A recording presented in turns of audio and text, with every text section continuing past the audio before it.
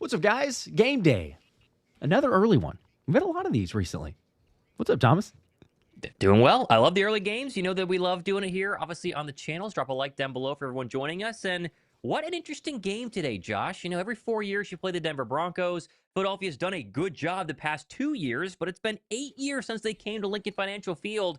This is a very interesting test, not just because Denver has a good defense and they have a very good young offense, but because of where Philadelphia is at this season. All the talk about A.J. Brown, Diana Rossini dropping trade rumors the past couple of days. How do you go ahead and get Brown, Devontae Smith, and the passing attack going today, Josh, against Patrick Surtain and Vance Joseph's Denver Bronco defense? It's a very tough task, but a very interesting one nonetheless in Week 5. Yes, lots to see play out. Hopefully we get those answers. We got a lot of questions, understandably so. But, look, the Eagles, and we've said this every single live stream. We say it all the time. Everybody understands this. They're still 4-0. There's so much more that they can go to, and understandably, that's where the frustration is. But you also have the best red zone offense in the Eagles versus the best red zone defense in the Broncos today. So I'm curious to see how that one plays out, obviously for the other areas of the field too, and it would be great to see both receivers get going. Patrick Surtain naturally presents some problems for wide receivers that he's matched up on. So does he just key off of A.J. Brown? Are they moving them around the field? Do both receivers get opportunities there? I am curious. Can we see just a more consistent type of offense? I know that's what we all want to see. It'd be better to have some ups and downs throughout each quarter rather than hey, there's a really good half and then, just nothing after that, or vice versa. So, yes, everybody in the chat, we see you. We appreciate it. As Thomas said, drop a like, and we're along for the ride. Hopefully it's a little bit better one. The Eagles have been saying they're making some adjustments. They're filling this thing out, trying to find their identity. Is this as weird as it sounds, is this a kind of a get-right opportunity for the Eagles offense, even though they're 4-0? I think it is. Obviously, Saquon Barkley is someone that nobody's talking about right now because of A.J. Brown and Devontae Smith. He's not had 100 yards rushing in like 6 weeks, 6 games dating back to the Super Bowl. They have got to get him going early and then just feed A.J. Brown, right? I mean, last week, they got a hot start. They moved down the football field well, but number 11 was not involved. They have got to scheme him open. Kevin Patullo has to prove to all of us he knows how to do that. This is a man-heavy team in the Denver Broncos, and Philadelphia's played against a lot of zone and a lot of shell coverages so far this season and struggled.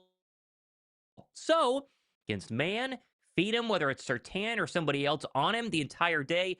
Do us all a favor, Kevin Patullo, and prove that you can scheme this open, and Eagle fans will then love you. They dropped 31 today, and A.J. Brown goes for 100 yards, and Smitty catches a touchdown. We'll forgive everything the first 4 weeks, but if they have a slow start at home, beautiful weather at the link, the boos are going to come out very, very, very quickly today, Josh, and I'm hoping that that's not going to be the case. Yes, and lots of people, I see it in the comment section as well. Talk is cheap. You got to prove it to me. That is absolutely the case. We all need to see it. I will share for people that are wondering, curious on the inactives. No major concerns, question marks, anything like that. But officially for the Eagles, they had shared here that we've got Sam Howell as the third quarterback, but listed as inactive.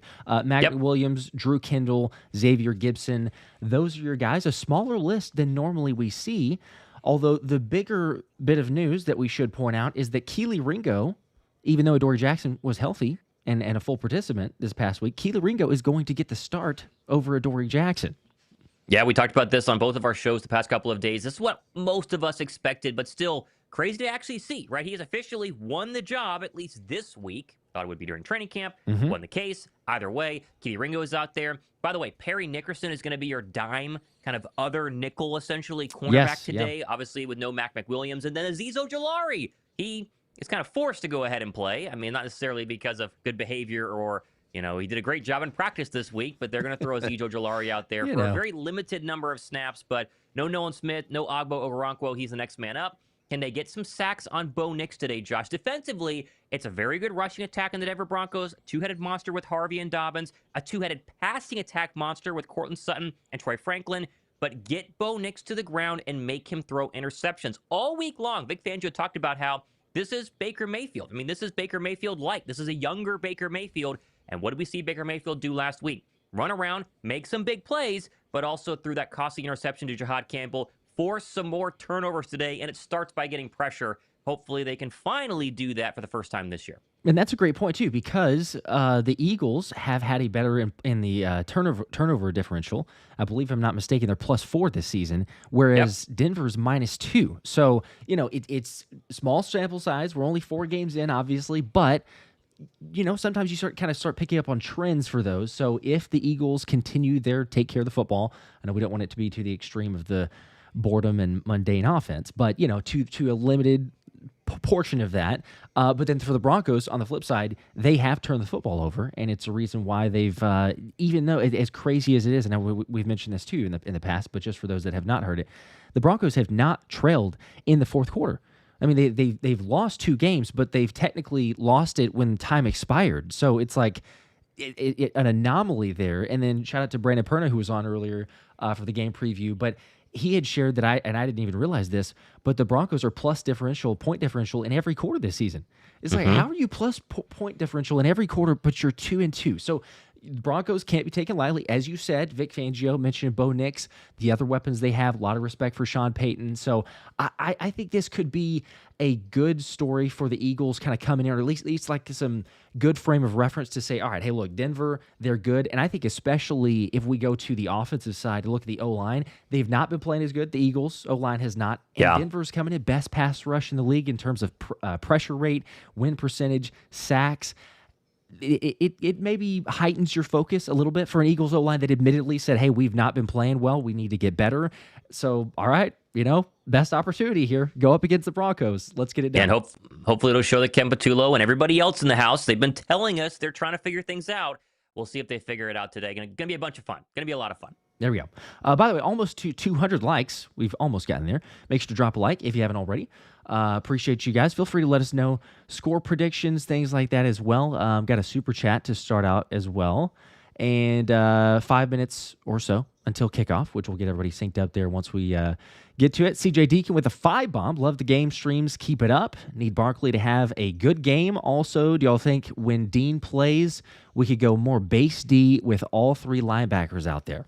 I think there's a chance. First off, we appreciate you guys watching, and we're with you. Saquon Barkley, I mean, come on, 100-yard rushing day. Today can be the day. Jonathan Taylor went for 165 a couple of weeks ago with the Colts against this Denver defense. Yeah. You can run the football on them. Hopefully they find 2-6 to open up number 11 down the field and number 6 as well. And also, I do think they will go a little more base with Dean.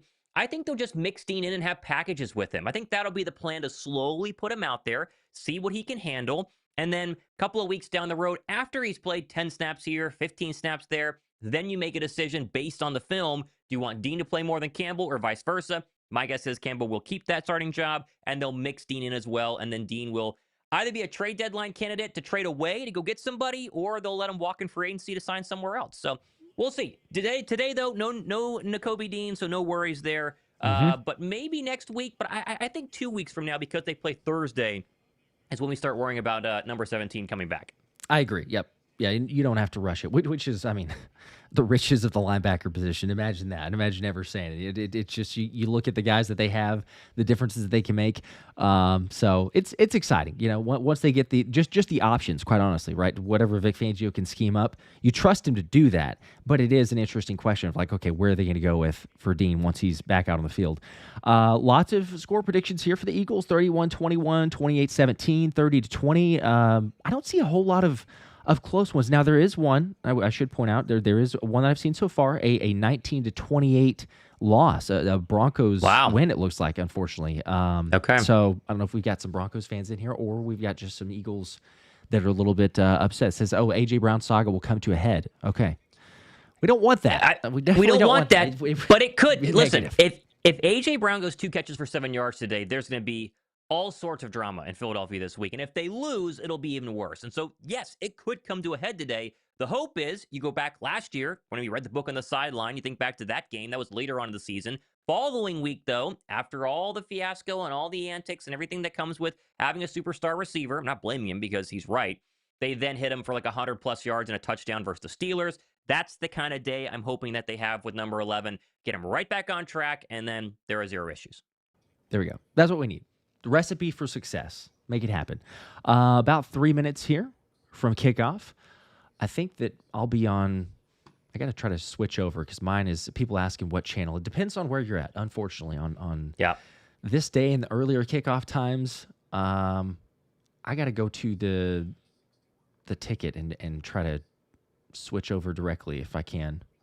So we'll get synced up, but it's almost inevitably we're going to be probably a few seconds behind. So we'll give everybody, as we always do, but we'll give everybody time on the play clock, everything. Try to sync up if you want to. Feel free, and should only be a couple more minutes. Yep, getting ready to go here. Philadelphia, beautiful day, by the way, in South Philly. I mean, the sun is shining, perfect football weather, and we're back in our home green jerseys with white pants, which is fun as well because that seems to be. Yes. It's been a while since that has happened. They wore the white ones previously, which was strange, but you're right. It'd be a different. I haven't changed because we're undefeated so far this season. So I was like, do I go with an AJ Brown jersey? Do I change it up? It's like, nah, we'll keep the same. So we've gone with the Nolan Smith as we normally do.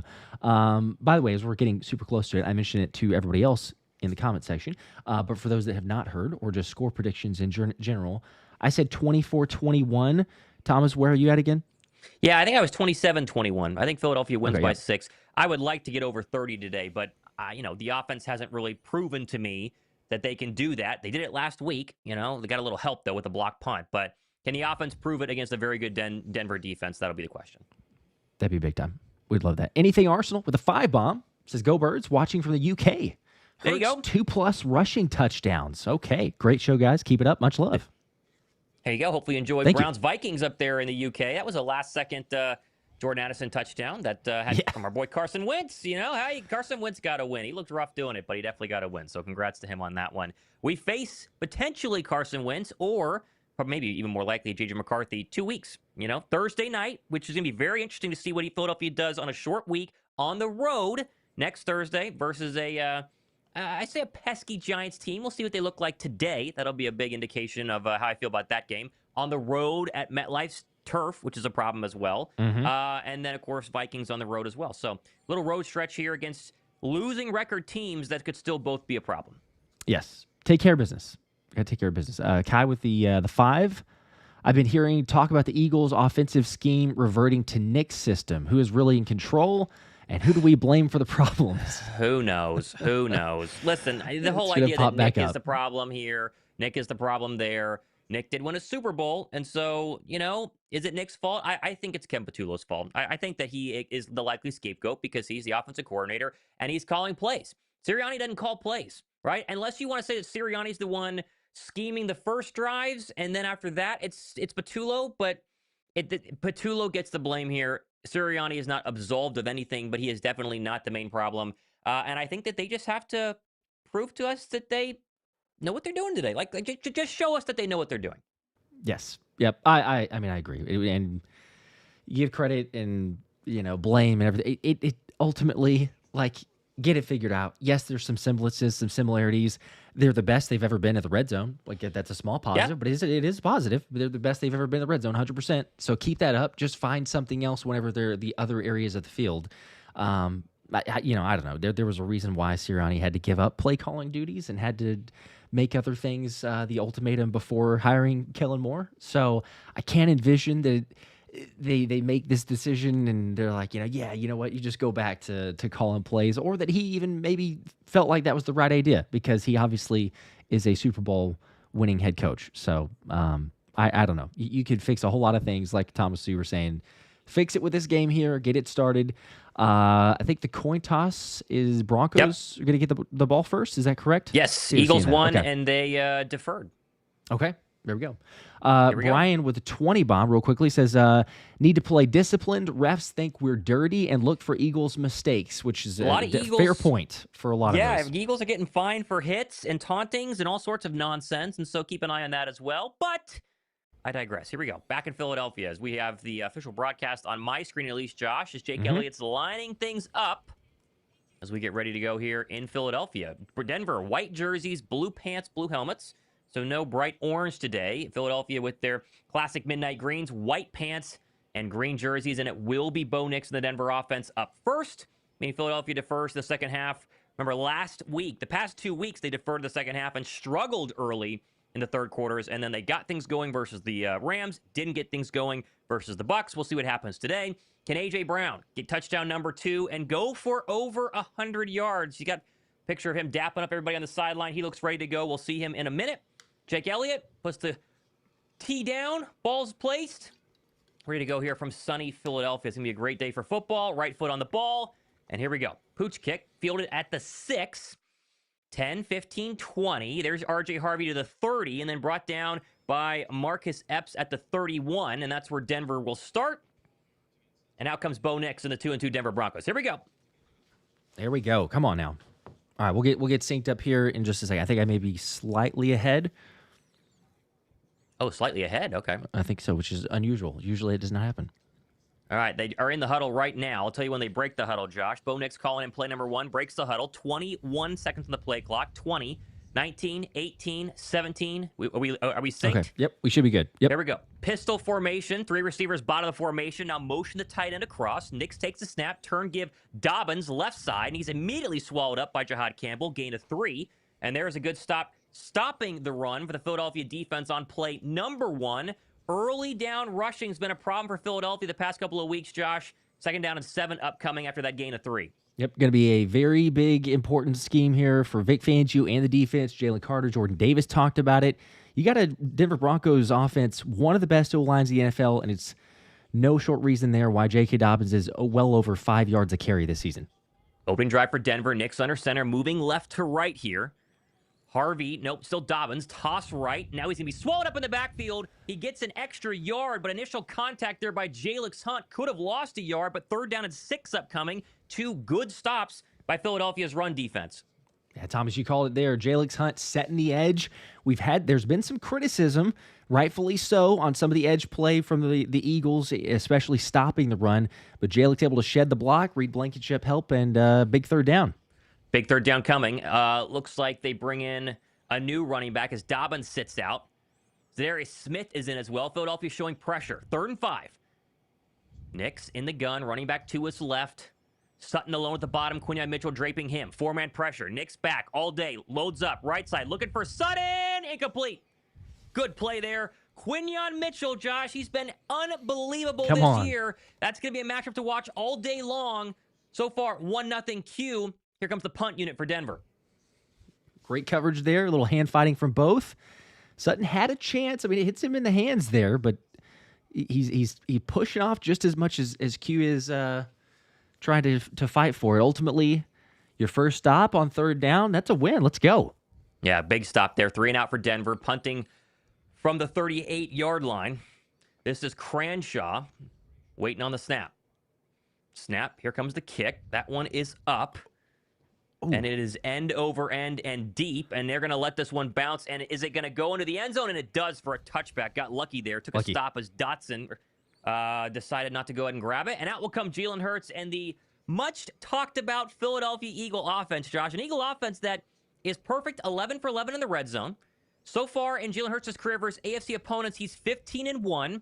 And Jalen has not turned the football over hardly at all this season. And yet, all the drama, of course, is the fact that the offense has been a serious problem so far. How quickly can they get number 11 going as they try and go 11 straight home wins today, Josh? Something Philadelphia has not done ever in their history. Here we go. Jalen Hurts, 13:20 to go. Opening drive of the game for Philadelphia, working from our right to our left from the 20. Shotgun.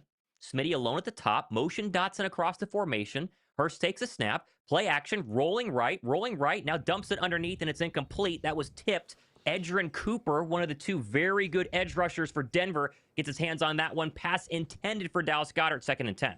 Yes. Jonathan Cooper, but I know who you're talking about. Sorry, Jonathan Cooper, yes. I was going to make mention, too, though, as we're watching this, I'm going to be very curious, especially on this first drive, because Jordan Mailata talked about they took too long to get out of the huddle, to get to the line, so they want to have some more urgency here. How much time are they going to have on the play clock to actually assess what the defense is doing, because they did talk about those changes. Showing us Patrick Surtain and A.J. Brown. They're linked up on each other at the bottom of the formation. 2nd and 10 from the 20. Dotson motions to trip him up at the bottom of the formation. Hurts takes a snap. He'll throw. Looking left. Looking. Still looking. Now he's going to scramble to his left. Nobody open. Now Hurts fires. That's caught. A.J. Brown, gain of 4. Running out of bounds by the former Eagle, Alex Singleton. And there is your first target to 11 for a catch. Short, though, be 3rd down and 6. Yeah, Jalen had plenty of time. AJ's starting to come open, or excuse me, Smitty's starting to come open, but being forced to the left side, didn't make that throw. There was a safety back over the top. It is a completion to A.J. Brown, so you don't wait until late in the game to finally get it to him. But overall, that was good pass blocking. Only a gain of 3 now, so 3rd down and 7 upcoming for Philadelphia. Hurts 1 for 2 to start. Jalen in the gun from the 23-yard line of Philadelphia. Barkley to his right. Hurts takes the snap. 4-man pressure coming. Clean pocket. Very clean pocket. Hurts still looking. Stops, throws. Right side home run ball. And that is going to be incomplete. He just overthrew Dallas Goedert. He had him open too. And that's a miss by number 1 and a 3-and-out for Philadelphia. Yeah, you called it there. I mean, tough to adjust for Dallas Goedert. He had him beat over the top, which is where Jalen's thrown it. Not able to make the. I mean, it's probably a yard. If it's a yard less, Goddard's coming down with that. Yeah, very close there. Working on Barron, their nickel cornerback, and a real chance to get a big shot. 2 targets to Goedert, 2 incompletions, 1 to A.J. Brown for 3 yards, and Philadelphia's offense will punt, but very good pass protection on that opening 3rd down of the game. Braden Mann, big yesterday. Here comes a right-footed punt from his own 15. This one is an absolute missile caught by Marvin Mims at his own 10. Mims steps back to the 15, 20, gets around another man, 25, still going to the 30, and then run out of bounds at the 33-yard line. So a good punt, but a good return by Denver. And back out will come Bo Nix and the Bronco offense for drive number 2. 0-0 commercial break. Interesting start so far, Josh. I will say pass protection has been a positive very early here for 3 plays on offense for Philadelphia. Yes. Yeah, we'll take that, certainly. Because, again, the question that we've been asking is, can you get better blocking from the O-line, certainly in both sides, passing and running. Jalen had enough time there. Again, it's the difficulty of you watching the television angle versus seeing all 22, so you can assess whatever you want to. You can make whatever criticisms. They showed the Dallas Goedert. I mean, that's really close. As we said, Jalen puts it on the money a little bit more. That could be a completion. And I would love to see that look again on the 2nd down play, because it looked like you had Smitty coming open across the middle. And I know it was right as Jalen was getting pressure, but it looked like he had an opportunity to hit Smitty. And then he ends up checking it down, obviously, to AJ on the left side for 3 yards. So early on, positive O-line. Already starting to get a few criticisms, though, understandably, from the chat. So not a lot of patience. That's fair. Let's check in earlier on the National Football League. Interesting matchups in the 1 o'clock hour. Raiders-Colts 0-0. Giants-Saints also 0-0. Jets are driving 1st and goal at the Dallas 10 in a scoreless game. Dolphins-Panthers scoreless. The Texans have put on the first touchdown of the afternoon. That is a passing touchdown from C.J. Stroud in the red zone. 7-0 to Houston over the Lamar Jackson-less Baltimore Ravens. So we keep an eye on the rest of the games happening right now. How bad is that Ravens defense? My It's gosh. awful. I mean, I know they're banged up too, but horrific. Yeah. Terrible. Giving up everything that you want. Not a surprise for the Jets either, moving the ball against Dallas. Speaking of poor defenses. Also bad defense. Yeah, it'd be nice if the Giants, the Jets could both lose. Afternoon slate is going to see the Washington Commanders. Jaden Daniels, I believe, is back, but they are on the road at SoFi to take on the Chargers, who just lost to the Giants last week. So, going to be an interesting day in the NFC East. What a chance for Philadelphia to get to 5-0, and everyone else is 2-3 or 2-3-1 or 2-2-1 or whatever it is. Could be big. And then you got the Giants next week, like we were talking about. Yep. So, it's like could really, really take opportunity, seize the control. Not that you don't already have it, I guess, but seize control of the division. So, Jaden Daniels without Terry McLaurin as well. Again. It'd be difficult. All right, back from commercial break here. Both teams have gone 3 and out to start this game. Denver now will take back over around their own 33 or 34-yard line as we get a shot at the Philadelphia skyline. 12:08 to go first quarter. Play clock at 21 as R.J. Harvey, the dynamic rookie running back, is in for his first snap of the day. This will come from the 31-yard line. Takes a snap. This is an end around. Marvin Mims, and he's going to get around the edge and then brought down by Reed Blankenship, but not after a gain of 7. Good tackle in open space. That's the first big positive play of the day for Denver. 2nd down and 1. They actually gave him 9. Yeah, that one's good blocking. Getting plenty of room to run. Going to be the matchup. Marvin Mims was extremely productive last week. 69 rushing yards, 16 receiving yards, and that touchdown in the Monday night win over the lowly Bengals. Cincinnati had a real tough time on offense, and they actually did a pretty poor job on defense as well. 2nd and 1 at the 40.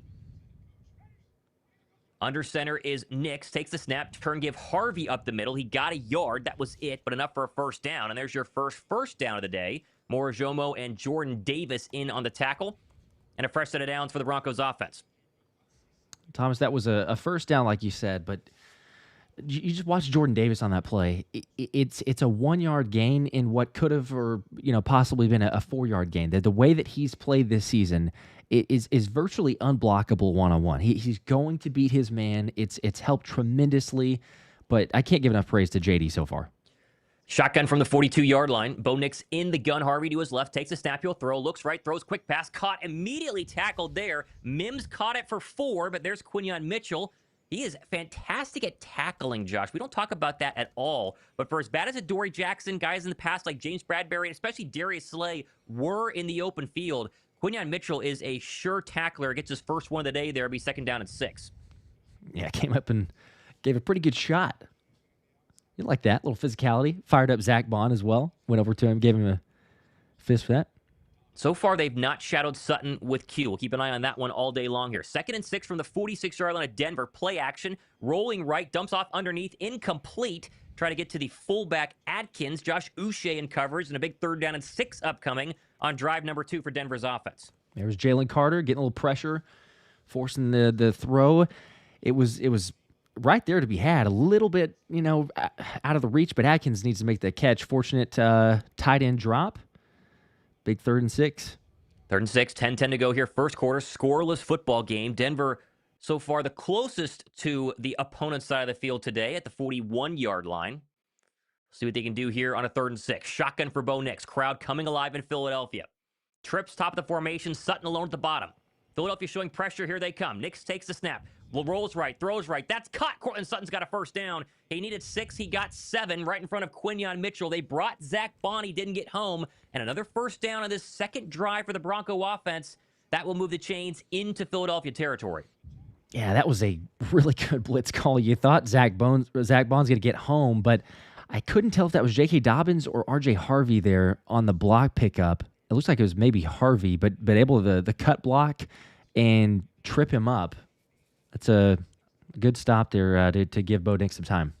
All the way up to the 47-yard line of Philadelphia into Eagle territory. Nix in the gun. Dobbins takes the shotgun snap, running right side, and he's tripped up immediately. And there is Jalen Carter with a play of, I think, no gain, Josh. He might have got half a yard. We heard Jalen Carter talk late in the week. His shoulder injury that obviously happened in training camp, maybe even before, is still bothering him, and it comes in waves of pain. So keep an eye on his play the rest of the game. Early on, though, the painkillers have probably kicked in. He looks good so far, 2nd and 9. Yeah. And they go hurry. Redmond will be all right. Nix will take another shotgun snap, another run of Dobbins up the middle, and again, he maybe got 2 yards there. Tackled by Zach Bond, and what do you know, Jalen Carter once again. So another 3rd down and long, make it 3rd and 6 upcoming for the Denver offense. There you go. This is what you want. Get him in these longer 3rd down situations. Opportunity, bring some pressure, like we talked about in the pregame. Denver has been susceptible to turnovers. See if maybe you can create a little pressure, force an errant throw. 3rd and 6, pass rushers are in. Zadarius Smith, Jalix Hunt.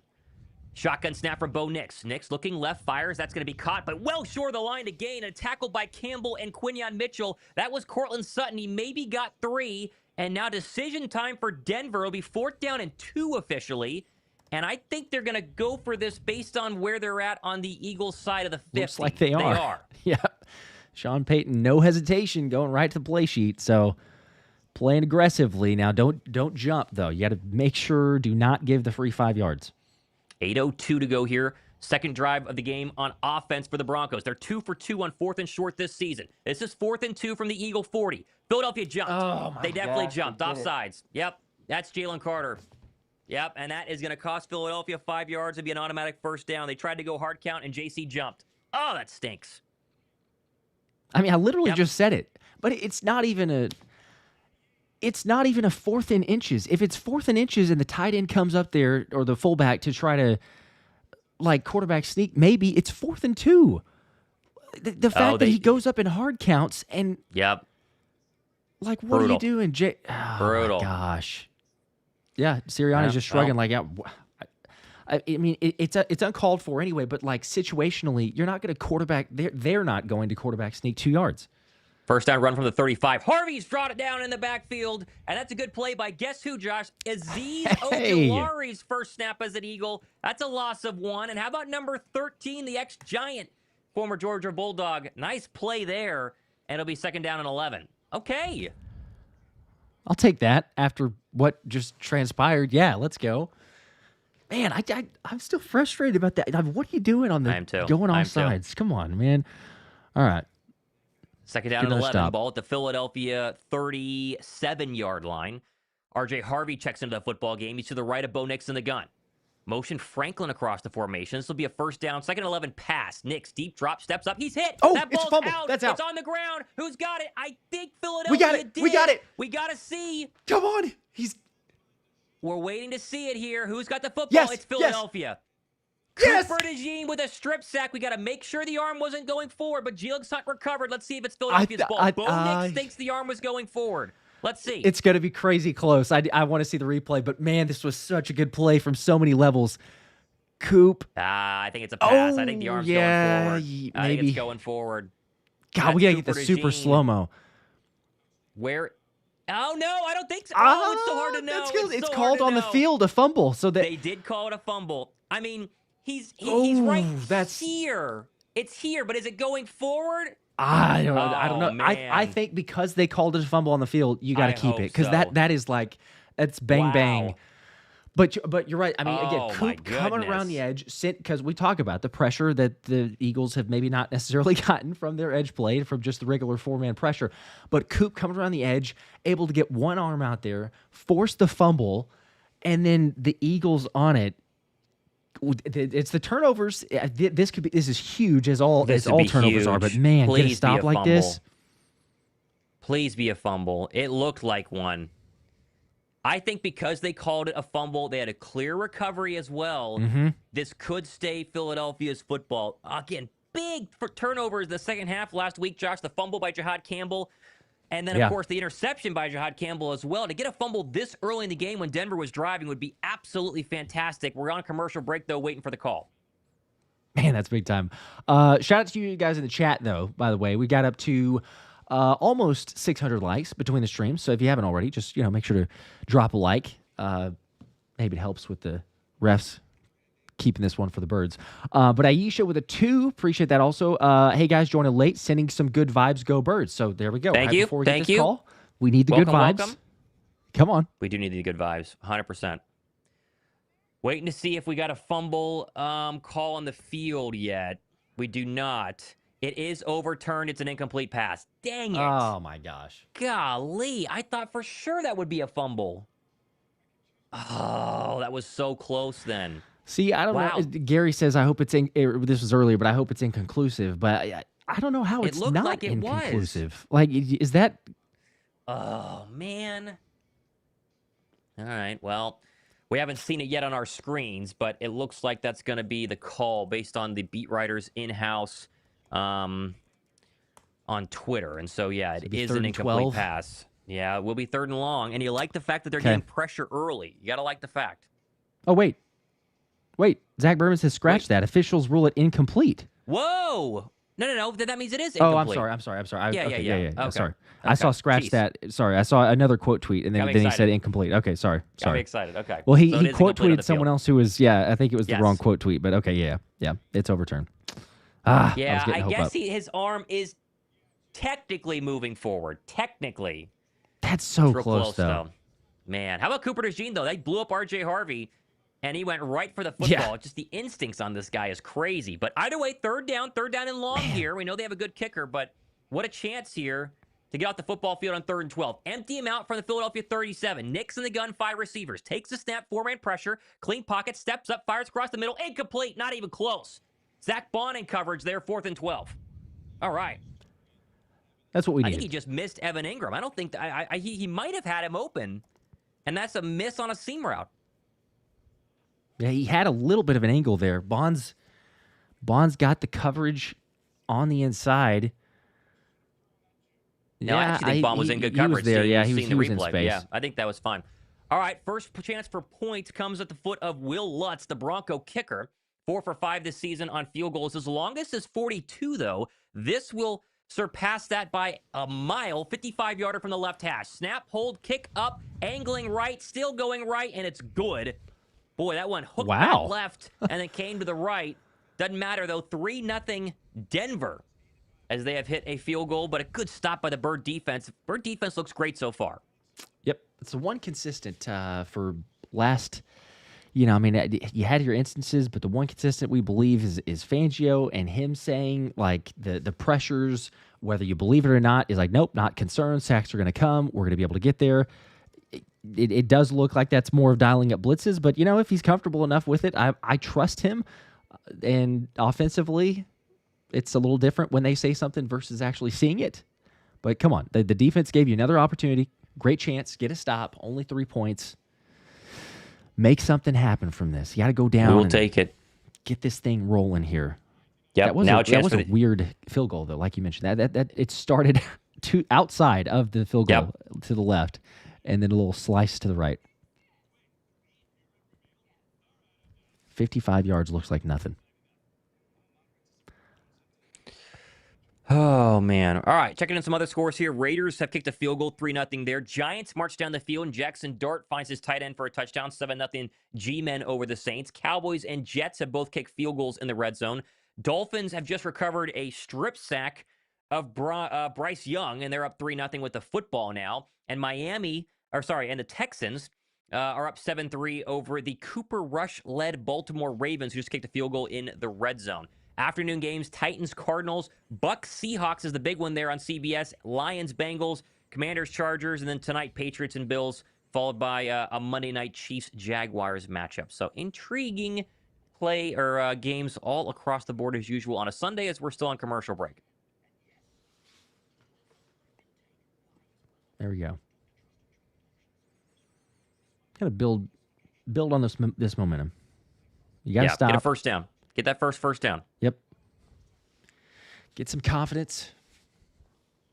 You had one for sure opportunity on Goddard, like we said, the opening drive. Maybe two, if you count the Smith one. Yep. So I think just very early, not overreactions of a sense because it was only one drive, but very early of Jalen not right on the money. But if he hits those, take advantage. Let's get on the board. Back inside Philadelphia, Lincoln Financial Field. Eagles getting ready to return their first kick of the day. Tank Bigsby is back deep. We'll see who he's alongside, if it's Mechie or not. I can't see based on the camera angle here, but Lutz will come out to give us our first Bronco kickoff of the afternoon after Denver takes the football into Eagle territory and their drive stalls on a 4th down and 12. 3-0 though Broncos, and out will come Saquon Barkley, Devontae Smith, and Jalen Hurts following this kickoff. That was a 12-play, 32-yard drive. So a lot of snaps, but not a lot of yardage there by the Denver offense. Really helped out by that offsides by Jalen Carter. As Lutz gives you a line drive kick, this one is going to be caught in the end zone by Bigsby, and he's got to return it. That's a mistake there by Tank, and he gets around one man, but brought down at the 16-yard line. And there's your trade for a superstar kick returner. I mean, not superstar, but kick returner in Bigsby that continues to not really pan out.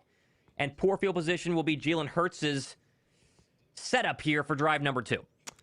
Yeah, and it looked like there Will Shipley's given Bigsby an earful. So I don't know if that's hey, Ship's got the say at the end of the day, whether he's calling for it, because they're both right there to catch it. Yeah. Or he was telling him to stay in the end zone. Whatever it was, as soon as the play ended, Ship was letting him hear it.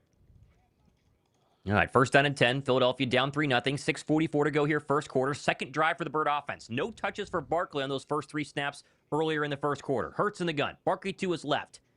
Blitz being shown by Denver. Here they come. They're going to run up the middle with Barkley, and he's going to run over a man to the 20. Gain of 3. 2nd down and 7. Not too bad. A little bit of a push. I mean, it's one of those where he actually had a couple yards before contact. We haven't seen a whole lot of those. Saquon's averaged less than 1 yard before contact this season, as opposed to the well over 3 that he had last season. So we'll take that. John Mechie was coming on a little wham block there and actually cleared up that hole. There was a guy in the backfield, but he was picked off by number 18. 2nd and 7. Pistol formation. Smitty and AJ bottom of the formation so far. Now Smith motions across to the top. Hurst takes the snap. He'll throw it. Looking right, firing. That's caught. A.J. Brown on a slant. First down. Let's go. There's just a very simple pitch and toss from 1 to 11 and that will get the crowd very excited. And that's the first down of the game. 2 catches so far for A.J. Brown. Thomas, that is massive, and I'll tell you why. They lined up in pistol, and I was about to say, guarantee you it's a run. It was not a run. So tendencies opposed, they actually went against that. The Broncos probably didn't expect that to happen, and yes, there you go, A.J. Brown. 4 more receiving yards for A.J. today than he did all of last week. He has 11. Here's a first down pass by Hurts. Deep drop, pressure coming, steps up, fires left side. That's caught. There's Saquon out of the backfield, tackled by Alex Singleton. Gain of about 5, and a good job by Hurts standing strong in a crowded pocket, and delivering across the middle of the field to Barkley. They gave him 4, second down and 6. And a play action. So we've had a pass out of the pistol and a play action. Now they're going to go hurry up, and so Hurts will quickly get him to the line. The tempo. On 2nd and 6. Shotgun. 2 tight ends set for Philadelphia. Takes a snap. Toss left. Outside Barkley. Big hole. There goes Saquon across the 40. Still going to midfield. Brought down by Cooper at the 50. And that might be Barkley's longest rush of the entire season so far, Josh. And easily the biggest hole they've had all year. And it's an outside zone run. We don't see a lot of those under Kevin Patullo. Big gainer. Ball at the 50. Yep, starting to figure some things out. It is, in fact, the longest run for Saquon this year, 17 yards. I know that's crazy to say, 5 or 4.5, whatever weeks into the season as we're getting to this game, but let's go. And they'll go hurry up again. 2 tight end look again. Hurts in the gun. Barkley to his left. Takes the snap. Fakes the toss. He'll throw. Looking right. Fires. That's going to be caught. There's Calcaterra across the 45 to the 44-yard line of Denver. That'll be a gain of 7. And right now, we're seeing Jalen Hurts be very decisive, Josh, and a lot of creativity compared to the first 4 weeks of the season. Yeah. This offense looks pretty good. I'm saying, you don't like these play calls here, huh? This is a fake toss to the previous play because it just worked, right? I love that element to it. You've gone play actions. You're throwing out a pistol, picking up 7 yards, and they're going tempo. Takes a snap, turn, give. This is Dillon up the middle, and he's got the first down and a lot more. And there is the big physical running ability of A.J. Dillon down to the 35. They needed 3. He got almost 10. And this offense is absolutely humming. It's what the doctor ordered, Josh. First down, Birds. Man, there's just everything about this drive so far you like.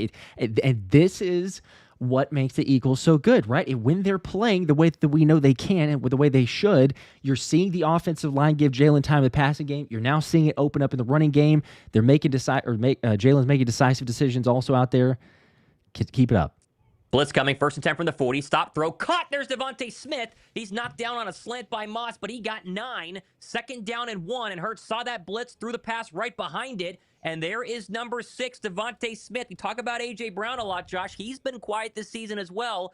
And that is good for 9. And they go hurry up on 2nd and 1 down to the 26-yard line of the Denver Broncos. Tapping on the door of the red zone. Here we go. Saying KP's actually eating right now. Hopefully they keep it up. Let's go. Dillon the back to the left of Hurts in the gun. Motion AJ across the formation. They're going to give. No, Hurts going to keep it. He can throw it. Caught out of the backfield. Calcaterra lowers the shoulder down to the 15. And there is Grant Calcaterra, who missed Thursday's practice with an illness. He's been back with 2 big catches. A little slow to get up, though. He'll jog off the field. But a first down to the 15-yard line. A red zone trip for the best red zone offense in the entire NFL. Hurts is looking fantastic.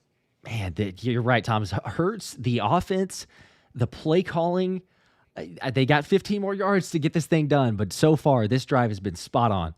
2 more tight ends stay in. Dillon stays in the game as well. He'll take the first down run, and he's going to lower that shoulder and churn those legs, and he actually might have gotten 4 there as they run behind Dallas Goedert and Kylan Granson, their 3rd-string tight end, but they'll officially give Dillon 3 as he'll jog off, and back out comes Saquon Barkley, 2nd down and 7. Here we go, baby. Yeah, they're showing that, as we talked about. Eagles best in the NFL in the red zone offensively. Denver best in the NFL defensively at their red zone defense. 25% touchdowns allowed. As we have, is there an injury on the field? They're going slow right now. Hurts jogs off to the side to talk to Kevin Patullo. Yeah, Block is stopped. I think there might be a Bronco down, but they're not showing us who it is. As Philadelphia is 11 for 11 scoring touchdowns in the red zone. They have not kicked a field goal. Oh, no, it's actually Landon Dickerson, who's limping off very gingerly on that left knee, and that is not what you want to see here early in this football game. Oh, he's going to get rolled up on. Rolled up on by Jordan Mailata, and you wonder if that's the same knee that he had surgically repaired in training camp or a different one, but very gingerly comes off with the help of Stoutland and Big Dom. Gosh, All right, man. well, that's not good. No. He's been Brett gutting it Toth out. comes in as the backup left guard, and you mentioned it. Dickerson struggled this year probably because he's been injured, and now we'll have a fresh body in there in Toth as they'll reset the play clock and put 149 back on the game clock here in the first quarter. Either way, though, a 64 Toth will check in officially at left guard. This will be a 2nd down and 7 from the Denver 17. They can get a first down to the 5. Here we go. Hurts, shotgun. Barkley to his left. AJ at the bottom with Goddard slot to the near side. Jalen surveying the defense, motions AJ in tight, calls for the football. Now he alerts to his head, checks something at the line of scrimmage. 10 on the play clock. Hurts is 5 for 5 on this drive. Let's see if he can make it 6 for 6. Still waiting to snap. Finally does. Blitz coming. Looks right. Bails out of the pocket. Pressure coming. Rolling to his right. Still rolling. Still rolling. Now he's going to stop and get back to the original line of scrimmage. I thought he was going to throw it. Ended up keeping it, and I don't think he gained any yards there. A lot of running for nothing. 3rd down and 7 upcoming. Now, Hurts saw something from the defense there. Tried to, it looked like, check Smitty into a slant over the middle, but the linebacker reads it perfectly, and then Jalen has no read, so he bails out to the right. Denver was calling for a hold. I didn't actually get a chance to watch that there, so might have gotten away with one, but overall, live to fight another day. Hard to tell. Here goes Philadelphia's last chance to keep the perfect red zone touchdown scoring percentage alive. 3rd and 8. Here we go. Hurts in the gun. Barkley to his right. All 3 receivers at the bottom. Now motion Dotson in tight. Goddard alone at the top. Takes the snap. 3-man pressure coming. Clean pocket. Steps up. Fires. End zone. That's going to be incomplete. Overthrew Devontae Smith. Moss in coverage. Be 4th down and 8. And I believe they're going to run the field goal unit out. Let's see. Yep, I believe so. It's pretty good coverage. Jalen throwing it to where only Smitty would have been able to make a spectacular catch at the back of the end zone. But yeah, looked a little too high there. And they will kick the field goal here as out comes Jake the Make on a chip shot here on 4th and 8.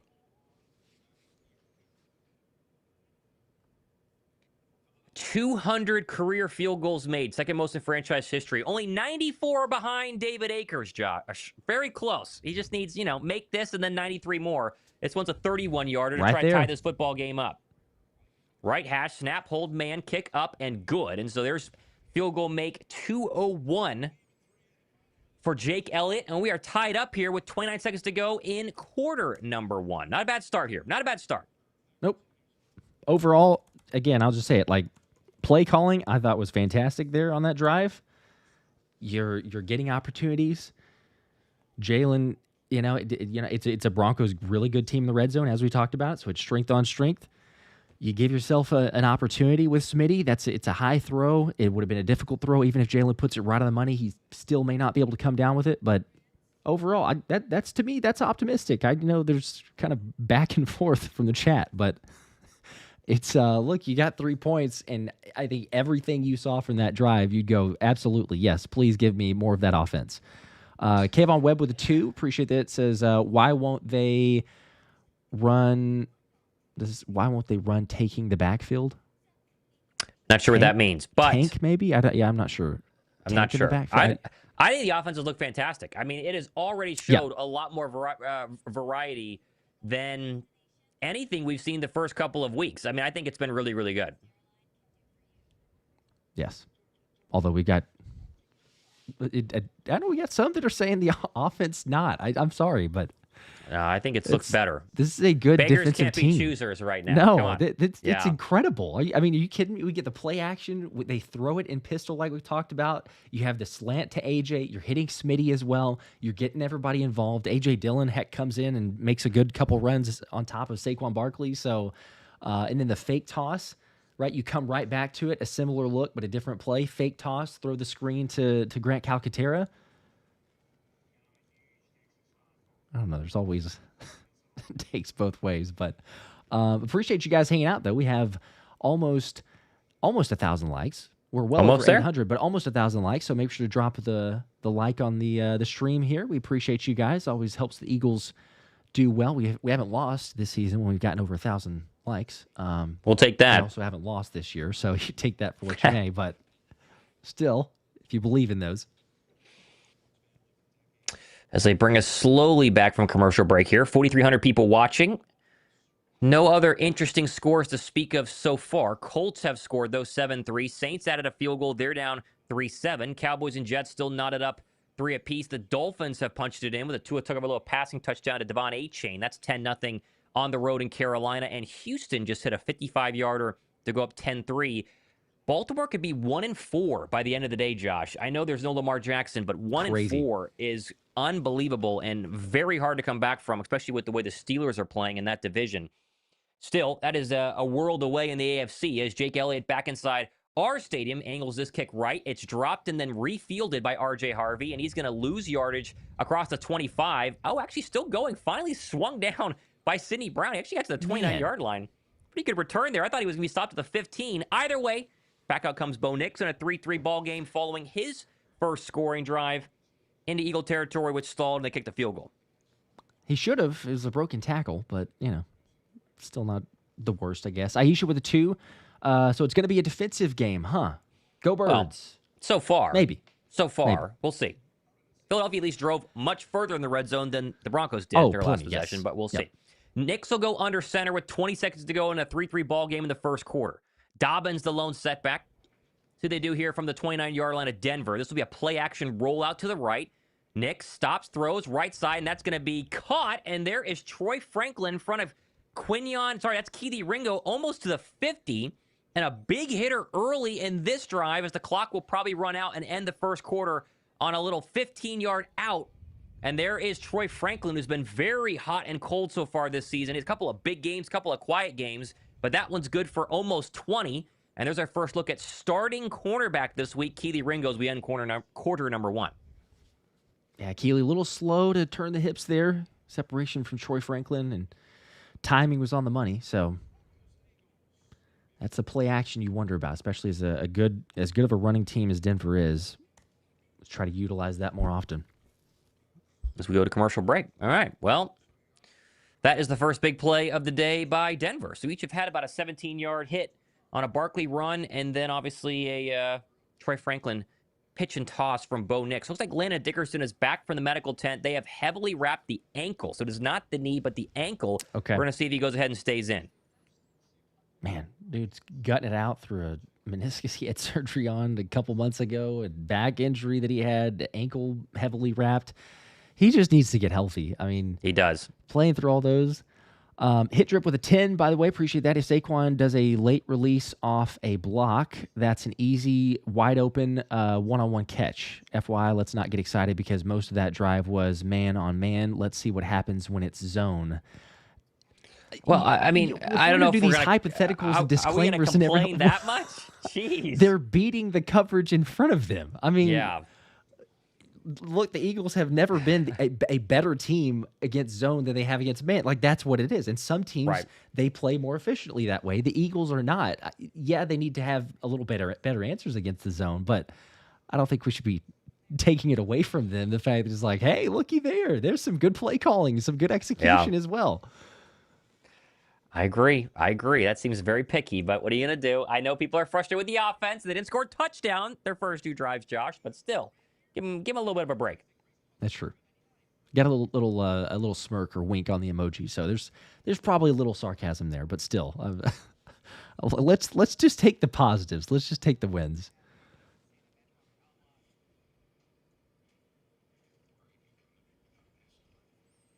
All right, change to the second quarter. I did change that on the scoreboard last week.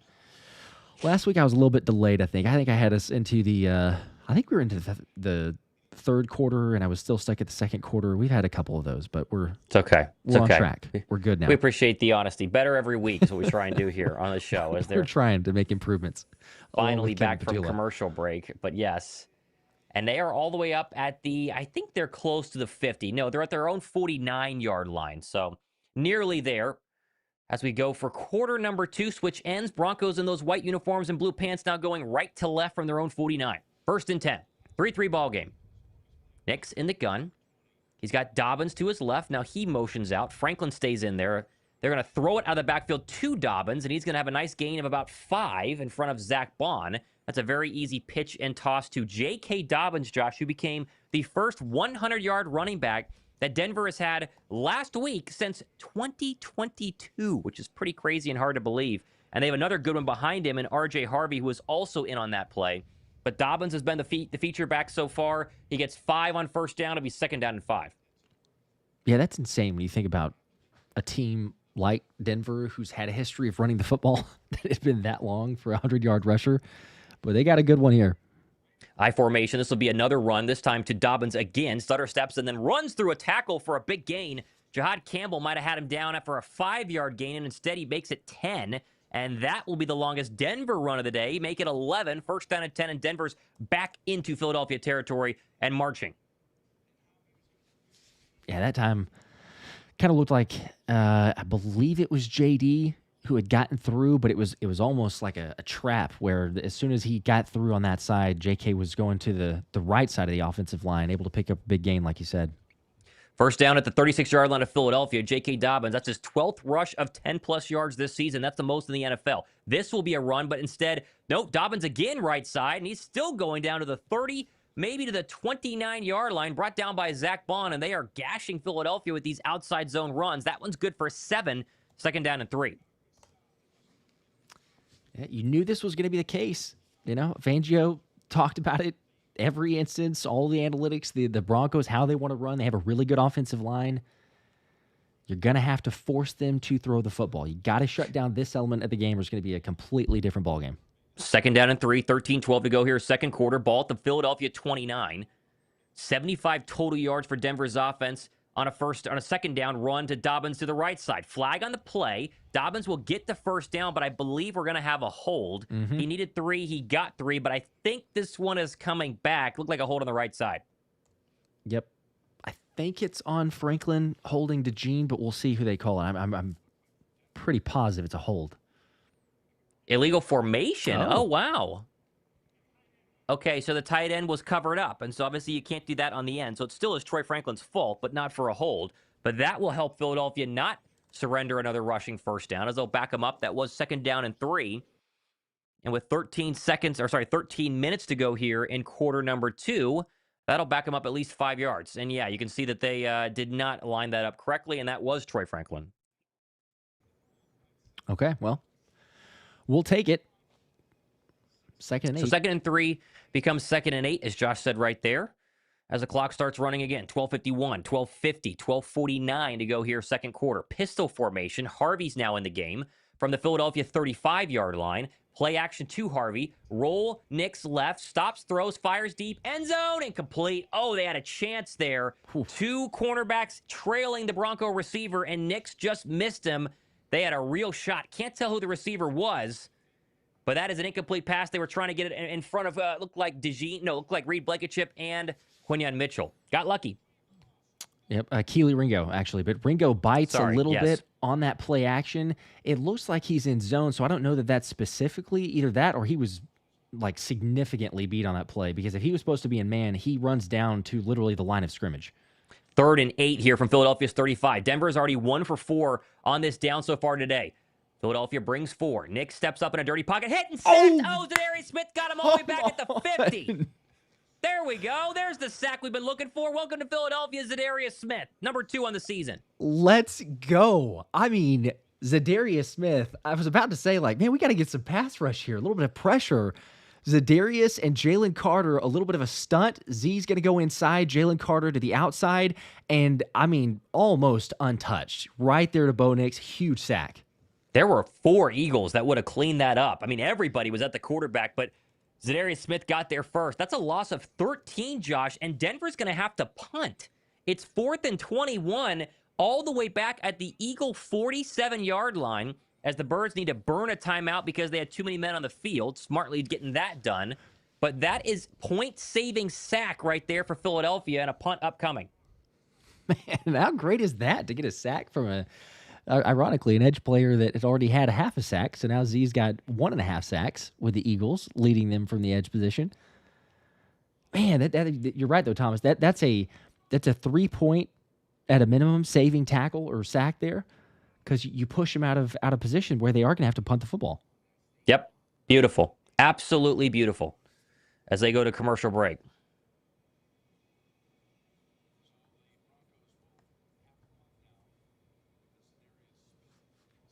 Come on, keep it up. All right, back will be Jahan Dotson for a punt here. Wow, that is absolutely massive. Welcome. I mean, Zary Smith said every single week since he came to Philadelphia, just taking a little more time to learn the Fangio defense. He's going to figure it out. 9 sacks last year.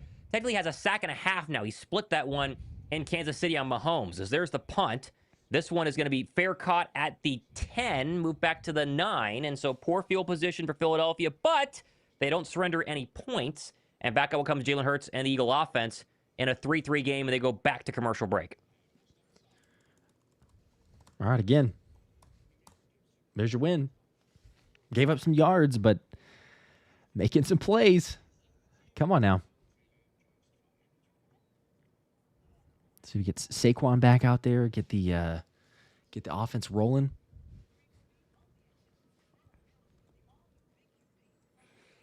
Oh, my goodness. Okay. All right. A lot of commercials. I feel like we've been on a commercial break the entire game. But at least they got to stop. I mean, this is the Eagle defense has been great this year. They've had moments here and there, but overall, they look mid-season form. I mean, this looks as good as it did at the best of times last season because they're turning the football over a lot more. They nearly had a strip sack earlier in this game, 2 last week, multiple, obviously, in that win against the Kansas City Chiefs. They have been really, really good. And the fact that they allowed some yardage there into Philadelphia's side of the football field and then got to stop, no points, got to love it. Oh, big time. Yep.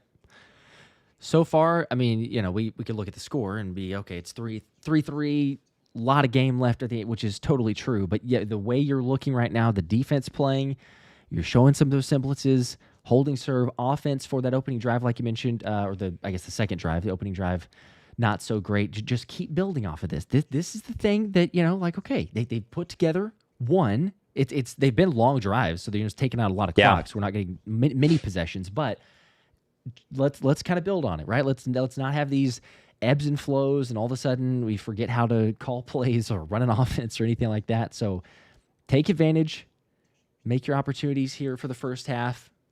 You get to start the ball in the second half as well. So this is a great situation to be in. You give your defense a little bit of time. I mean, if you could have they're at the 9-yard line now, 10-yard line, so you have like a 90-something yard drive and get a score. Best case scenario, give your defense a good break. Wouldn't mind that. Oh, yeah. Would not mind that. As we'll look at some other scores here. We're still on commercial break. Dolphins are running away from Carolina, 17-0. Texans 10-3 over the Ravens. Cowboys have scored a touchdown on a pass from Dak Prescott to, I think, Jake Ferguson, 10-3 over the Jets. Giants have scored on 2 Jackson Dart passing touchdowns, 14-3 on the road in the Big Easy. And the Colts up early, 14-3 over the Raiders as Daniel Jones and all the lore and magic of Danny Dimes continues to be red hot. So, although he's limping off the field, I think Daniel Jones is hurt. Got to keep an eye on that. But no, actually, it's not Daniel Jones. It's somebody else. So Daniel Jones is okay. Either way, back in Philadelphia, 1st and 10 from Philadelphia's 10. Drive number 3 in a 3-3 ball game. So we have first down run. Barkley stutter steps and actually gets a couple of yards there. He got 4 when he had pressure right in his face in the backfield, and that will move the chains to 2nd down and 6. Get a little bit of breathing room for Philadelphia's offense. That has to get that first down, Josh. They talk about that all the time. First down gets them going. They're going to go hurry up, though, regardless here. 2nd and 6. Go up with some tempo. Hurts in the gun. Barkley to his left. Deep in Philadelphia's territory. 11:21 to go here, second half. At the 14. Jalen takes snap. Turn, give Barkley. And he's going to be upended for a gain of 2, maybe 3. And he's a little slow to get up, but he looks okay as he's going to jog off the field here on a 3rd down and 2 upcoming. Yeah, I don't like to see the slow getting up, but he is going off, so we should be okay. They're showing Landon Dickerson still on the sideline. Yep, Brett Toth might be in the rest of the way. Grant Calcaterra is out right now. He got hit in the chest on his last catch and has gone to the locker room. 3rd and 2. Will Shipley's in. Hurts in the gun. AJ and Smitty top of the formation. What do you got on 3rd and 2? Jalen calls for the football. Blitz coming. Looks left. Throws left. That's going to be caught. AJ Brown on a slant. And there goes AJ for 13, maybe 14. Catch number 3 for number 11. And that moved the chains right in front of Patrick Surtain. First down. What a route. We said AJ's the best receiver in football. Man to man. You got that answer? Go to AJ. There you go. First down and 10. They go hurry up all the way up to the 29-yard line as Hurts will be in the gun. Shipley stays in the game. Keep an eye on that. 3 receivers, bottom of the formation. Looks like AJ, Dotson, and Smitty. First and 10 for Hurts. Blitz coming. Takes the snap. Turn gives Shipley, and he goes nowhere. He lost a yard. Poor blocking on that left side. They ran right into that one to be second down and 11.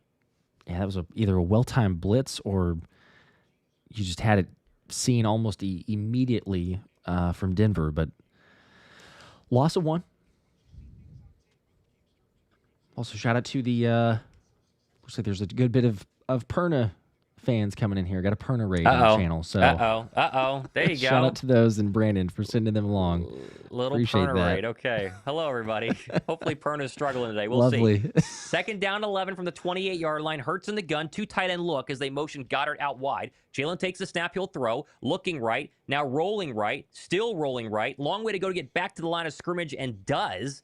But that is another no gain play for Hurts and his legs. It'd be third down and 11.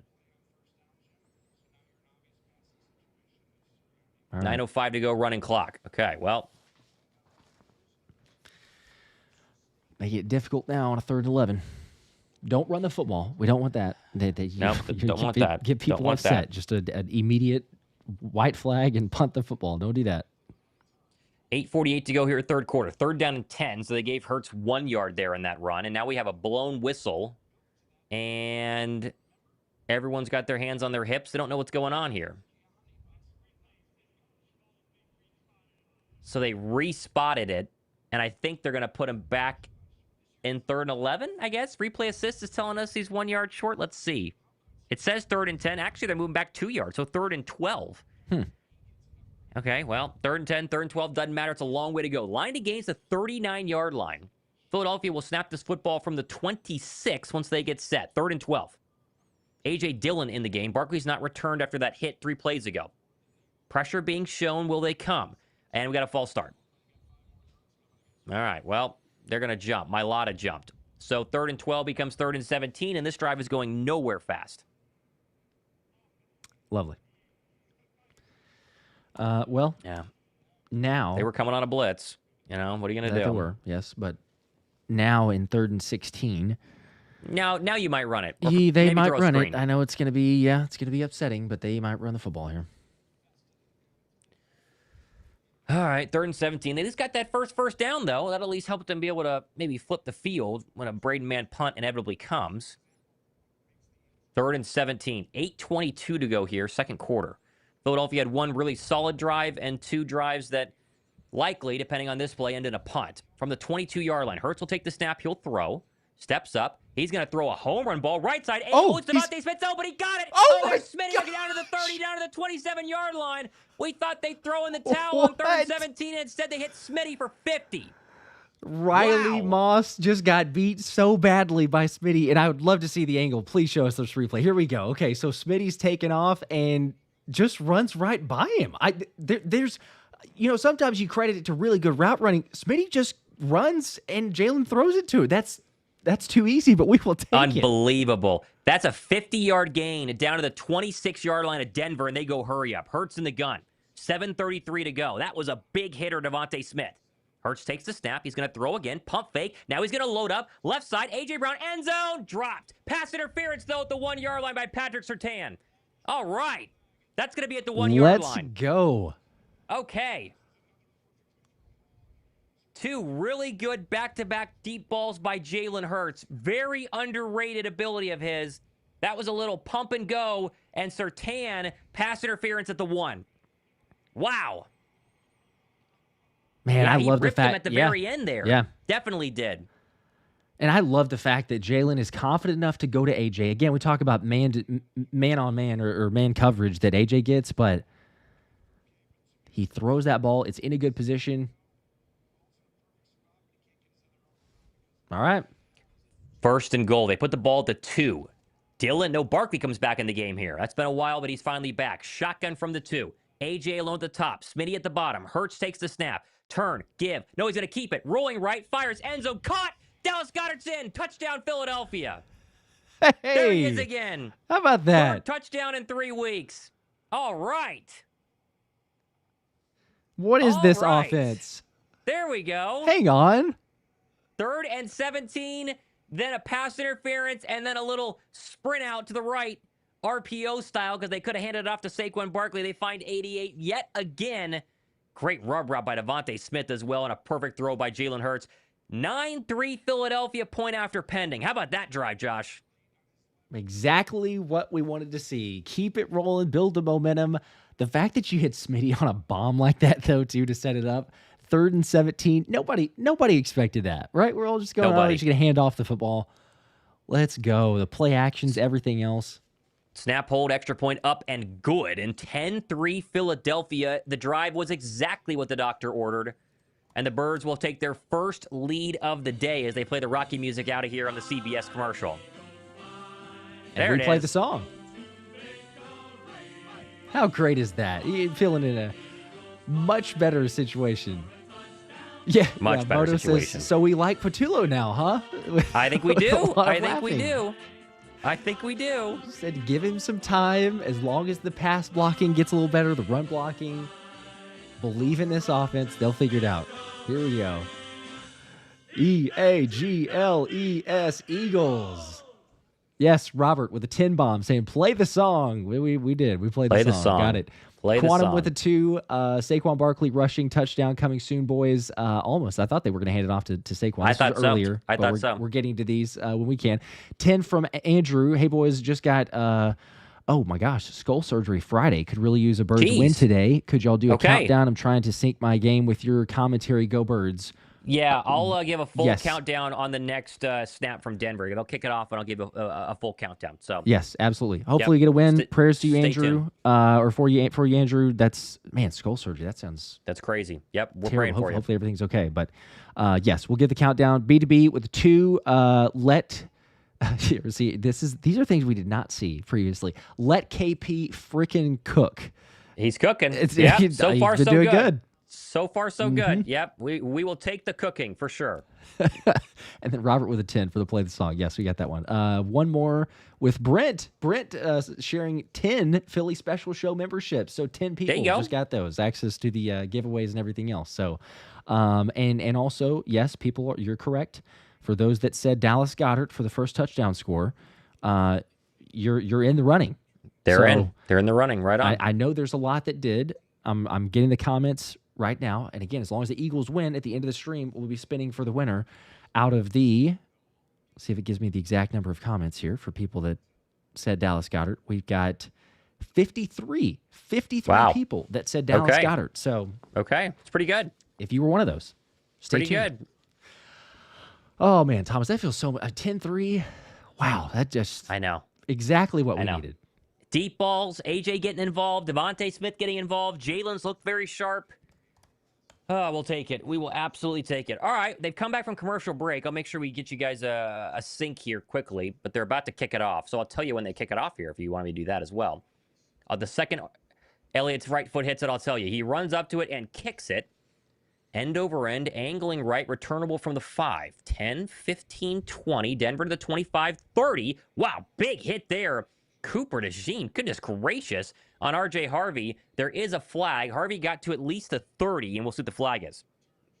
Wow, that was a violent hit. Maybe a hold. Yeah, my gosh.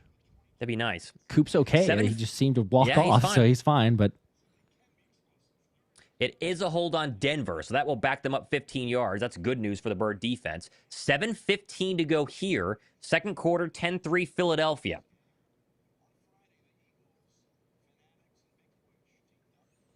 Also, welcome to Kevin G. Got the membership there. And then Hit Drip with a 5 says, like for prayers to Andrew. Yes. Yes. Give them for Andrew. Get well, brother. Praying for you, Andrew. Still waiting to sync you up. Here you go. 25 on the play clock. I'll tell you when it starts to run. 7:15 to go for the first snap of Denver's next possession here. 7:15. There's the play clock. 23, 22, 21, 20, 19, 18 on the play clock. 17. Show me High Roseman. 15. 14, 13, 12, 11, 10. Here comes the snap from the 19-yard line. Nick's in the gun with 7 to go, 6 to go, 5 to go, 4 to go. Stamps his foot, takes the snap with 3. Four-man pressure, stops, throws left side. That's barely caught. Across the 30 to the 35-yard line. And there's Sterling Shepard, I believe, for 15. I thought Zach Bond was going to get a hand on that. Tight throw, tight window from Bo Nix for a first down, and Denver needed that one. 1st and 10. Yeah, that was in zone coverage, like you said, and it's so close. Would love to see the other angle because it had to be just threading the needle. Pick up a big gain. Trent Sherfield Sr., by the way, on that one. There you go. 6:44, 6:43, 6:42 on our game clock. 1st and 10 up to the 34-yard line of Denver. Empty set throw by Nix. Rolls right, throws right. That's going to be caught out of the backfield. And there is R.J. Harvey, and he only got about 5. Tackled very, very nicely, I would say, by, I think that was Kelee Ringo, 2nd down.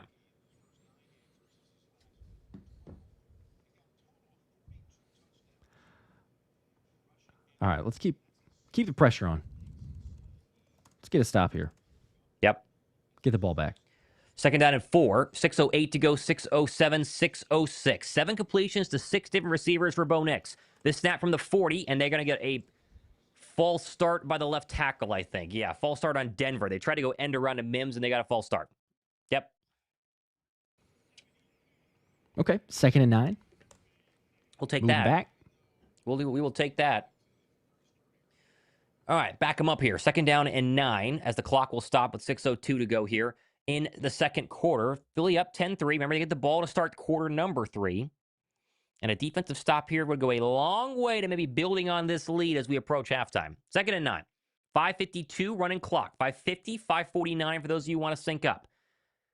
Dobbins back in. He's to the right of Nix in the gun from the 35-yard line of Denver. Philadelphia maybe bringing pressure. Now they back out of it. Azeez Ojulari is in. Takes the snap. Turn, give Dobbins. Left side. He's swallowed up. Nowhere to go. And there is Jalen Carter Moro Jomo. And I think Dobbins got back to the line of scrimmage. It's going to be a 1-yard gain, 3rd down and 8. Yeah, Thomas, you called it there. Jomo overshadowed a bit, understandably so, from guys like Jalen Carter, Jordan Davis, but he beat his man instantly. Nowhere to go. Big 3rd down here. They're 1 for 5 on 3rd down. They've averaged about 7 yards to go. This one will be 8. 3rd and 8 from the 35-yard line. Nix in the gun. Sutton alone at the bottom of the formation. He'll take the snap with the 4-man pressure. Steps up, fires. Incomplete. They got to him. It was Azeez Ojulari, and that one was knocked down at the line of scrimmage, and it will be another punt for Bo Nix and the Bronco offense, and I think Ojulari was the first one there. Yeah, I think you're right. He is. He's coming around. Lots of pressure. He does. Okay. All right. We like to see that. Cortland Sutton, I think, is coming across the middle, too, by the way, and just levels Jahad Campbell. Campbell has a right to stand there, but he runs directly into him. Wow. Azeez Ojulari can't see the field the first 4 weeks of the season, and then suddenly, based on, process of elimination, he gets to get thrown out there today, and he's made 2 really, really big plays so far in this game. 4th and 8. How about that? All right. Just takes a little time for guys to see the field. Hungry dogs run faster. 4:58 to go here. Quarter number 2. Philly's got 2 timeouts. Snap, hold, punt is up. That one is angled way right and way short. Goodness. Takes a very favorable bounce, though, and will go out of bounds at the 15. Wow, that was like a 30-yard roll in favor of the Broncos. And Dotson scoops it and goes out of bounds. Be 1st down and 10 from the 15-yard line. Philadelphia is up 10-3 as a good defensive stop right there brings us to commercial break. All right. We'll take it. I was hopeful that the shank was going to be like, hit and roll backwards or just stay there, but still not too bad. Let's see. Favor with a 2. First time guessing the first touchdown right. Let's go. Okay. There you go. There you go. Well, you guessed it. See if you get it. See if you win in the end, right? Only one person who guesses it right wins. Yeah, one of 53, but your odds are a lot better than everybody, a lot of other people too. We've had some of like 187 or something like that last week, so we'll spin that at the end. Aisha with a 2. They're a good defense, so we're fine. Let's freaking go. Go Birds. Denver is a good defense. They are good defense. They are a very good defense. Impressive what we're doing so far. And keep it up.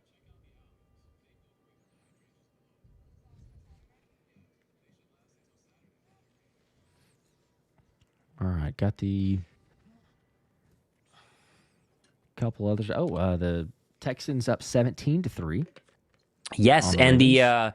the Saints just scored. So the Saints have just scored Yes.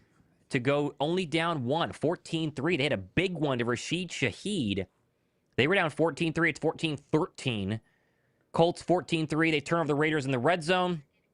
Dolphins 17-7. You mentioned it. Texans 17-3. All right. And amazingly, the Jets only have 3 points on Dallas. Yeah, how about and that? They're almost to halftime. That doesn't bode well for your offense, because we talk about get-right games. If your offense is struggling and you're playing in Dallas so far this season, it's kind of been like, yeah, well, you'll get right. Like, that'll be the answer for it.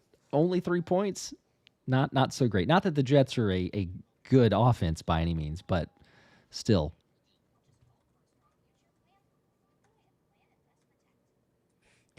Still on commercial break. Boy, if they could go down right now and score to go 17-3, I mean, come on. I mean, there were a lot of Eagle fans.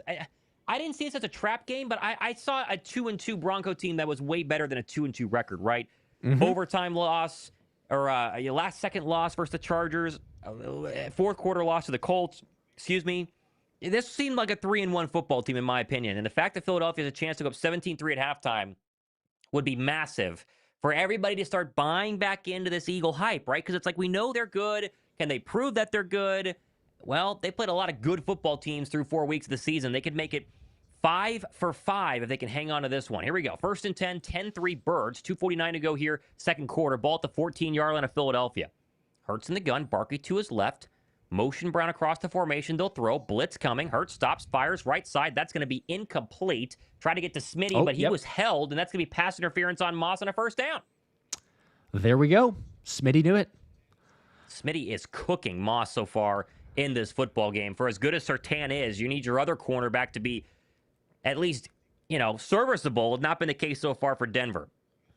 It's funny because, as is officially pass interference, Brandon Perna was saying that during the interview. I was like, give me some weaknesses. He's like, I feel like Smitty's speed and everything else there is probably going to be a little too much for Riley Moss to keep up with, and we've seen it a couple times. But I will say, going back to this last play call, and we've seen it throughout the game, but certainly it's the last play call because, Thomas, you mentioned the blitz was coming. Jalen Hurts, we just continue to see the progression against the blitz. Yes. In the past, Big it time. would phase him. He would step out of the pocket. He would get antsy feet with the pressure. He stays in there, and they seem to have an answer for it almost every time. I've had an answer for Patrick Surtain so far today, too. 2 targets, 2 catches for A.J. Brown on Surtain. Here's a first down pass. Back left side, tunnel screen. Devontae Smith, long way to go, and he got hammered at the line of scrimmage. That blitz blew up that play from the start, and Smitty got back to that line of scrimmage, 2nd down and 10. That one didn't work. Yeah, Jalen would have been better off to probably just ground that play or throw it at the feet of Smitty on that one. All right, 2nd down and 10. 4:20, running clock. Philly's got 2 timeouts for the half. 4:16, 4:14, 4:13 for those who want to sync up here. Pass rusher has been a little quiet for Denver. Don't want to jinx them here, but so far Philly's done a good job holding up. Denver's had to bring extra pressure to get to Hurts. 2nd and 10 from the 24-yard line of Philadelphia, moving left to right. Another blitz comes. Hurts picks it up, looks right, throws right, caught Smitty underneath, got a first down, still going to the 40. And that's a 15-yard gain on 2nd down and 10. And it has been Devontae Smith, A.J. Brown, and Dallas Goedert. They've gotten everybody involved in this first half. Yep. Again, you see the answer. You get the pressure coming. Smitty finds the spot and just stays there. Jalen finds him going through his reads. Here we go. They go hurry up, 39-yard line. Hurts in the gun. Barkley moves to his left. Hurts takes the snap, play fake. Pressure comes left side. Now he's going to throw right side. That's caught. There's A.J. Brown. Bulldozing Patrick Surtain. He's got a first down. That one's good for 14.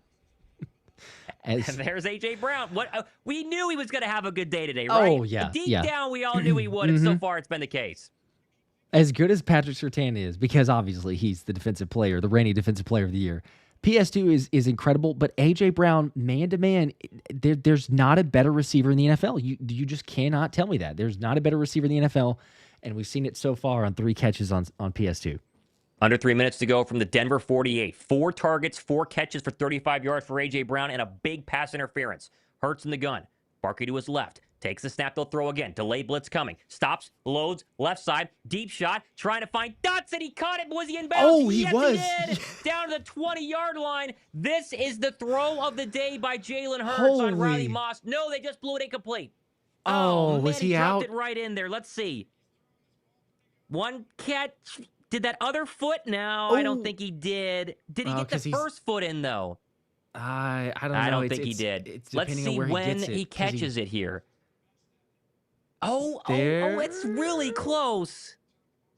That's because he might still have it before that foot picks up, right? It's worth looking at it for sure. I mean, they call it incomplete on the field. Yeah, we'll see. I don't know if you challenge this just because, well, you have 2 timeouts. Yeah, I mean, you got 2 timeouts. Sirianni's challenging. Okay, all right, yeah. You might as well. I'm fine with it even if they miss it. The question is not that second foot. It's the initial first one. Does he have it still down when he catches the football? And then the second one is in. The third one is not. So it's that first one. Let's see it here. Because if you say he caught it right there, his foot. I don't think so. I think the ball moves arms. I think we're going to be incomplete. But that is a really good throw by Jalen Hurts. Yeah. Very good throw.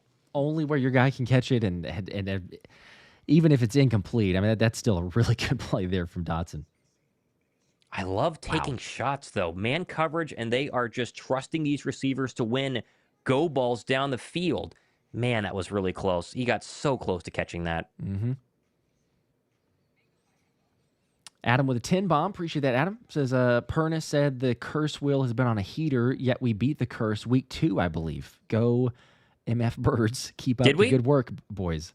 I know the curse wheel got the Bengals a couple weeks ago, and that whole franchise is kind of cursed now. Well, that's true. You got the Bengals, you got the Colts, and there was one other one I forget now that he mentioned that it did get. So, it's more often than not. It's correct, but I mean, you could also argue that even though we won, the curse wheel was the fact that all the offensive issues. I mean, but still, it's a win. But there's something to do with that. Man, I hope this is a catch. It feels like it's probably not going to end up being a catch, but just to be able to put it there, and also Riley Moss, the bigger thing here might be, even though it's incomplete, if it's incomplete, is the confidence or the lack of confidence for Riley Moss. Because you start picking on a corner, you start having one of those days, then it snowballs. Because now it's like, oh, Smitty's had some catches on me. Now it's Dotson. Now it's wherever I'm lined up, basically. So you could see that again, but it hasn't really mattered too much. You said earlier with AJ and Surtain, he's had, I think, 3 catches now for like 30 yards on Surtain. Yep. So far, so good. Oh, man. Okay. All right. They're coming back, and they're going to give us the review here. It is incomplete, officially. Okay. All right. Well, yeah, it was close, at least. It's at least close, right? I mean, come on. Mm-hmm. Aisha with the 2. What is this curse wheel, guys? It's Brandon Perna. That's Good Sports on YouTube. He's got the channel That's Good Sports. He does basically NFL power rankings every week. He created this wheel, and he spins it, and it's, whether you believe in sort of things. But he called it the curse wheel. So if it landed on your team, they're cursed for that week. And very strangely, many times, teams lose or something really bad happens. So here's a second down pistol run from the 48. Barkley churning on the left side. He gets 2, and that's been the story of Saquon Barkley's season. That run right there. No holes open up, and he gets 1 or 2 yards, and, not much doing. 3rd and 8 as Denver burns their first timeout, so 2:34 to go. Philadelphia in plus territory barely right now. Philly down to 1 timeout following the failed challenge. Denver has 2. We go to commercial break with 2:34 to go here before halftime. All right. If you can manage this, I know it's a 3rd and 8, so it's a really, really big 3rd down. But if you pick up this 3rd down, maybe even some more time off the clock, somehow score. I mean, obviously, best case scenario, if you get a score, don't allow Denver to get much time with the ball, and go in like 17-3, come back out, and get the football to start the second half. Yep. Could be really good. All right, so out of the Denver timeout, 3rd and 8 now.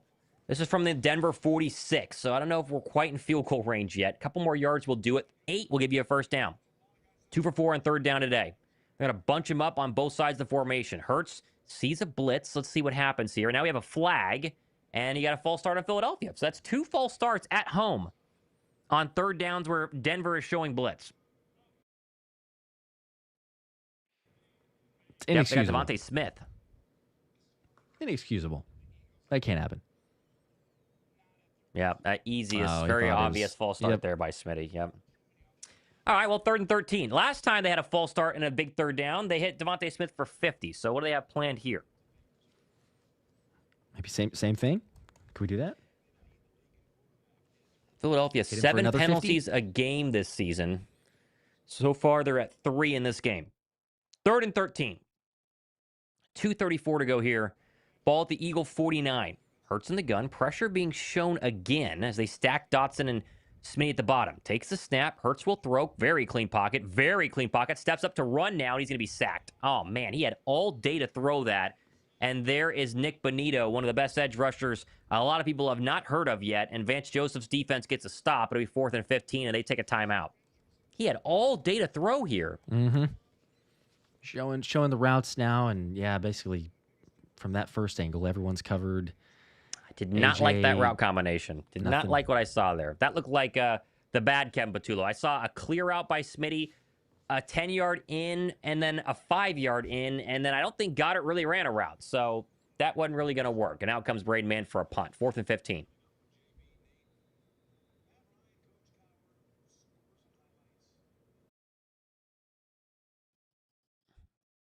Braden Mann gets his punt away. This one's got to be a little 9-iron to the 10. They're going to take a bounce, and Philadelphia's going to down it at the... No. I can't see. My whole screen went blurry, so I don't know. I guess it went into the end zone. Wow. Yeah, Mechie, he actually had a beat on it, and it landed, and then it went over his head, and he lost it, and then it landed again and rolled into the end zone. So, all right, well, there you go. I thought they had a real chance there, but so much for that. All right, well, yeah, Mechie just lost it there. He's got to establish himself back across the line anyway. So, yeah. Well, John Mechie, doing a little gunner action. Gotta do what you gotta do, I guess. Yep. Glad we traded for him. Play. At least it's only the 20-yard line, though. I mean, that kind of feels like a win in a small way. It's not the 35. Yeah, that's true. So that's true. 1st and 10, 2:18 to go here in the second quarter. Denver can stop the clock 2 more times. The 2-minute warning and then the solo final timeout in their own back pocket. 5,500 people watching the stream. Appreciate you guys hanging out. 10-3 Philadelphia. 1-yard passing touchdown from Jalen Hurts to Dallas Goedert, the difference in this game. Bird offenses look good for the majority of the first half, which is a big positive from where they were the second half last week. All right, ball at the 20-yard line. 1st and 10. Moving right to left. Nix in the gun. J.K. Dobbins to his left. Nix takes the snap. 4-man pressure. Steps up. Now rolls left. Now he's going to keep rolling left. Now he's going to throw it in the ground. And that is good coverage by the defense and a really, really good play by Jordan Davis to get into that backfield and force an errant throw there by Bo Nix, 2nd and 10. Yeah, getting some pressure on him. You got to love that from JD as well, man. He's just all over the place so far this season. Really good play by Jordan Davis. Boy, his conditioning cannot overstate how good it's been. 48 total passing yards for the Bronco offense, 128 for Philadelphia. Big difference there for this young, but at times high-flying Denver passing attack. 2nd and 10 from the 20. Trips at the bottom of the formation. Franklin alone at the top. Philadelphia may be showing a Bond blitz. They back out of it. Now they're going to go a screen back to the right side. Caught and ready the football for a first down, and more is the running back. I can't see who that is, but that was good for 15. And the clock will stop at the 2-minute warning. Yeah, that time they got him, Tyler Batty, with the kind of just the over pursue. Threw it to the right side, using that aggressiveness against him, and able to pick up a big game. Yeah, that's Tyler Batty, number 28. We go to the 2-minute warning. Okay. First down at the 34-ish is where they're going to be when we come back from this commercial break.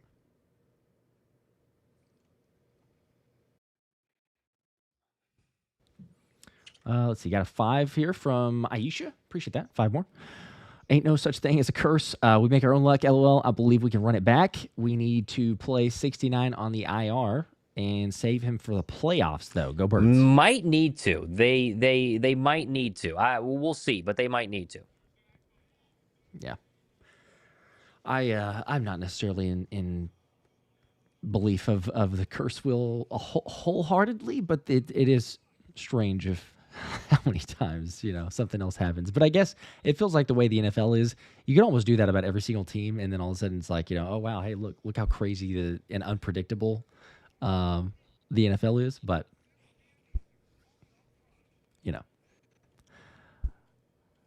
so you got 1,400 likes, by the way. We just need actually 1,410. So 90 more would get us to 1,500 likes before halftime. And we have 5,500 people hanging out in here. So, feels like the math should add up to a few more. If you want to drop a like, we appreciate it.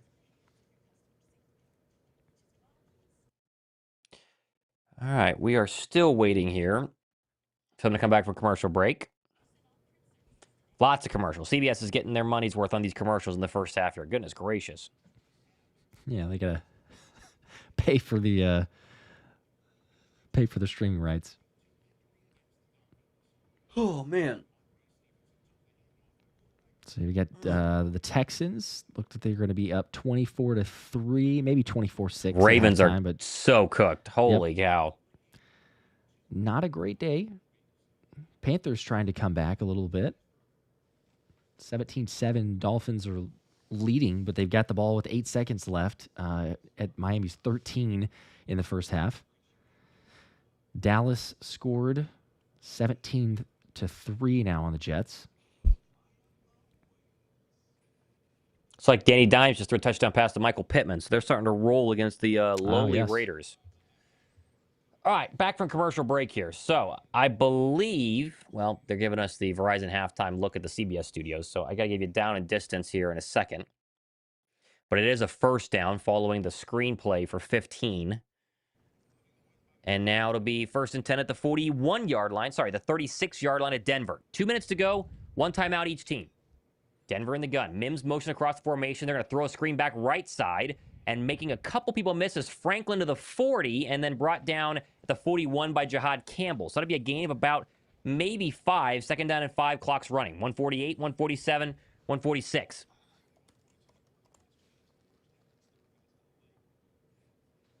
Nix in the gun.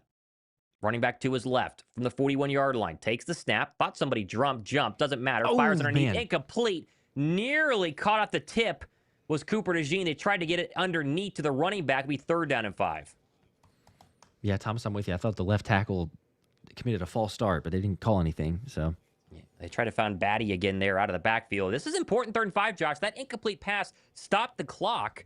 And so Philly has a chance to get the ball back here if they can get a stop and have a lot of time remaining. 1:32, the clock stopped. 3rd and 5. Crowd comes to their feet. They're 1 for 6 on 3rd down so far today as Bo Nix. He'll take this snap with a 4-man pressure. Clean pocket, stops, loads up. Very deep shot coming, and that is incomplete, not even close. Nowhere. And the clock is... Yeah, it stopped. That's huge.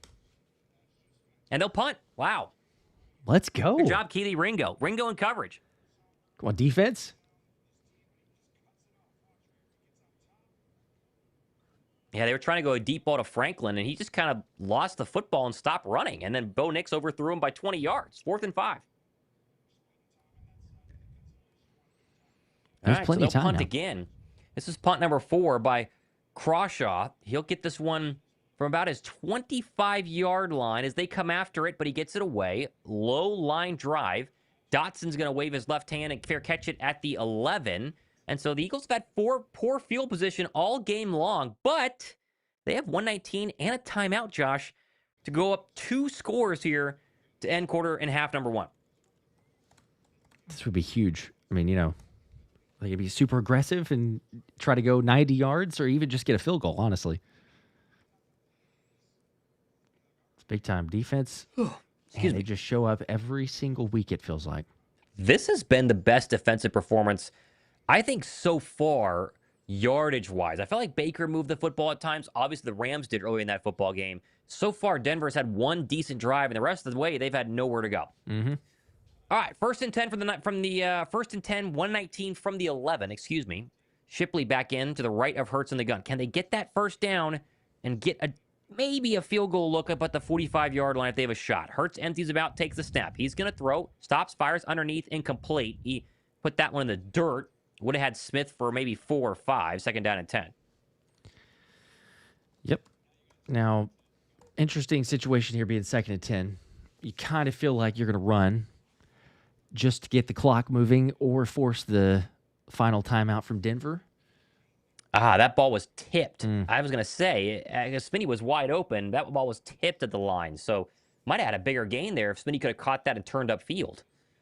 All right, 2nd down and 10. Shipley stays in. So not a lot of Barkley so far in this game. I think he's kind of banged up from that hit earlier. He might have. Hurts in the gun. They'll throw again. Delay blitz coming from the left. Stops. Very clean pocket all day. Fires underneath. That's going to be caught. Shipley out of the backfield. He gets out of bounds for 5. They have blocked so well up front in pass protection. Hurts is shocked he has that long. He feels like internally he's got to get this football off. Mm-hmm.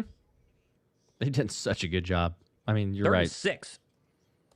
Giving him all day time to make decisions. All right. Philly gets the ball to start the second half. 1:08 to go. You almost want... You really would have preferred Ship to stay in bounds there. I think so. And it'll depend on this play here. We'll go hindsight, be a full 20/20. This snap will come from the 15-yard line. A stopped clock at 1:08. 3rd and 6 for Hurts in the gun. Takes the snap. He's going to throw again.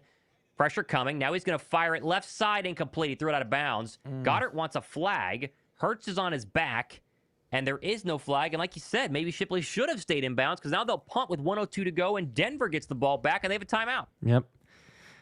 Man, if he doesn't get hit right there, I think he connects it with Goddard because, like you said, he's wide open. Yeah, Hurts. Jalen's elbow had a guy hit on right the in his face. Yeah, that's why it's an errant throw. And then he's going to flex his hand a little bit. We'll keep an eye on that. Okay. All right. Well, Mann's going to punt this one away from his own 1. So good stop there by the Denver defense. 4th and 6.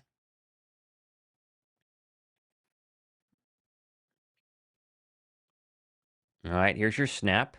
Mann gets it away barely. That was nearly blocked. Still a pretty good punt caught by Mims at the 40. Mims spins out of 1 tackle and then goes down at the 43-yard line. Tank Bigsby onto coverage there. So 52 seconds left. And Denver needs about 20 yards to be in field goal range. And they have a timeout. Yeah, that one was kind of poorly managed, as we were talking about, but it could be okay. Not ideal. As long as they hold him here. A couple super chats quickly. Cosby with a 2. JC is doing work. Love the offensive play 2 so far.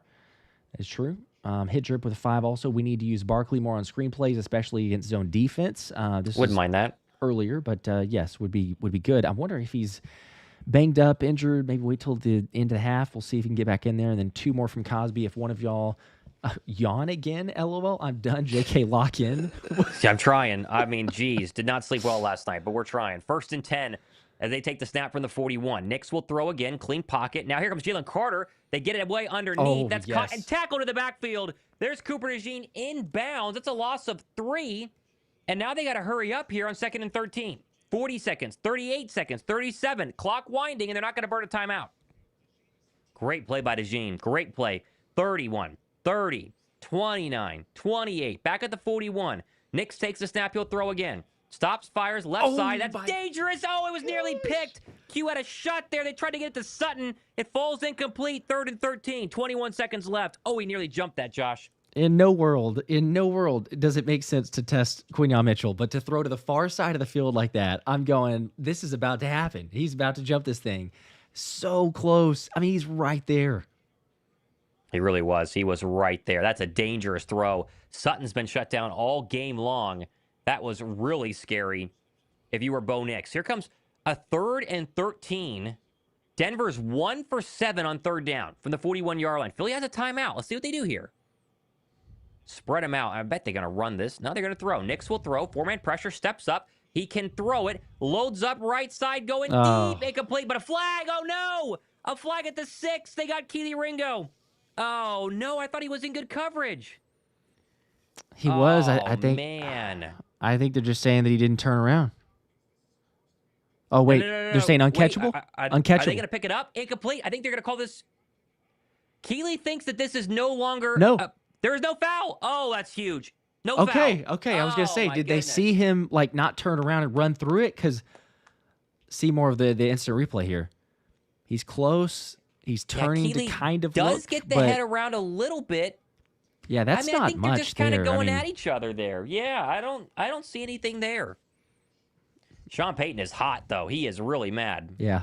I mean, Really mad. I might be upset if it was my team there's a flag picked up, but still. Okay. Gene Steratore says that he agrees, for those wondering on the CBS broadcast. So 4th and 13, 15 seconds left, and Philly's defense holds again. 1 for 8 on 3rd down now is Bo Nix in the offense. And you expect Philadelphia to, catch it, knee it, go to halftime. Because the punt is away by Crawshaw, and there's the fair catch by Dotson at the 4. And so, yeah, with 8 seconds left, they're very, very likely to go ahead and take a knee and take us to halftime, Josh. Okay. All things considered, we'll take that. A few things could have been better, but yeah, that would be fantastic. Rocco with a 20 bomb here says, not a Eagles fan, big Broncos fan, but I will say you guys are sold. Keep it rolling. Solid. I'm sorry, there's a typo. Solid. Keep it rolling. Philly is in my bloodline, so always have love for Philly. Blessing to you guys. Great job. Thank you, There Rocco. you go. We appreciate it. We try and Definitely we're biased to Philadelphia. We try and call a fair game yeah. here. That way, if you're just listening, you know what's going on. As Hurts will take a knee to end the half from the 5.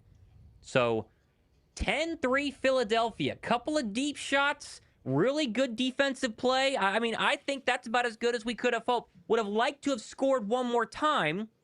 But all things considered, it's a great Denver defense. They protected Hurts really well. Need to get Saquon going in the second half. Yep. And we'll continue to keep an eye on his health, if there's anything there, if he's reason for Shipley getting, not opposed to Shipley getting some snaps, but he did seem to Saquon seemed to get a rather long break after one of those tackles. So yeah, it was. All right, let's go. Hey, there we're you up go. to almost 2,000 likes. Come on now. Gotta like it. It's a Gotta positive like it. half. I know it's 10-3, but again, we said it's good defense, fewest amount of points for the Broncos so far this year and a half. Yep. So shout out to Fangio, but we'll take that. Also from Edgar with a 5. Go Birds. How's the O-line looking today? It is looking solid. They've made very good. There's a very few. I mean, 2 I guess I can think of. It's like okay, pressure fairly quick, but overall much better than what we've seen the first 4 weeks. Much better. And that's without Landon injury. Dickerson. I was gonna say maybe it's gotten better with Landon Dickerson out. I don't want to say that, but I mean, it's been fine. He had been struggling, so it could be accurate, as crazy as that is. Also, James with the 5. Pernerade comes over from the That's Good Sports stream. Thank you for that. He is. As an Eagles fan, love to see there's a YouTuber for us. Have the faith now since the Rams comeback. Yes, since Rams comeback. Build the faith. The offense could do it. They did it for a half. The big question is, even though it's only 10 points, I think we do have to say they did it for a half. There's some ebbs and flows. You've got to give credit to Denver. They're a good defense. But for a half, I think it was solid. It was good. What do we see in the second half, right? Because if it comes back out down, all of a sudden we're like, yep, I know. I've seen that before. Right. Or keep what you were doing in the first half. So we'll see the adjustments they make. I am hopeful. I'm optimistic. And then Anthony with 2. Has AJ been doing stuff? I think that's like a positive question, I assume. But yes. I think the answer is yes. 4 targets, 4 catches. Had a really big pass interference that could have been a deep touchdown, but it moved the ball 40 yards. So I think we'll take it. I think overall, Philadelphia would. I think AJ Brown would take it. I think everybody would take it. Yes. 100%. Absolutely would. Especially against this group. Needed that. Saquon, again, only 5 carries, but he's got 30 yards. So, the 6 yards per carry, that's also a big, much-needed win because we had 3 yards per carry or less in some instances. So, I don't know. I have not seen anything as far as, reports about Saquon and an injury, but he was out for a while. So I've been just searching, is there any particular reason? But maybe second half, getting back out there. Yep. Josh, who's first on bathroom break? You or me? I've done it a lot early if you want to go. You're good. You're good if you need to. Right. I'm off I go. Okay. Let's see. I think did I miss one chat here? No, I did. I got it. Okay. Yes, though. Only JC2. Respect to Perna and the Broncos. Respect to Brandon. That was fun. That was fun recording with Brandon for the game preview. Also, pretty cool that he can even make time because I mean, that guy's insane. If you haven't checked out his channel, you certainly should. That's Good Sports, Brandon Perna. My hope is, and I know that vast majority is right there with me, the hope is that we create his new to the, 59th power or wherever we're at now, the new to the 59th power worst game ever from this game today. And we're a half into that. So, 30 more minutes. 30 more minutes of good play, and then we get that video that we all want. Here's one. Oh, yeah, there we go. Chase with a 2. Quinyanamo Bay going crazy. Q is insane. He travels. It's either side of the field. The way he shuts down opposing receivers, even when they make some catches, I mean, they're so limited. It's such a short yardage situation. Pretty fun to have. Not going to lie.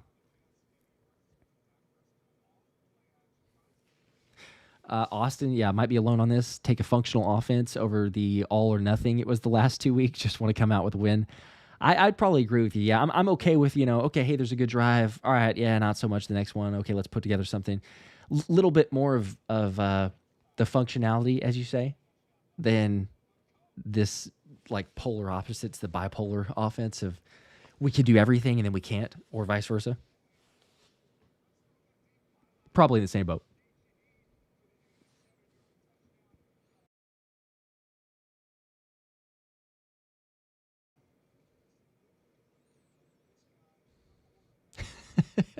Guy said Perna looked a little stunned before his pee break. I didn't see that, but processing what his quarterback's doing.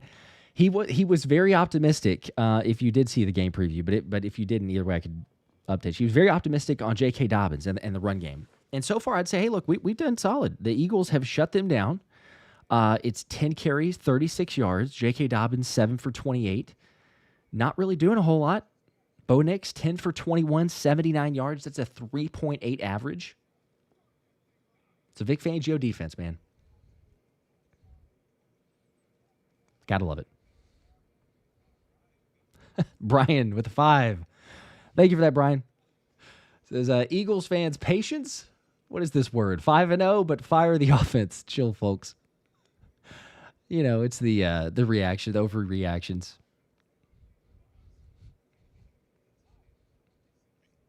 Makes it fun, though, because we get so many of those. Knicks has been very pedestrian. Yes. Not even just pedestrian. Very pedestrian so far. Aisha, 2 more. Thank you for that. I love when they do test Q, or I love when they test Q. LOL. Do it all day. Go Birds. And that would have been so awesome if he came up with that pick 6 too.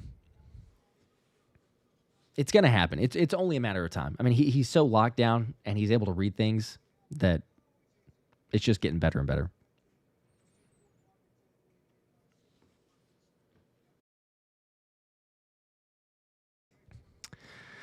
(10-3) game. Let's see. We might as well do this here. Gift out a couple memberships. There we go.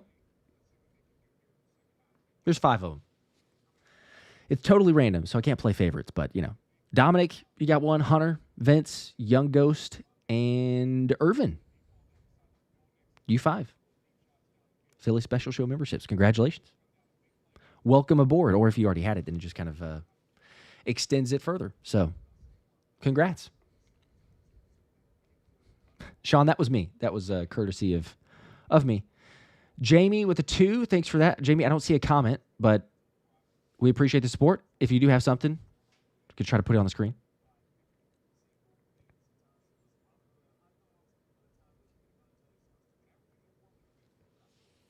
Still, Grandpa, let me get one. I can't give them out individually, unfortunately. Like I say, it's a totally random deal whenever you gift the memberships. Can't play favorites, which maybe that's for the best. Everybody eats.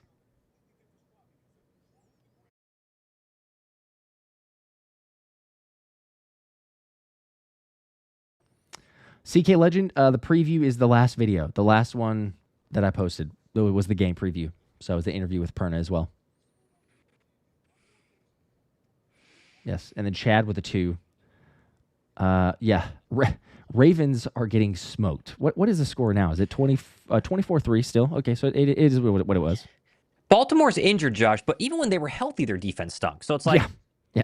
And obviously with no Lamar Jackson, they're making the C.J. Stroud-led Texan offense look good, and that is hard to do this year. Yes, the that 1-3 Texans are really bad unless they're playing the Raven defense or the Tennessee Titan defense. Holy cow! Yeah, you're in a bad way. That's a fair point. You're in a bad way when C.J. Stroud has a 140 passer rating and 3 touchdowns in the game. Yeah, and you barely got it at halftime. That's a problem. Mm-hmm. That is an absolute problem. Boy, I just, filling up the water, using the bathroom. This looks like the Eagle offense that we all hope for. I mean, this is kind of the Eagle team we were hoping for in this game.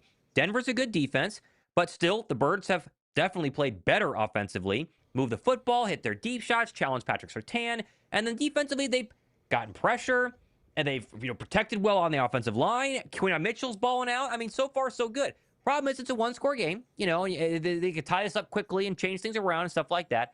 But I do think that there's a real chance here to potentially get a lead or further the lead to start the third quarter. And, man, it'd be pretty exciting. Perfect opportunity. Pretty exciting. Yes. Perfect opportunity. Run it up. Dave, also, I saw the 10 and then a follow-up on the comment. So, says, appreciate the stream. Currently in Columbia. Go Birds. You guys are doing amazing calling the game. Okay, we appreciate that. Hope you're having fun in Columbia. Thomas, very fun for calling the game there. Shout out to Thomas and the Eagles. If they want to check the play-by-play or anybody tuning in, feel free. Send them the demo tape. It's Cranky with a 5. Q and Coop in the same draft. God bless Howie. Go Birds. Quinyon Mitchell. How many times is so much better this year than he was last year? It's crazy. Like Q was very good last year, but you could argue that Slay was better, right? Quinyon Mitchell this year is looking like the best cornerback in the entire league. I think through 5 games, especially with Surtain getting worked a little bit by A.J. Brown. Not crazy, but I think Q's been the best cornerback in the NFL so far this year, which is great. He's been unreal. It's a great place to be, though. We were saying that a second ago. John with the 2. Appreciate the support there. Also, Jonathan with the 5. Lifetime Eagles fan. Trapped in Dallas, Waxahachie. Listen every day, Monday through Friday during my hour commute. Really appreciate all y'all do. Dallas sucks. Go Birds. Our commute sucks too, so we're glad that we are able to help you with that. Try to shorten that. Able to help you with that one a little bit. Make it survivable. Hour commute in traffic and everything. Oh yeah, no, that's a little rough, but we appreciate that, Jonathan. All right, I'm gonna run. I'll be back just a second. Yep. I will get to the chats here. Make sure I got my chat pulled up. Where are we at on the stream right here? Ringo looks all right too. Yeah, Kelee Ringo's looked very good. I mean, he has looked very, very good so far in this game. I mean, if they have Kelee Ringo playing well the rest of the season, what a win for Philadelphia. I mean, seriously, what an absolute win, because we all thought that guy was done, Cooper DeJean's performance last quarter, I think it's been fine. I think Cooper DeJean has been very, very good so far this quarter. Had a really nice tackle in the backfield. Kate says AJ dominates in the second half. I do think they got to keep going to AJ Brown just to, get the touchdown for him, keep him happy. You'd love to see AJ go over 100 yards today. That would be the icing on top of the cake with a Bird victory, because obviously wins matter, but to make sure that he goes ahead and, continues to stay red hot. Because this was the problem last week. They did a very similar first half against the Bucs, right? They had 2 touchdowns versus the 1, but still, red zone trips were all fantastic. And then third quarter, awful. I mean, terrible. And also the fourth quarter as well. Yes, Philadelphia does get the ball to start quarter number 3, for those asking down below. So they need to have a really good third quarter drive. During the Super Bowl run last year, they were great to end the first half and great starting the third quarter, and they have not been the latter of that so far this season. Hannah with a 10. Hannah, I can't put your 10 on the screen because Josh runs the stream, so I'll read it, but you won't be able to see it. Hannah_A with a 10. Patience for Hurts early in the season. He just needs to get in a throwing rhythm. Welcome to the Chiefs syndrome after Super Bowl wins, but we start. Welcome to Chiefs syndrome after Super Bowl wins, but we start a season was not pretty wins. People start writing our demise. That is true. When you have 2 Super Bowl appearances which are flanking a disastrous 2023, people tend to panic at everything, rightfully so. But I think that they have rightfully been upset. But they look so good, far so good today. Hannah also said she's a Chiefs fan. Don't yell at her. Okay, well, we won't yell at her because we already won the Chiefs. But we'll hopefully that is maybe you could come over and be an Eagle fan. That'd be fun, right? We'll see the Chiefs do on Monday Night Football. All right, we're getting ready to kick this one off. Philadelphia does receive the second half kickoff, so that is good. Okay, there we go. All right, the kickoff is underway and returnable by Shipley from the 5, 10, 15, 20. Shipley upend at the 25. So there we go. All right, so 26-yard line.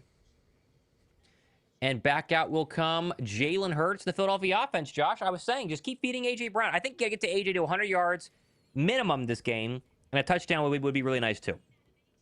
Yes. Oh, yeah, absolutely. Get them all feeling right. Get the dub. Get those numbers, contributions. Heck yeah. 4:55 to go here for those wanting to sync up. 17 on the play clock, 16, 15. Eagles in their green jerseys and white pants, moving right to left on a beautiful sunny day in South Philly. This first snap of the third quarter will come from the 26. Barkley's back in. That's good to see. Hurts will hand it off to him. No, he'll keep it. Rolling right. Still rolling, and now going to fire an incomplete to Dallas Goedert. That was exactly the same play that Philly opened the game with on an RPO rollout to Goedert, who has the lone touchdown of this game, 2nd down and 10. All right, going to see what changes, what adjustments we have for the offensive side. Good first half, but that is the question. Hannah, shout out to you. 10 bomb here on the Super Chat. Patience for Hurts. It's early in the season. He just needs to get in a throwing rhythm. Welcome to the Chiefs syndrome after Super Bowl wins, but we start a season with not pretty wins. People start writing our demise. There you go. Hannah got her Super Chat read twice now. Oh, congrats to okay. Hannah. I didn't see that. Okay. It's all good. 2nd and 10 from the 26-yard line. Hurts in the gun. Barkley to his right. They'll throw again. Blitz coming. Stops, fires, middle. Caught. Smith. Slant for Big Gator. Let's there's go. 20. There's 23. And there is Devontae Smith working on Riley Moss yet again. Goodness gracious. And it is a first down and a lot more, and a good pitch and toss here from Jalen Hurts to Devontae Smith. And these are the things right here we say, right? It seems so easy to dial that up, but sometimes they go away from it. 21 yards on a slant. Finally. 96 for Devontae Smith so far today. First down run. No, they're going to keep it. Throwback right side. Pop pass. Caught. Goddard. Sidesteps one man down to the 50 and gets into Bronco territory at the 47-yard line. That's good for almost 7. And here goes the Philadelphia offense. You get that first down, Josh, and they just start to hum so far in this football game. Man, this is a good start. That's what we say. Good start. But, man, the offense, I like what I'm seeing. 2nd and 4 at the 47-yard line of Denver. Philadelphia marching here, working right to left. Hurts slows things down, checks at the line. They got 3 receivers at the bottom, AJ, Smitty, and Dotson, and Barkley stays to the right. No carries for Barkley so far in this first drive of the third quarter. 3 in the play clock, 2 in the play clock. Hurts stamps his foot, takes a snap. He's going to throw again. Oh, he's got Deep him. Drop, He's stops, got him. Fires, wheel route. Saquon Barkley's wide open. He Yes! got it. Down to 20. Let's 10, go. 5. Touchdown, Philadelphia. Come Wheel route on. to Saquon Barkley. There it is. Oh, Man, I think Hurts audibled into that one too. Unbelievable. yes, he did there, Thomas. You called it. Come on now. What a touchdown. You had Saquon. You could see it from the backfield. I mean, he had beat him, and it was just a matter of time. Jalen launches it up there. No way that he's going to stick with it, and Saquon for 6. Yeah, and that's the former Eagle Alex Singleton, who has man-to-man coverage on Barkley. And Barkley just gives him a little stutter step and runs right by him. He had him cleared by 4 yards and is virtually untouched into the end zone. And how about Jalen Hurts and the deep ball today, Josh? Over 200 yards passing now, 2 passing touchdowns. Barkley gets involved. What a play for Saquon and the Philadelphia offense. Say he can't. Say he can't. Offense get rolling. Come on now. Everybody loving that.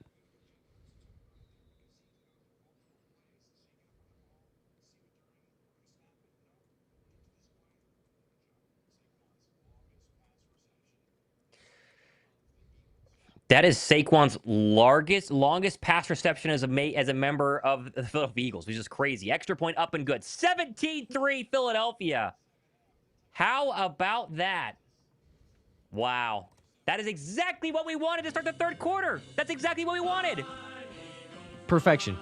Let's go. There we go. Let's absolutely and go. we get to play the song. Holy cow. Drop a like now. We haven't hit 2,000 yet, but there is almost, well over actually 5,000, but 5,000 people on the stream. We don't have 2,000 likes.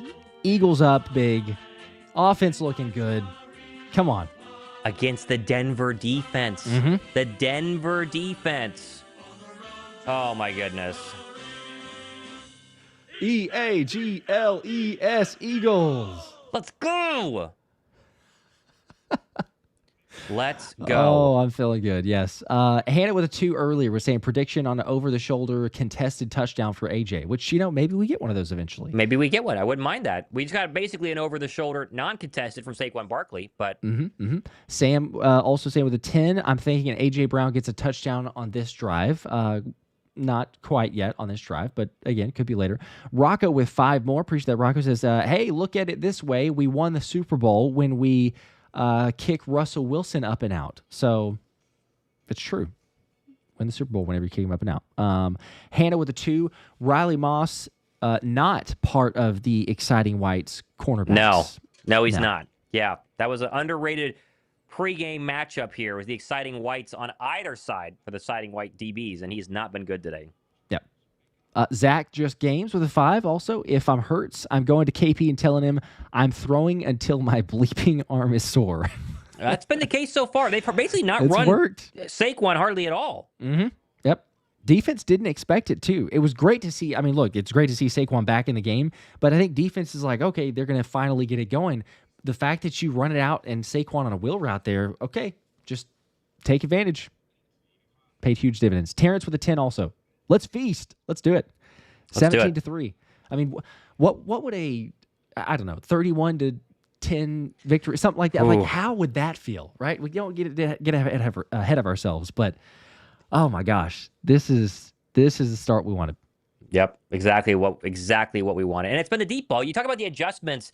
It seems like the adjustments Philadelphia has made to start this game after the past couple of weeks has been the deep ball. I mean, they've hit on multiple big ones, and then they had the deep ball to A.J. Brown, which was almost caught, but it was pass interference. That, to me, counts as one. They've hit one to A.J. Brown, Devontae Smith, Saquon Barkley, and nearly had one to Jahan Dotson. Yep. It does feel like, especially if this game gets a little bit further, regardless of what A.J. does, it kind of feels like they'll intentionally just take a deep shot. You're right? Just like, here you go, AJ. We're going to see what can happen. So. As they should. All right, Jake Elliott kicks it right side. That is angled to the 5-yard line and fielded by R.J. Harvey. 20-25 to the left side, 25-35. And then run out of bounds there by Jeremiah Trotter Jr. There's a flag, though, and that should be a hold, I believe, on Denver and back him up once again. All right, we'll take that.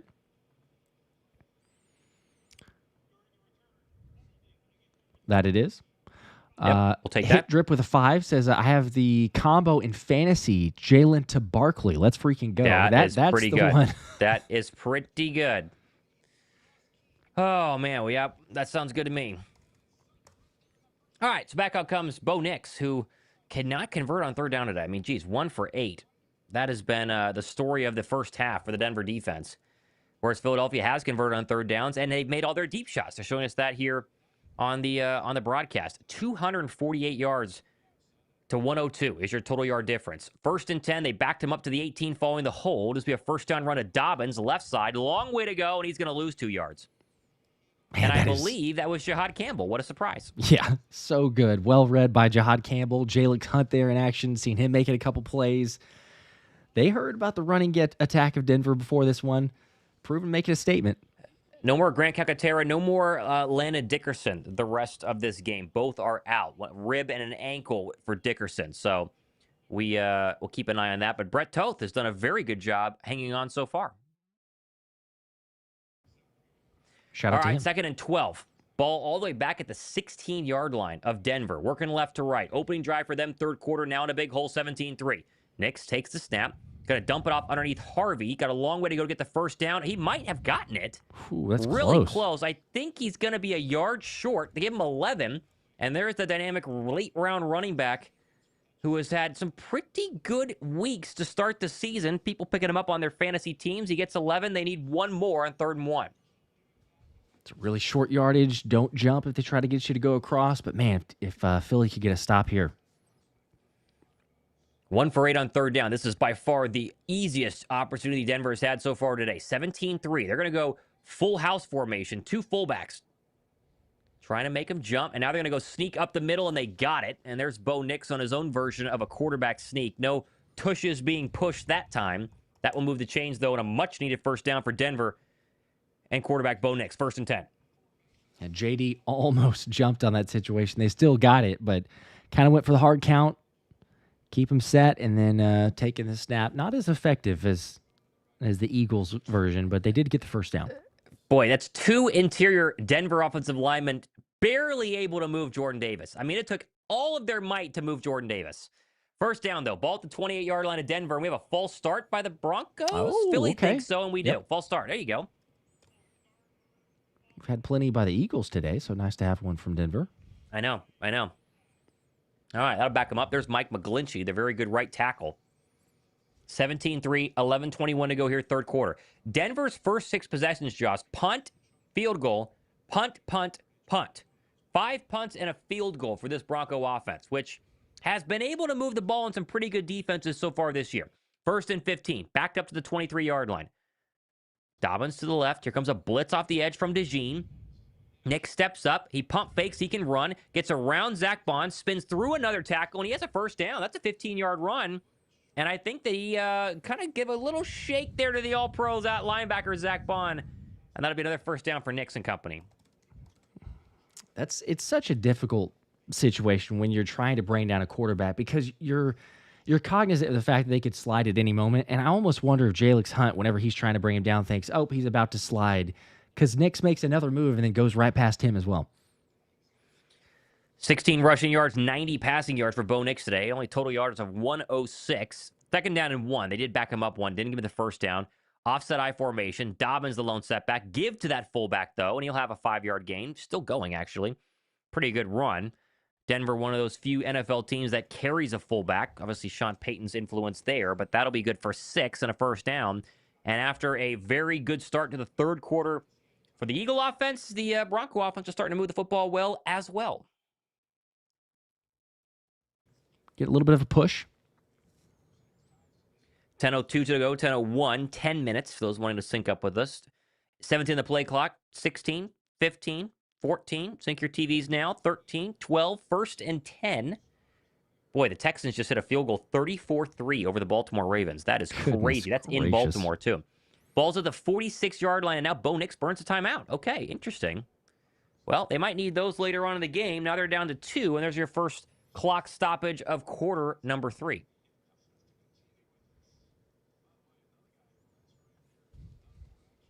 Okay, a little early for that, but... Yep.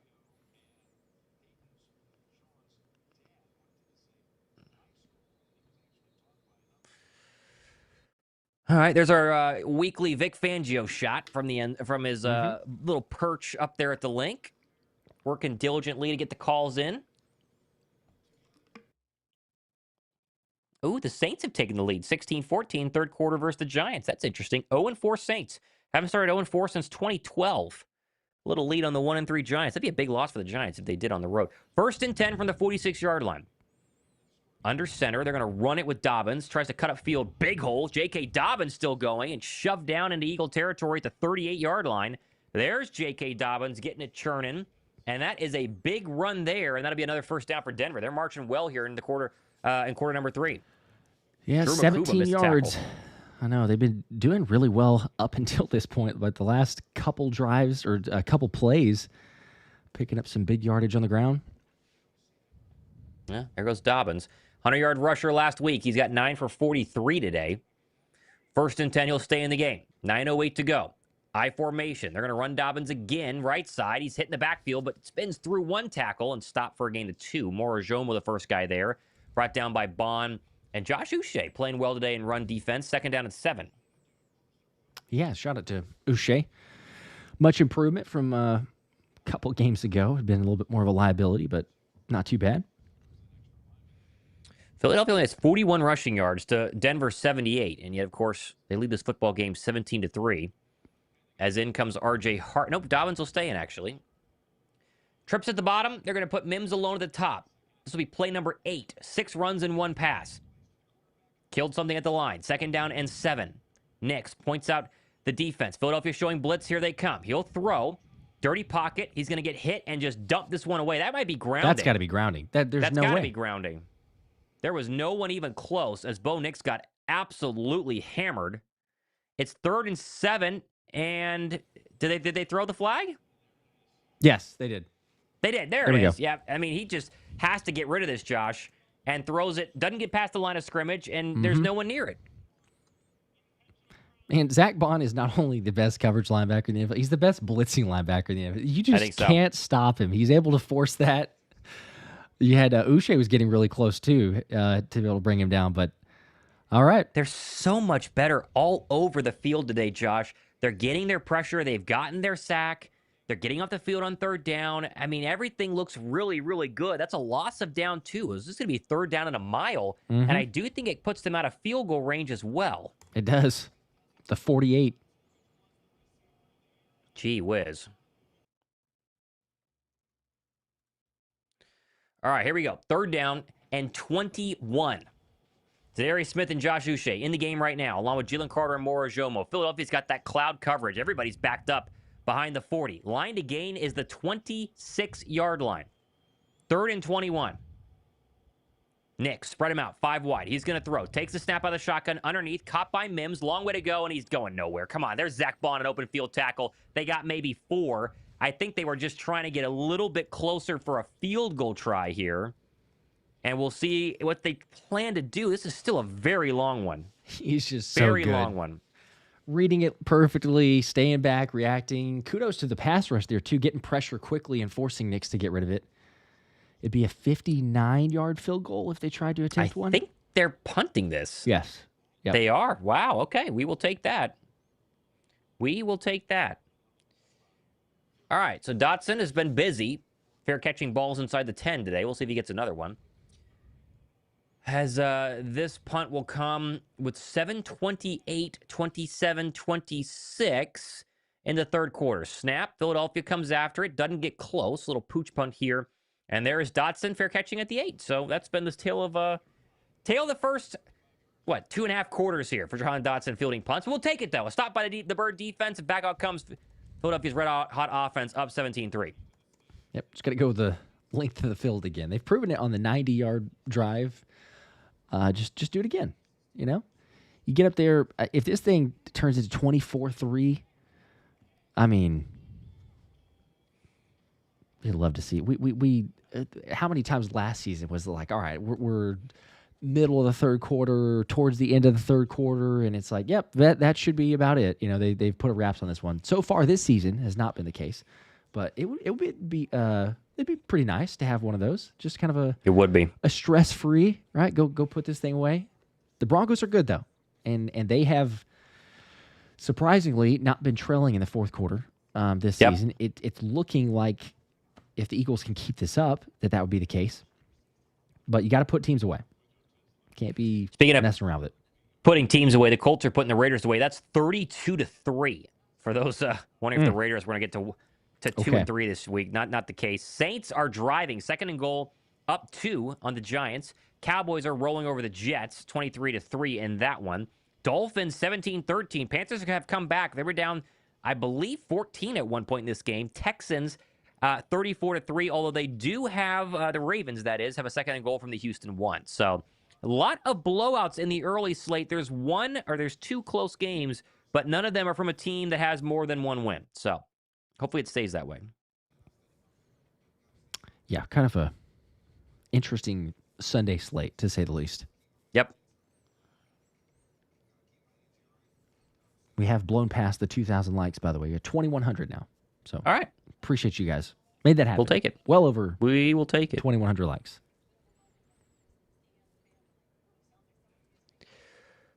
Okay, still on commercial break. We mentioned that's been a lot of the games so far today. But hey, 17-3. If they go down and score here, boy, it'd be nice just to wrap this bad boy up. That definitely would. So, Baltimore did just score. It's still 34-10, but they did just score.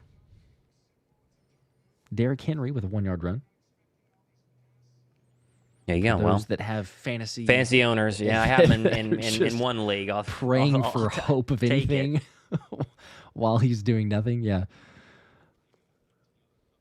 Saints are going to settle for a field goal, by the way, for those wondering, in the NFC East, and they did make it. So that will make it 19-14. New Orleans trying to get their first win of the season. All that hype for Jackson Dart just to lose to the winless Saints the week later would definitely be something. All right, here we go. It would. 1st and 10 from the 9. Philadelphia working right to left here, following the Barkley 48-yard touchdown catch. They'll throw again. Hurts steps back in a clean pocket, fires underneath, caught A.J. Brown on a slant, and he gets, 7, maybe 8, right in front of Patrick Surtain. And they have, I don't think Surtain has a PBU yet this game. I don't think he does either. He's talking to showing Kevin Patullo. Yeah. Okay, I was gonna say I couldn't tell if they were doing anything for like an injury or what, but no, AJ with a slant route, it's automatic. Like seeing that. 2nd and 2. Gotta get Barkley going here on the ground. Maybe run some clock here. Takes the snap. There is Saquon. Nope, they're going to throw it. Goddard out of the backfield. Caught it. Big gainer. There goes Dallas Goddard across the 25 and out of bounds the 28-yard line. That's good for almost 12. They have loved that RPO, Josh. They used that in the Packer game in the wild card round last season for Dallas Goddard to score. Not a lot the first 4 weeks of the season. A bunch today. And he rips that ball out of Barkley's gut and throws it to Dallas Goddard out of the backfield. That one good for at least 12. First down. If the defense isn't going to stop it, you might as well go back to it. And I love it because Smitty does a legal screen or pick, basically, and it's freed up Goddard. They're going to throw again. They've been throwing all day long. Hurts steps up. He's got to get around the edge. He does. He's going to run there and goes out of bounds for a gain of 4. There you go. Not a lot of runs today by Jalen Hurts. That's his first big positive one. That one good for 4. 2nd down and 6. Shout out to 6 Nisa minutes with to go in the third quarter. Sorry, go ahead. The 20 bomb. I didn't see a comment, but I do see the support there. We appreciate that. And there you then go. also We appreciate that. To David with the 2, practicing on Monday is already showing its hand. I think so. Mm-hmm. Maybe just a little bit. Some improvements. Okay, 2nd and 6. 5:41 to go here, third quarter. Philadelphia up 17-3. Got a couple first downs to get them up to the 31-yard line of the Birds. Pistol formation. Here's a fake toss right. Hurts pressured. Fires it incomplete. He had A.J. Brown, but he had a man right in his face. There's the ex-Eagle Alex Singleton once again. He gave up the deep ball to Saquon Barkley a drive ago, but a good play there. And Hurts unable to step into this one, but he would have had A.J. Brown maybe for a first down. Yeah, that was, it was if he had a little bit more time, he was going to have something there. Interesting play call, but they've had a couple instances now where they've not picked up that blitz, and it's just a free rush on Jalen. 2 for 6 on 3rd down so far today. This is a 3rd down and 6. Let's see what they can do. Can they get the first down here? Let's see. Line to gain is the 38. Empty him out. Hurts takes the snap. Stops, fires. That's going to be incomplete, and that did not look good. A.J. Brown to Surtain on a slant. Surtain was all over it. That was kind of the uncreative aspect of Ken Patullo's offense. They ran double slants, and Surtain had really good coverage. Actually, a bad throw, too, by Jalen Hurts. Philly will punt. I don't mind throwing it there. I mean, like you said, it's really good coverage, but A.J., we've seen him make that catch. It's just not a great throw from Jalen. Would have been difficult either way. 4th and 6 now. Back out comes Braden Mann. Punt number 3 of the day for him.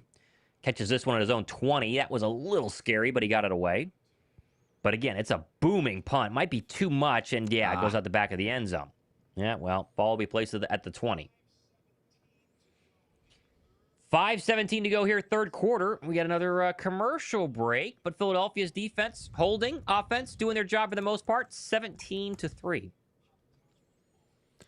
Okay. Well, a little execution on that last one. Yeah, we give some credit where credit is due, and also the same thing for a little criticism. But overall, not too bad. We're still 17-3. Give the defense a chance to go back out there. Maybe we could get another sack. That would be nice. What do we got? Only 1 sack today. Let's get maybe 1, or 2. Wouldn't mind a couple more. Yep, I agree. Although to be at the 5-minute mark and Bo Nix has less than 100 yards passing, I'm happy with that. I say that's a positive. Yeah, I would take that as a big win, for sure. Oh, man. All right, still on commercial break. Yep, yards per play. Also, it's just double checking on this. Yards per play, 6.8. Philly had 4 straight of under 5 yards per play, so that's well over 5 yards per play. I think that would kind of go hand in hand with what we've seen from the offense, just eye test. But it's nice to see the numbers telling the same story. Yep.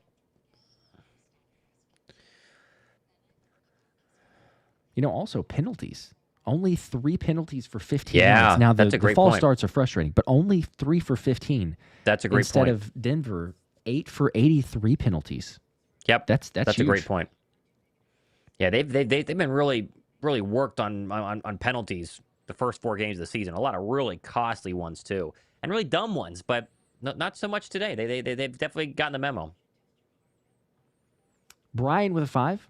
Thank you, Brian. Stop interrupting my commercials for the game. I know, Gosh. for real. That has been the case. Holy cow. That has been the case so far. Just keep them on there. Why are we getting so many pick 6 comments? I appreciate that, but I feel like there's been like 3 or 4 times where I've like briefly glanced over there to look at that, and then I see it, and I'm thinking, oh, we're going to get a pick 6, and then it hasn't happened yet. So I guess it's just predictions, which I'm fine with, I suppose. But yeah, let's hope there's no pick 6s, unless the Eagle defense wants to do one here. Let's see. We'll As we absolutely finally take that. are back from commercial break. 17-3. If they hold Denver under 10 points, it's going to be a pretty good day, I think. Mm-hmm. We'll see. All right, here we go. 1st and 10 from the 20. Knicks in the gun. Harvey to his right. See if they get him going here in the second half. Not a lot so far by the running backs. Fake toss right. Pickens going to step up. Sorry, Knicks is going to step up and run and then slide safely down for a gain of 6. And there's Bo Nix moving and churning those arms, and it'll be 2nd down and 6, as I just mentioned. There we go. Jamie with a 2. Appreciate that. And then also J.R. Coat with a 2. Put Landon on IR. Toth is playing well at guard. He's playing very well at guard so far, which is just, I mean, maybe you go Landon on IR. Is it necessary, though? I don't know the answer to that, but Toth's been really good. 2nd and 4, This will be a run to Dobbins, and he's hit immediately. And there is Azeez Ojulari. Once again, he's been really good today. And that's a gain of 2. It'll be 3rd down and 2. Okay. Yeah, he's been so good. Run defense, get pressure in the quarterback, making plays everywhere. I mean, like we said with a number of guys, you don't get to play for a little while. Maybe you were expecting you were going to. Little extra hunger, some fire that you're playing with, but Ojulari has lived up to it today. Denver 2 for 10 on 3rd downs. This is a 3rd and 2. Converted on their previous 3rd down and 1 a couple of drives ago. Knicks in the gun. He's going to throw. 4-man pressure. Stops, fires underneath. Dropped. Oh, he dropped it. Tried to get it to Marvin Mims. He just dropped it. Ooh, let's go. What do you do here? 4th and 2, Josh. They're not necessarily... I think they got to punt it. Because they're deep enough in their own territory, right? Yep. And they will. They will punt. Wow. Excuse me. And a 3 and out. Good stop. All right. And even if he had caught it, Q was breaking so quickly, he probably would have stopped him there. But yeah, good drop. We'll take that. Maybe get Dotson a return because he's going to be punting this one back at his own 15. Philadelphia keeping an eye on. Make sure they're not going to fake it here. Snap, punt away. So clean there. This one's angling and short. Caught on the run by Jahan Dotson. The 40. And he's going to get up to the 44-yard line. There's a good return. That's the best field position Philadelphia has had literally all game long. And they're going to go to commercial break, but so far, so good. Let's go. Almost near midfield. I will take that. I will take that. Charles with a 2. If I'm AJ, I want to be traded. Otherwise, clean game. Sorry, clean game. If I'm AJ, I want to be traded. Otherwise, clean I don't game. think he wants to be traded after today. I think he's been getting targeted. He's got a lot of passes. I think it's all been good. Yep, and he said that earlier this week too in the locker. He's like, I love Philly. I want to be here. Yep, I'm happy here. And I think it's a little perspective on it. I mean, if you look at just holistically and said, okay, hey, AJ's only got 43 yards receiving in a game, then you might go, well, okay, he'd be a little upset, something like that. But this is AJ being guarded by Patrick Surtain just about every single play. So the fact that AJ is about almost 50 yards and we still have another quarter, yeah, he's been getting his. He created the really important PI, which I know that doesn't go down to the stat sheet, but he created it. So he just wanted to be more involved, and he's definitely gotten more involved. I don't think he wants to be traded. I think so. Yeah, that is perfectly said. I don't know how that he could be upset with how today has gone. I mean, Devontae Smith's the same way. I mean, it has been really, really good. Just all around. I think Kempatulo deserves a lot of praise today. I mean, they still haven't got the run game going. You know, Saquon caught a touchdown pass, which is great, but nice to get the running game going. I'd see A.J. Brown catch a passing touchdown as well, but beggars can't be choosers based on what we saw in the second half of last week where they had 0 completions, Josh. Yep.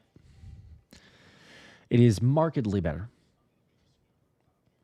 Meanwhile, Dallas has scored again. They're up 30-3 on the Jets. Yeah. If you have Jake Ferguson in fantasy, you're doing well. He has 2 touchdowns. Yep. And I was going to say also the Colts have scored again 40-3 over the Raiders. Gosh, the Raiders are absolutely terrible. Giants 14, Saints 19, Cowboys 30-3. You just mentioned that one. Dolphins 17, Panthers 13. The Texans have scored again. That one's 40-10. Double 40 burgers going on. Wow. That is something, huh? Goodness gracious. Yeah, it's insane. 4 touchdown passes for CJ Stroud. 4 touchdown passes. Yep. Goodness. Yep. Ravens aren't good. We know that. But no, they're not. 1-4. They're going to go to 1-4. Wow. Brandon with a 2. John Riddick needs to shut his trap. Go Birds. I think I've seen John in this chat here. Okay. Calling him out. I formation now. Latu in as a fullback. Philadelphia takes a snap from the 44 and they false started. No. That would have been an outside toss to Saquon too. And it would have been really nice. That looked so good. AJ with a false start. Oh, man, they got Smitty and AJ for false starts today. Man, that was...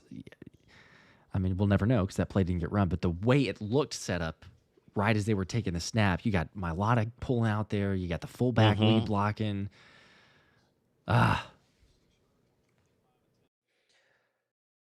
man. All right, well, first and 15. That'll get him out of a running first down. They'll empty it out. Like Saquon at the top. And they're going to put AJ in the slot at the bottom. Hurts takes the snap, 3-man pressure, pump fake, stops, loads up, pump fakes he's again. got him. Now he's going to go deep. AJ's wide open. He overthrew him by a mile. Oh, man. He had AJ by 5 yards, and he just missed him. Oh, that's a bummer. Oh, they had it perfect. Perfect. Jalen's been so good on deep balls today, and he missed that one. He pumped 1 second because he wanted it the first AJ time. Stopped a little bit. I think he stopped running. It looked like he kind of slowed down just barely, but like, and you know, you're kind of reading based off the defender, and he threw that before AJ had fully gotten past his defender. But if it's kind of twofold because Jalen could have just lofted it up there and let AJ run under it. He had so much space. Yeah. Hurts will throw. Blitz coming. Dumps it up underneath. That's to be tipped. Oh, it was nearly picked. Batted up in the air by the safety of Funga and nearly picked that. That was dangerous. 3rd and 15 upcoming. Wow. Okay. Well, we'll keep I thank our lucky stars. That was not the case. Hurts is trying to go underneath on a Texas route to Will Shipley, and Funga nearly plucked that out of the sky. Man, he By the way, bats it up 32 there, passes, 10 rushes for Philadelphia today. That is crazy. I guess that they wanted to prove they could throw the football, and they've been doing it so far. But 3rd and 15, got to throw it again. Pass it. That they have. Man, that would have been so big for so many reasons if AJ had gotten that bomb of a touchdown. Hurts takes a snap on 3rd and 15. AJ back in. Deep drop, and he's going to be sacked. And there's Nick Benitez throwing him down. And there is the second sack of the day for the Denver defense. And I think that's 2 from Bonita. And Philly will punt. So, man, they had it all schemed up just perfectly. Would have had a touchdown shot, and he had a miss by Hurts, and now they got a punt. That's a bummer. It is. And again, we'll give credit where there is, but also at the same time, you do have the play calling there that is the right answer. I mean, you have an A.J. Brown touchdown dialed up, and it's a combo of the execution. Results in 4th and 26. Eagles got a punt. All right. Well, 4 sacks of the day, 2 for Bonita.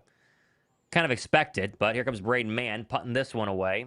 He got an absolute missile, caught at the 15. Stuttering with it is Mims, and he's going to go out of bounds, tackled out of bounds by A.J. Dillon for return to about the 35. Okay. Boy, Cam Scadaboo just fumbled in the red zone, and the Saints returned it for a touchdown. So the Giants are in big trouble now. Oh, no. Which is good, I guess. I mean, short week for them. But it is ugly everywhere around the league. There is a lot of multiple score games right now. 40-3, 30-6, 17-3, 41-10, 26-14. It's ugly out there. Not a very good 1 o'clock slate, unless your team's winning like ours is. All right, 1st and 10. 2:38 to go here. Third quarter. Philadelphia up 17-3, excuse me. Ball at the 36-yard line. Pistol formation. Dobbins behind Nix in the gun. Takes the snap. Turn give. No, he's going to keep it. Rolling to his right. Fires underneath. Caught. And there is Evan Ingram, the tight end. They were very excited about him. The free agent pickup from Jacksonville this offseason. He's hardly been used. That's a gain of 7. 2nd down and 3.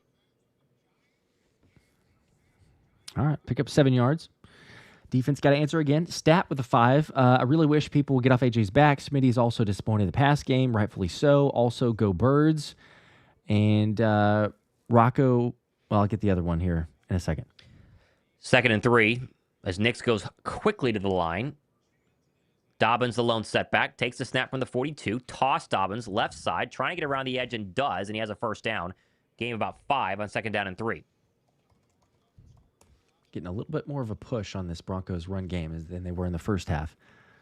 Rocco, though, with a 5. Hands down, love my Broncos, but Lamar Jackson, best quarterback in the NFL. I'm a little outside Miami and Denver game, not televised, but got you guys much love.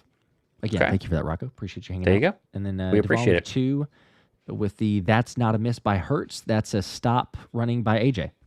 Yeah, I'd be curious to know exactly what happened, but yeah, it did kind of look like that. 1st and 10 from the Bronco 48. Rolling Nix out of the gun. Stops, fires. That's going to be incomplete. Missed Marvin Mims. A couple of Eagles trailing, but he had a shot there for Marvin Mims, and he straight missed him. 2nd and 10. Bo Nix has been bad today. Very pedestrian. As you know, the Eagles defense seems to make a lot of quarterbacks look pedestrian. I've seen some excuses of like, oh, well, if so-and-so was on his game today, it would have been a different story or whatnot. But it's like, at some point when you go, 4 weeks and you see quarterbacks that are not playing up to the level that you normally see them playing, there's something of a common denominator for the defense. 2nd down and 10 from the 48. Denver going to toss this one to the right side. R.J. Harvey gets around the edge, and he'll have 7, maybe 8. So a 3rd down and 3 upcoming. As the rookie had a nice carry there on the outside, and that will be into Eagle territory. 3rd down coming. 3rd and 2.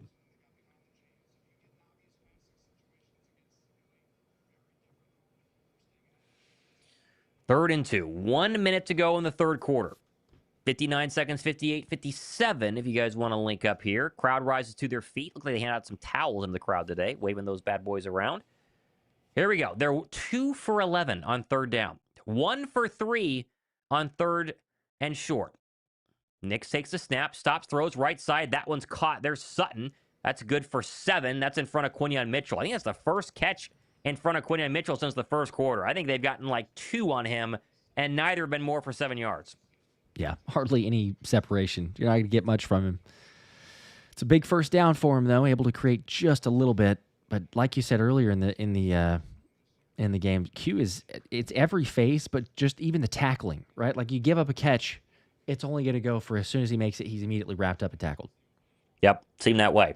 1st and 10. Dobbins takes the snap, play action, throws, fires. What a catch there for 5 yards. My goodness, by Cortland Sutton. They threw that completely behind him, and he snatched that out of the sky. You're not forget about that one, but wow, play of the game. 3rd down and 5, or 2nd down and 5. End of the 3rd quarter, though. Philadelphia almost pitching a shutout. 17-3 so far. Denver driving, though. 15 minutes left. We come back from commercial break. Deep Crow with a 2. You guys think Broncos offense is boring Drew Brees right now? Probably. Yeah, but I mean, point. you know, that's Drew Brees' fault, right? He can't stand boring offenses that win. Exactly. Yes. Yep. And the Broncos one hasn't won as much as the Eagles, but I'm sure he would argue that the Eagles is much more boring. But it's another story. Cortland Sutton, 4 catches for 21 yards. Yeah, I think that's pretty good. I think that's pretty good. Okay. All right, still on commercial break here. The Ravens just fumbled again. So if you had the, I think I had the Texan defense in one of my leagues. Goodness you're gonna gracious. you're gonna have about 1 billion points. I gotta see. Do I have them somewhere? I thought I did. Not over there.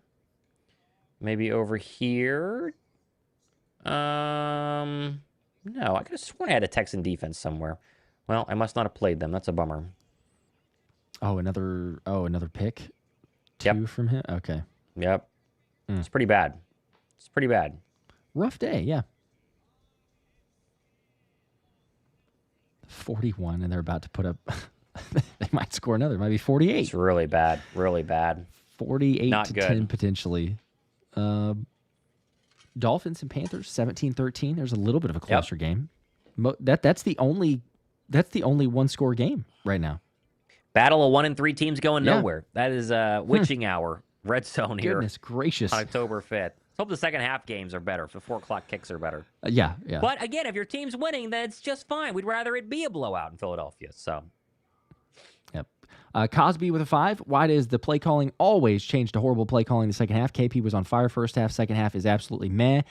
I don't think it's been that meh. Say, yeah, very much disagree with you. AJ would have had a touchdown. That's execution. They had the Goddard on the screen play. They've had multiple play actions. They've thrown slant routes. They've had the 21-yard completion to Smitty. There's a whole lot more on this play calling. But it's 17-3 because I think you look at this and go, play calling has been good. The Broncos have a good defense. You got to give them credit. They have a good defense. Yep. They have good playmakers. And, so they made some plays too. Eagle defense needs a play here. 2nd and 5, they're marching at the Philadelphia 33-yard line. Now moving right to left. Lone setback is Dobbins. They'll give it to him right side. Cuts up the field. Big hole. J.K. Dobbins. Oh, my goodness. That was a massive hole. And he got about 15 down to the 20. Good stop by Drew Makuba to stop the bleeding there. My goodness, that was a big hole. Dobbins saw it and hit it. And they're into the red zone for the first time basically all day, I believe, as that one opened up behind Jordan Davis and Jalen Carter. Part in the Red Sea on the Bird defensive line and a first down for Denver. They need something here if they want to start this double-digit comeback. Come on, defense. Ball at the 20. 14:24 to go, fourth quarter. Blitz coming off the edge from DeJean. Nick sees it, pumps and fires right side. That's going to be caught, and he'll have a first down. Is Franklin. Wow, yeah. Quiet day for him in front of Makuba, but that's good for 10. Right at the line to gain. That was the 9, first and goal Denver. Good drive here. All right, defense time to stand up. Yeah, they can make this a one-score game with a touchdown here. 3 points does nothing for them, so you're likely got 4 plays to get 9 yards if you're the Broncos. Dobbins stays in on first and goal. Ojulari checks into the game as an edge rusher for Philadelphia. 13:54, Knicks in the gun. From the 9. Play number 8 of this drive will be a run to Dobbins up the middle, spins through a tackle, and he'll get 4. Jalen Carter brought him down. There's an injured Bronco offensive lineman on all 4s. And McGlinchey it is, and barely gets up there. Okay, keep an eye on that.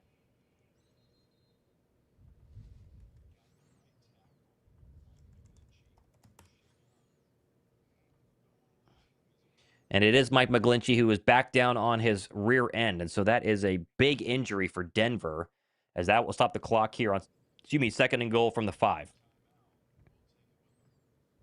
I think he just got rolled up on is the problem. Yeah, that didn't look great. Hopefully he's all right.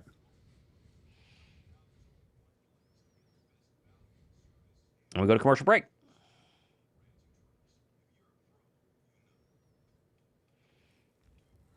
Well, go figure. Another commercial.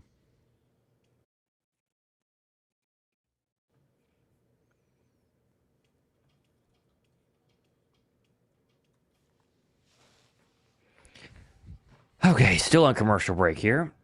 Oh my goodness! Wow, they just showed the stands in Baltimore as the Texans hit a field goal, 44-10. I mean, it is completely empty. That is wild. Wild. You're not expecting the Ravens to be 1-4, even with some of the weaknesses of the defense to start the season.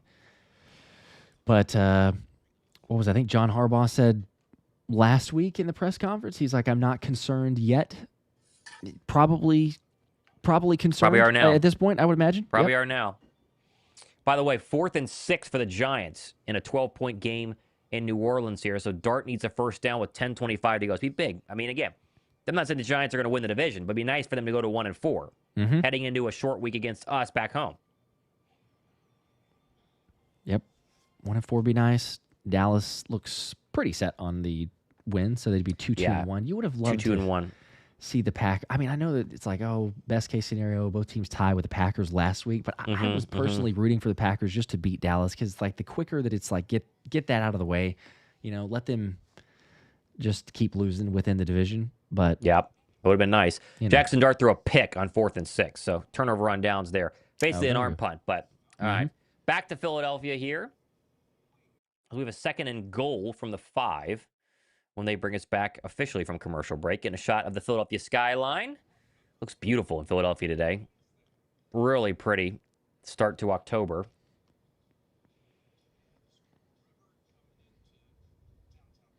And McGlinchey walks off the field very gingerly and quickly heads to the blue medical tent. Looked like an ankle. So they bring in a backup right tackle now. You wonder if Philadelphia can take advantage of that. But right now, problem at hand is 5 yards will get them within 1 score. If Denver can punch it in here, let's see. This will be play number 10. 60 yards. It's taken 4 minutes off the clock.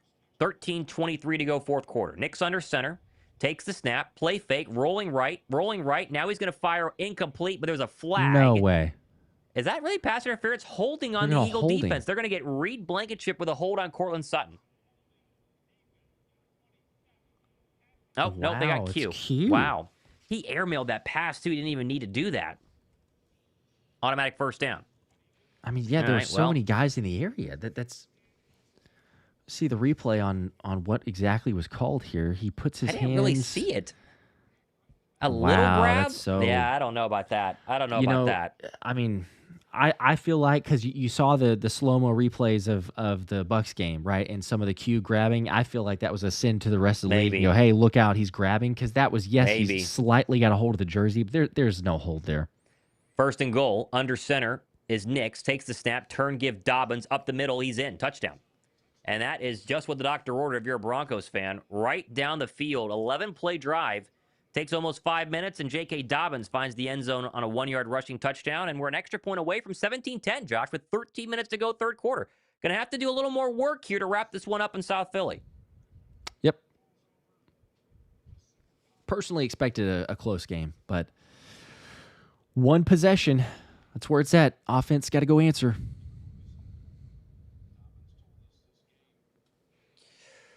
Oh, man. All right, well, offense is going to need to put up at least another score, I think. They're going to need another touchdown to fully wrap this one up as Lutz comes in for the extra point. 17-9. Snap hold makes it 17-10. 13-11 to go. Philadelphia get the ball back up 7 as Denver finally finds the end zone the first 2 minutes of quarter number 4. Okay. Well, like I said, it would have been nice to have a stress-free, but now we're getting into the territory of a little anxiety. Yeah, a little more stress. This is going to be a very big game right now. This is going to be a very big drive right now. Go make it happen, offense. This is what you need to do. Play calls have been solid. Yeah, they just need to get a couple first downs. Where's a Saquon Barkley home run? That's my gosh. That's kind of what we need here to wrap it up. Just to really wrap it up. We'll see. Somebody says, ESPN says we still have an 83% chance to win. Well, let's hope it stays that way. The whole graphic of where the teams are and bouncing up and down, I don't know how I mean, I don't know where they're getting that from necessarily. I mean, you got Penn State losing yesterday to UCLA. Yeah. That 24 and a half point underdog. Yeah. So Yeah. Just don't go 3-and-out. I mean, your defense is a little gassed, I would say, after that long drive by Denver. Now you need a couple first downs. The kick is underway, returnable by Bigsby from the 4. Bigsby the 15-20, going right to the 25, and he's brought down to the 27. I can't remember the last time Philadelphia had a kick return touchdown. It feels like a very, very long time ago. And this, of course, is going to be no different, up to the 27-yard line. So they are showing us the fact that Jalen Hurts is trying to win his, 19th straight game that he started and finished, and 12th straight at home, if they can just hold on here. I believe so. We'll see. We'll see.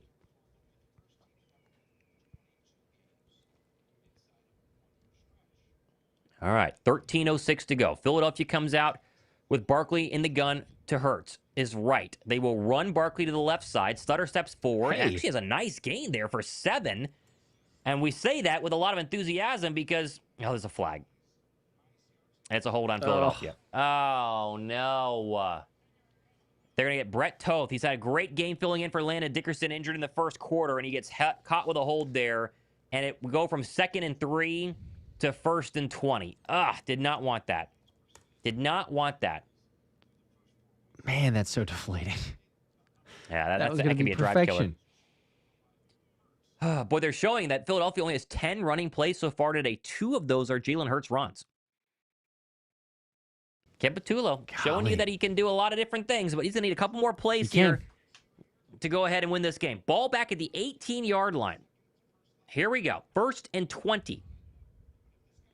Hurts in the gun, takes the snap, blitz coming, picked up well, stops, fires, throws, caught AJ. No, it's Devontae Smith. I think he got about 6.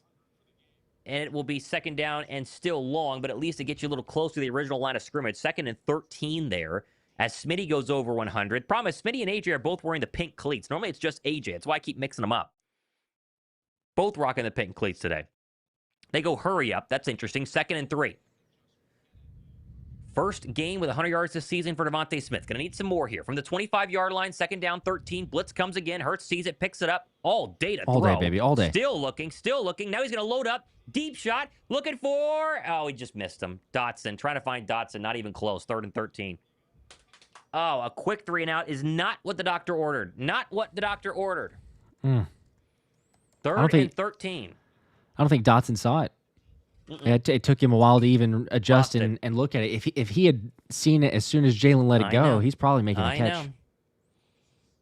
All underneath routes, too. I don't like that one either. I've been a little bit less creative here in the second half. Man. 3rd and 13. If we could just buy a first down right here, it would be completely clutch. Barkley stays in. Philadelphia 2 for 8 on 3rd down. 1 for 4 on 8+ yards. This one's 13. Line to gains the 38. Hurts takes the snap. Blitz coming. Picked up well. Now Hurts is going to get hit and sacked. They had it blocked, and then he got sacked. Okay, there's sack number 5. And a punt and a 3-and-out. And now we get a little stressed because that's how Eagle football works.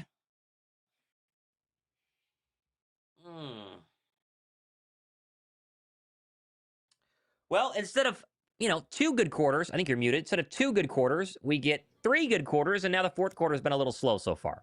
Yep.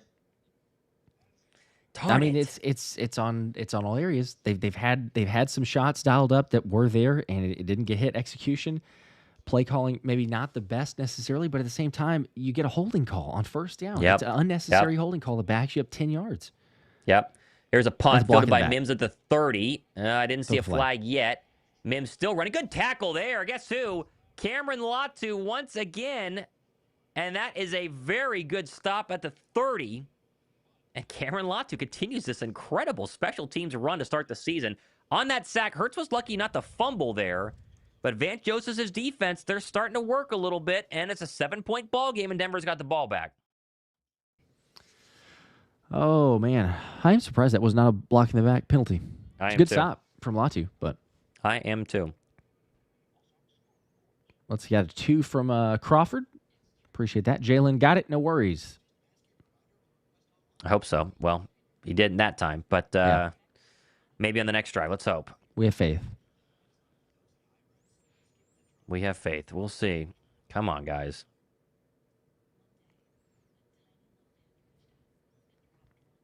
Maybe the defense turnover, perhaps. That would be incredible right now. Or a sack. Yeah. We'll Something all easy. sign up for that. We haven't gotten many of those. Get some pressures, but you're not getting the sacks. Would be so nice if they could just do that. It would be so nice. Still 11 minutes left in this game. There's a lot of time. A lot of time. Never easy. That is for sure.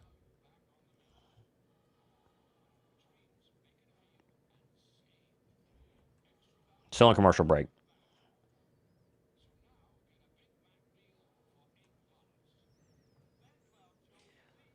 All right, come on, guys. Come on, guys. Don't choke this one away. We say it every single week in the fourth quarter, but they had a nice 2-touchdown lead. I guess at least at best they could tie it. But, oh, man, we'll see. Still on commercial break. Shout out to you guys. We're less than 150 likes from 2,500. 2,500 That would likes probably between the help. streams. So That would probably help. just put good vibes out there, Hit the like button. It's got like, go ahead. a couple super chats. Hit drip. Zone, zoom, zone. Why would you call underneath routes on zones? This is why I hate your OC or hate our OC. You have to run routes that take the top off. I agree. Yes, you need answers, but you also get behind the eight ball with the holding call that makes it first and 20. And Doesn't I help. do think that Denver's done a lot of blitz with man coverage because of traditionally what they do. So they planned on it and call the routes to beat man. Mailata said we want to hurry up to the line, hopefully see things adjust. I don't know if it's they see it and didn't recognize it and they kept the same play. But yes, the call itself was incorrect. But Denver blitzed, but they went into zone coverage, and I think that's why nothing worked. First and 10 from the 28-yard line of Denver. Nick's red hot off of a touchdown drive the last time out. Takes the snap with a play fake. Rolling up in the pocket. He's going to fire across the middle. It's caught. Wow. Evan Ingram, he had to go up on the ladder to hang on to that one right in front of Kelee Ringo. That one's good for 13, maybe a little more. And the tight end now has 2 catches on the day. Ringo in good coverage. Just a little bit better of a catch there by number 1, Evan Ingram. You got some good separation. Stat with a 2. Another week is tiring with this second quarter offense, or I'm assuming they're saying second half offense. But yeah, got to put them away. First and 10 to the 45. Play action. Stops, throws, right side. Sutton back shoulder. Got it. That's another first down. Working on Q. That one's for 12. And just like that, the Broncos are in Eagle territory. Eagle defense got to hold down their end of the bargain here. I know the offense struggling past 2 drives. The Eagle defense getting worked a little bit. That time, Sutton on Q for 12. Yeah, defense been out there a decent amount. I wonder if they they're gotta be getting tired. A little gassed.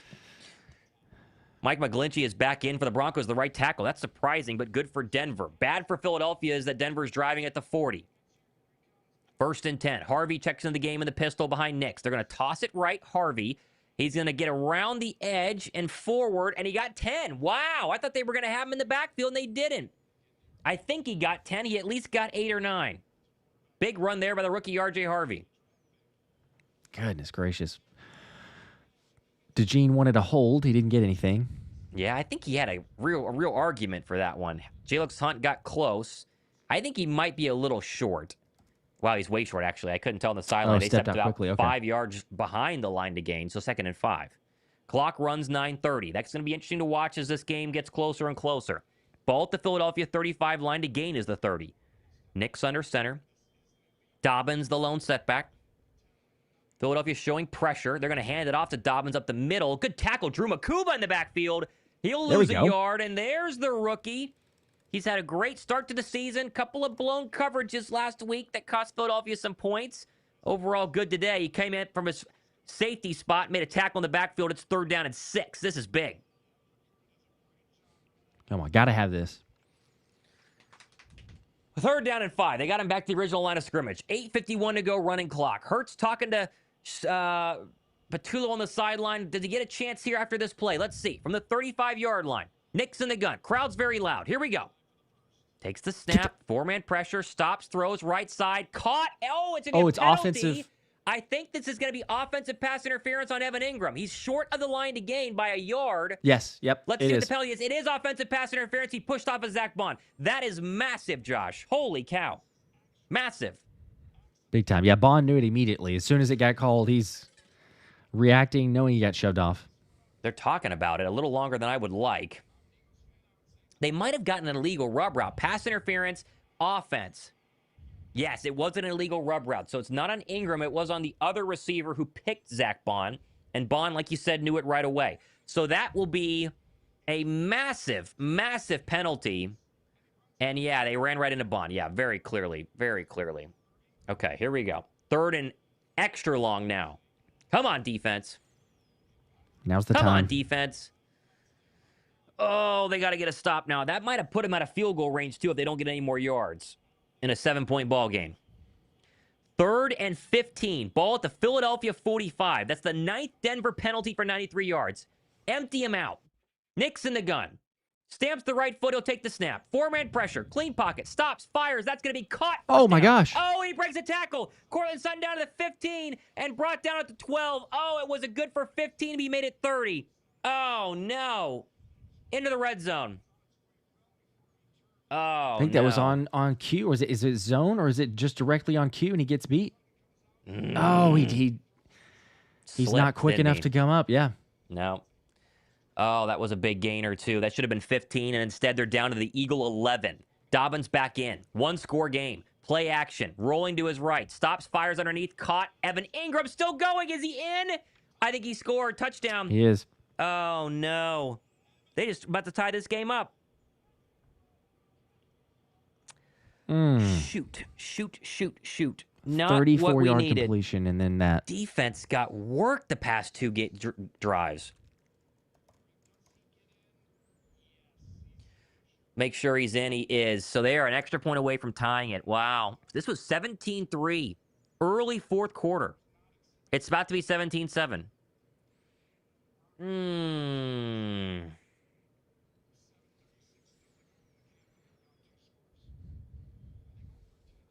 All right, well. All right, they're going to go for 2. Are they really? Wow. 7:36 to go. They're going to go for 2. They could have kicked it to tie. This is a very interesting decision. What in the world here? Wow. All right, they're going for 2 from the 2.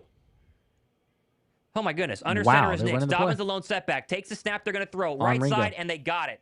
Franklin on Ringo, and they have the lead in this game. Oh, my goodness. Okay, well. Did they just went for 2. I mean. 15 unanswered, huh? Wow. Yeah, Kelee just got worked. We're in a little bit of trouble. We are in trouble. Yeah, big time. My goodness.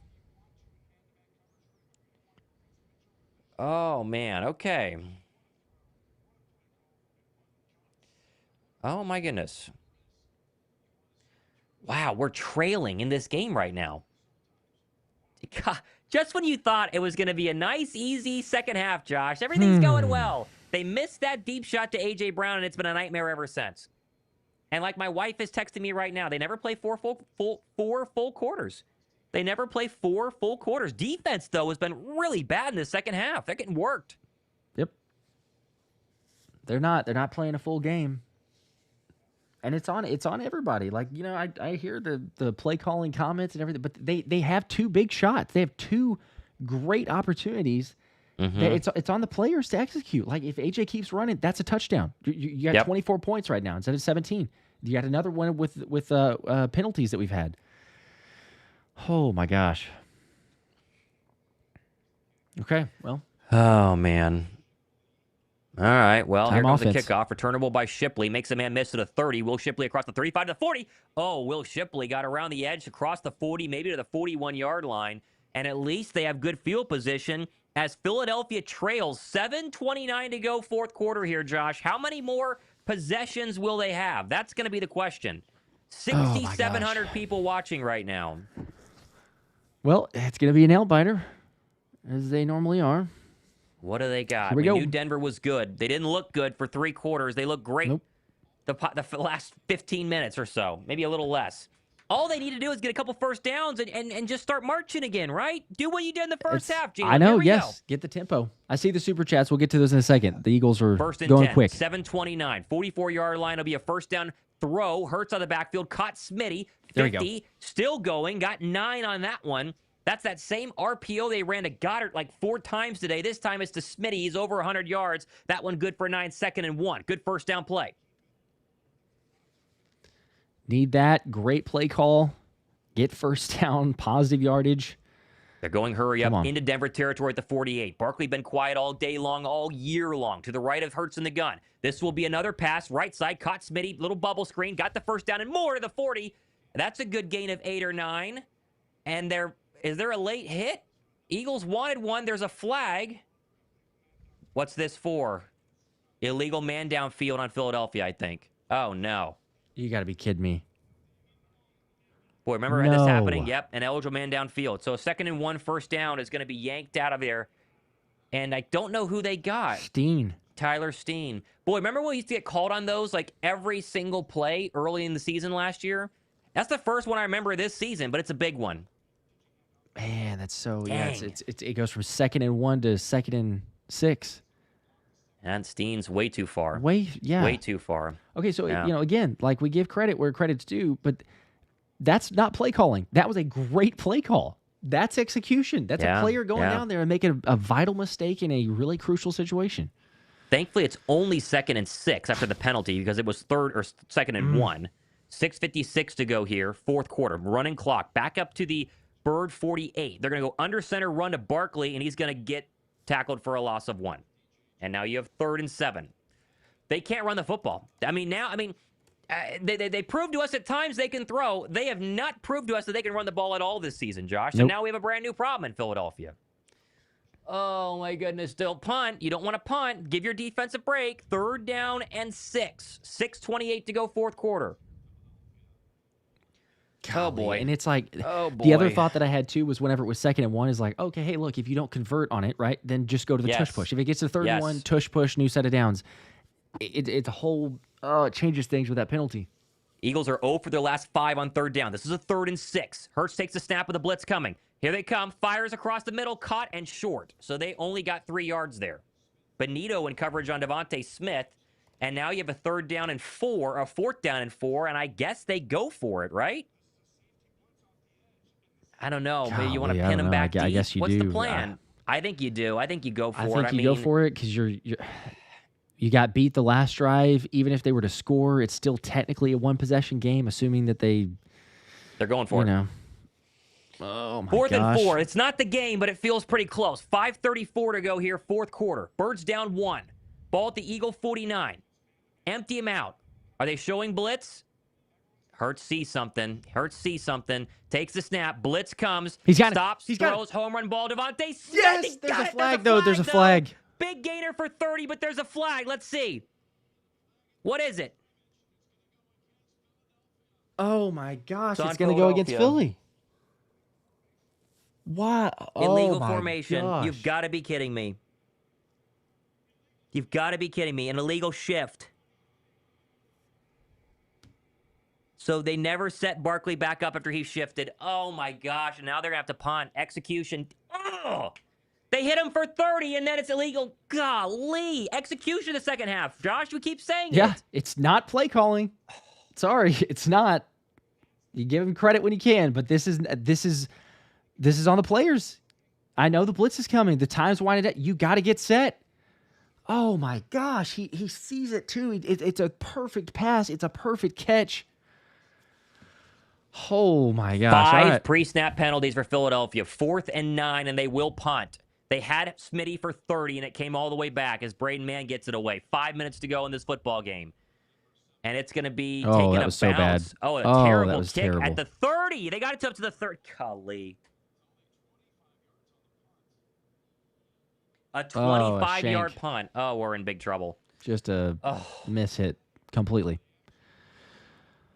Bird defense hasn't gotten a stop in the 4th quarter, and now they have to get a stop and get the ball back for a chance to go down and kick a game-winning field goal.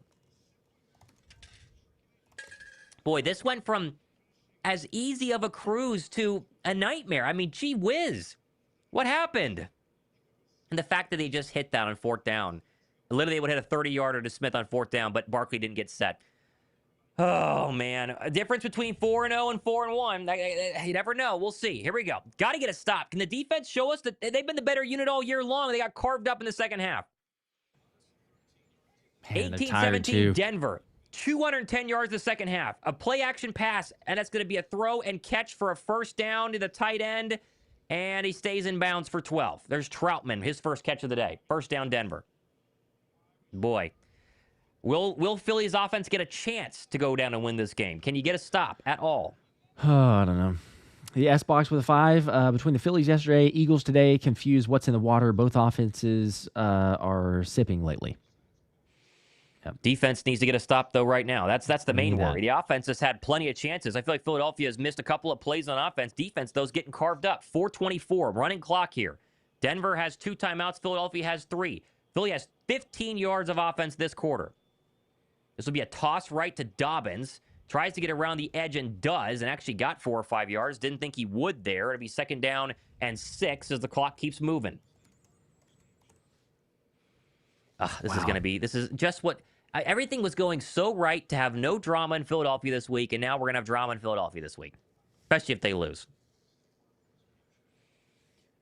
Oh, man. Yep. If they can answer this. Jalen Hunt. I thought Jalen Hunt had him blown up in the back, and he couldn't do it. Come on. There's just got to make a play. Here we go. Second and 6. Under center, offset eye. Dobbins, the running back. This will be a play-action pass. Nix is going to pump fake. He's going to hit. Oh, he's going to throw it, and it's going to be incomplete. They almost sacked him. Jalen Hunt was nearly there.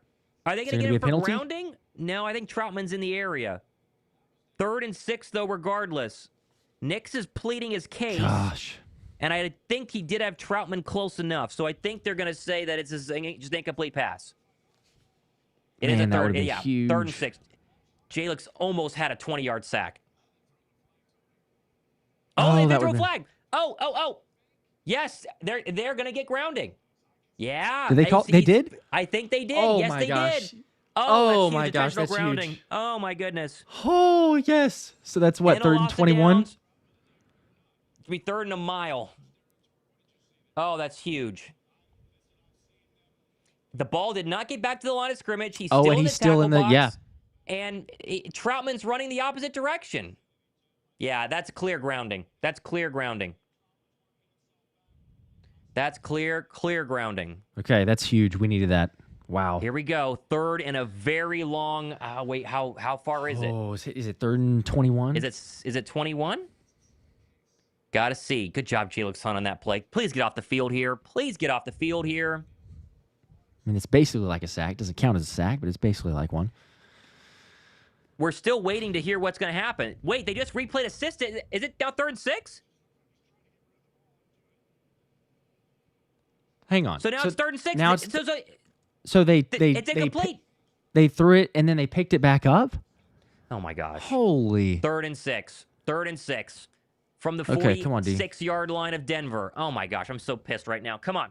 3:28 to go, 4th quarter. This could be the ball game. Clock stop. Nick's in the gun. Gotta get what there. do we do here?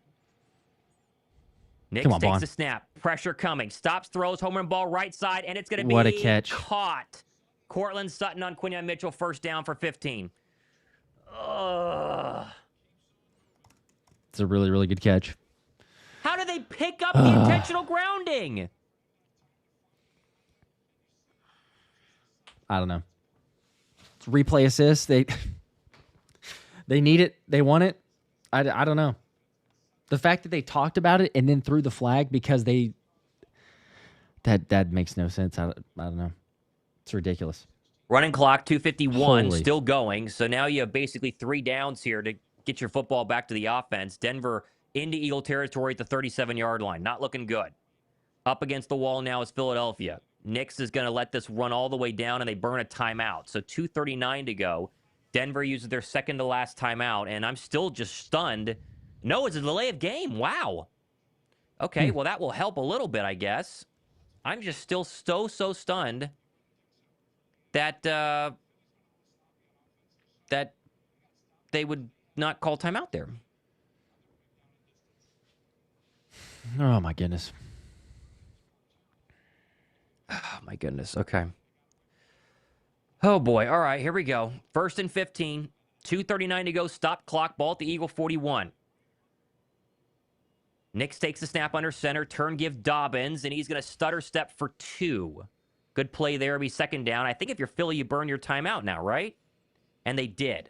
So they have 2 timeouts left in the 2-minute warning. So they're starting to really bring it down to crunch time here. Problem we have, Josh, because Denver went for 2 and got it, a field goal makes it a 4-point game instead of just needing to get close to Jake to make range to tie this one up. So, got to kind of hold him to no more yards here. Mm-hmm. Oh, man. The missed opportunities on offense are just going to be talked about ad nauseum until Thursday night this week if they lose this game. I mean, they had so many chances and should have converted on that 4th and 4, but they had the procedural penalty. It's just execution today. Oh, man. It's been bad. Come on. Call it like it is. It's been very bad execution. Philadelphia trying to get to 12 straight home wins. And a lot of times they do it is they've squeaked out. They found ways to win games like this. Are they finally going to get let down here? Let's see. 2nd and 14. 2:37 to go, 4th quarter. Denver up 1. Bird defense on its heels, but with a chance to get a stop. 2 more snaps to figure it out. I don't know. If you're Denver, do you keep throwing? That's going to be the question, right? If you're Denver, do you keep throwing? Because a couple of more first downs will ice this one away. They've now changed the clock to 2:34. Okay? Cool. Well, whatever you got to do, I guess. So 3 less seconds for Philadelphia.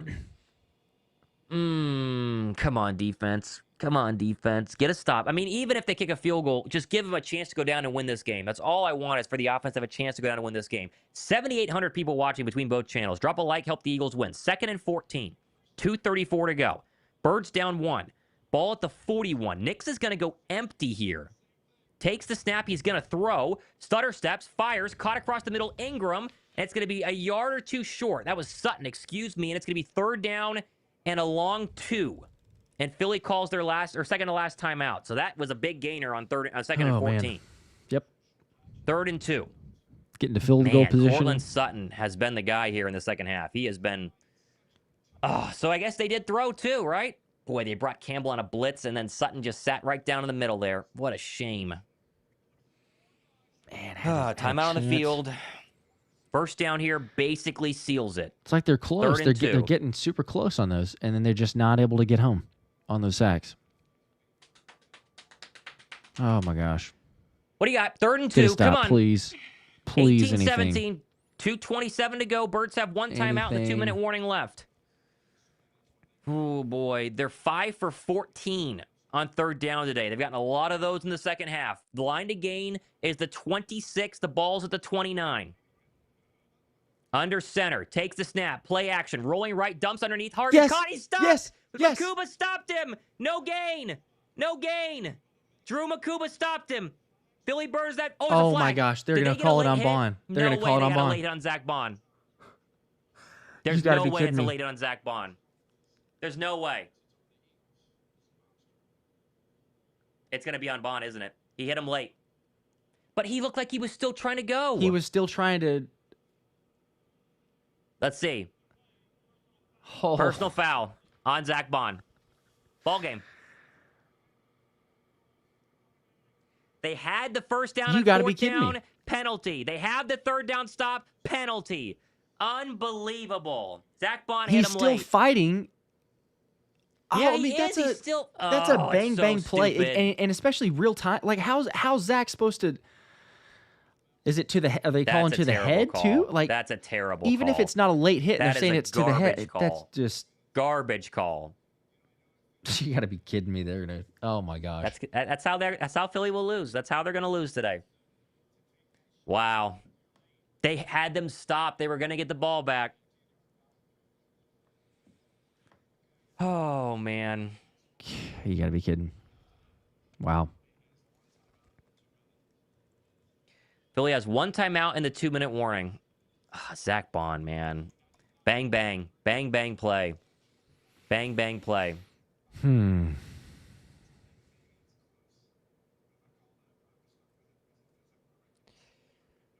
Oh, man. So it's at the 14. Takes the snap, turn, give Dobbins up the middle, and they're stopped by Bond, gain of a yard. They'll burn that final timeout, 2:16 to go. So they could get the ball back again, just with a lot less time. One more chance to stop it here. Oh, man. 18-17, 18-17. All that work, and they're going to...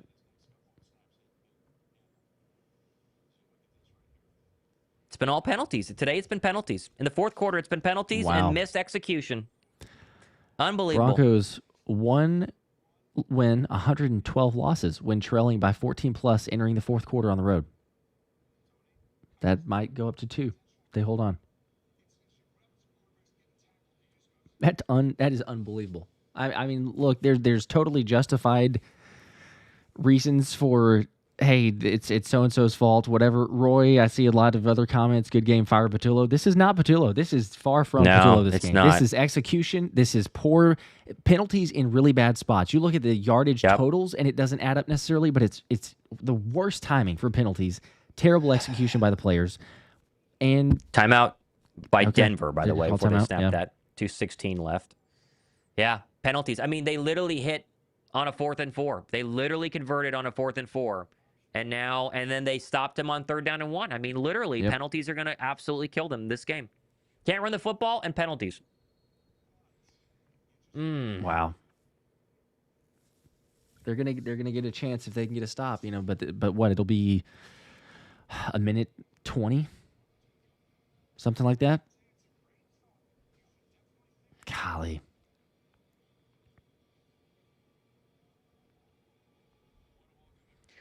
Oh, man. Yeah. Got to get a stop here. First down wins it for Denver. You almost wonder if you sell out for the run and then they throw something behind you. 2nd and 9. No more timeouts left for the Birds. 2:16 to go. 2-minute warning will make that clock stop at least one more time. Denver offense, man. I mean, listen, we're going to complain about the Eagle offense a lot. Eagle defense been pretty bad today, especially the second half. Ball is at the 13-yard line. Nick's under center. Dobbins, the lone setback. Takes the snap. Turn, give Dobbins running up the middle, and he's going to get stopped for a gain of a yard. So mission accomplished there. That will take us to the 2-minute warning as a Jomo gets a stop. 3rd and 8, and you're going to have potentially a minute 30, maybe a little less, if they get a stop here to go score a touchdown with no timeouts. Yep, no timeouts. Can have a shot. Just no timeouts is the problem. You got to go score a touchdown, too. Because they went for 2. Because Sean Payton went for 2.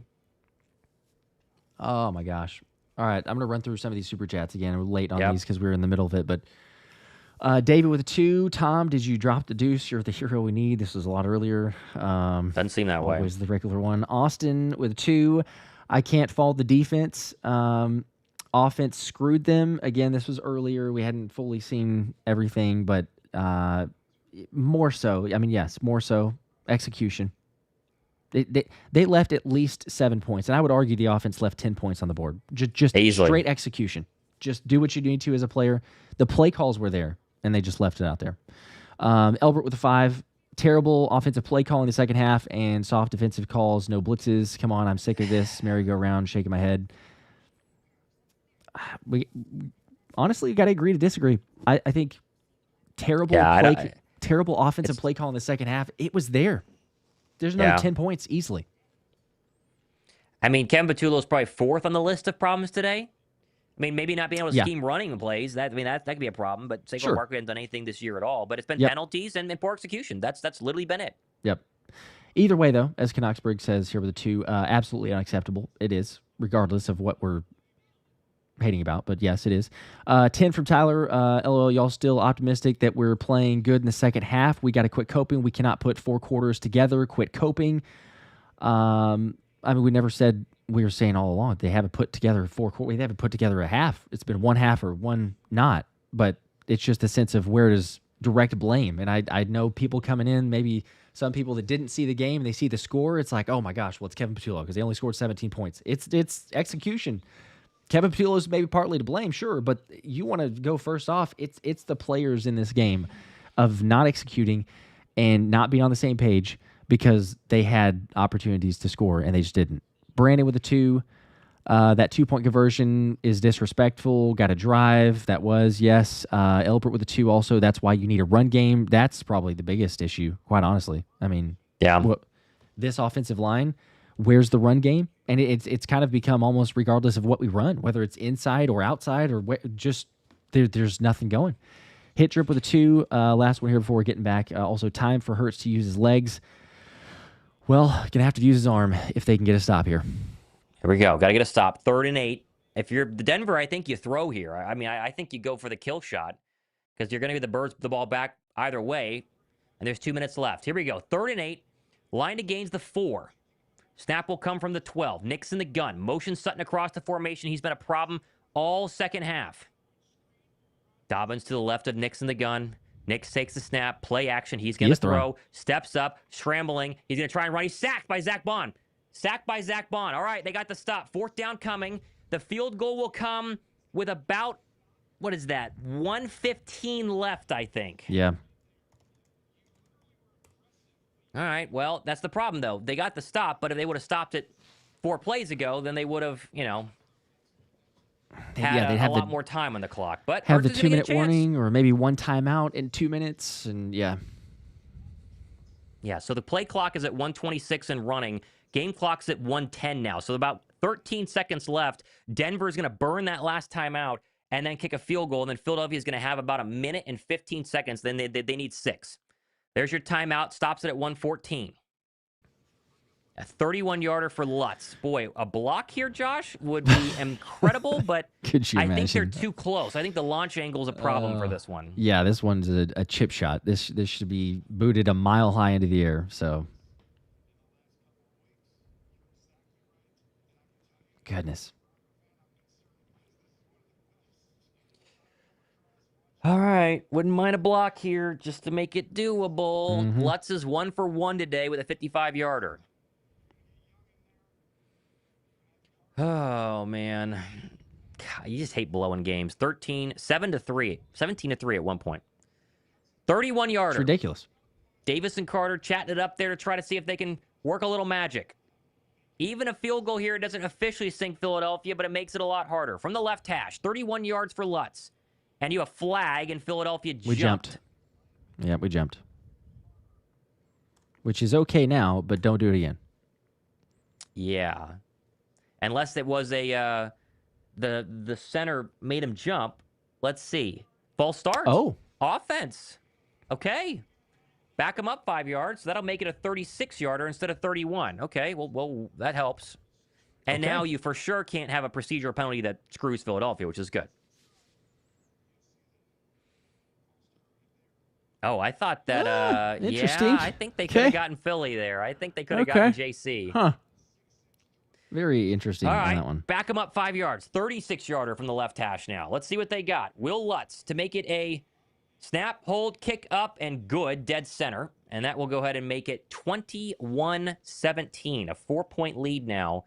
111. And it's not impossible, right? That's not 15 seconds left in the game, Josh. 111. No timeouts is your problem. What can you do? What does Jalen Hurts have in him? They had a couple timeouts. He would feel a lot better about this, but we'll see. Yeah, that's the key. Oh, man. I can't believe they watching. Picked up that penalty. I know. The grounding penalty is the one they're showing us here, and then the late hit on I'm so sick. And then the procedural penalty. I mean, it's literally been 3 costly penalties that lost Philadelphia this game. Mm-hmm. If they did, oh, please, just some sort of miracle would be insanity. There is time, like you say. I mean, they'll have, even the clock running if they can get good field position on this, or if the Broncos would do us a favor and not kick it into the landing zone, get it at the 40-yard line, that'd be huge. Yeah, that would help, or at least get a good return. Yeah, but you're going to have probably enough time. I mean, depending if you have to spike the ball, but probably enough time for about 4 or 5 plays if you can go quick. All depends. 14 game-winning drives for Jalen Hurts. Can he make it 15? Here we go. Lutz getting ready to send this one away for Philadelphia.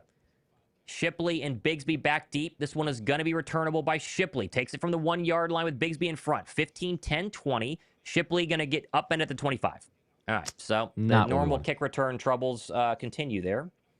And now you need to go 75 yards to win this football game with 1:06 left. No timeouts. Here comes Jalen Hurts.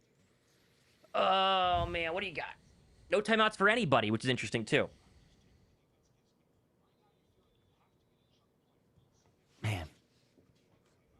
Something Yeah, they big. just said on the broadcast, you need a quick chunk play to get this drive going here. That way you can get into your hurry up and get the Denver defense on their back feet. Hurts in the gun from the 25. Got a score here. 1:06 to go, fourth quarter. Takes the snap with a four-man pressure. Oh, you steps can't up in a have dirty that. That's pocket, the and he is last thing. sacked The last thing. immediately. Sack number 6 for Philadelphia's offensive line. They've been terrible today. Okay, hurrying up now. Clock at 55, 54, 53, 52, 51. Still going, still Everybody's going. so That far sack's gonna downfield, eat it takes a lot forever. of time. Hurts takes the snap on 2nd and 14. Pressure coming. Steps up underneath. Barkley's got it with a mile to go. Gets around one man, and he's going to be tackled inbounds at the 30, and this is a disaster as we're at 37 seconds, 36 seconds, 35 seconds, and not looking good. 33, 32, 31. 3rd and 7. They got to get a first down. That's the first thing here. 27, 26. Takes the snap. Four-man pressure. Steps up. Fires across the middle, and that is incomplete. Try to get to Goddard. 4th down. 21 seconds Goodness left. gracious.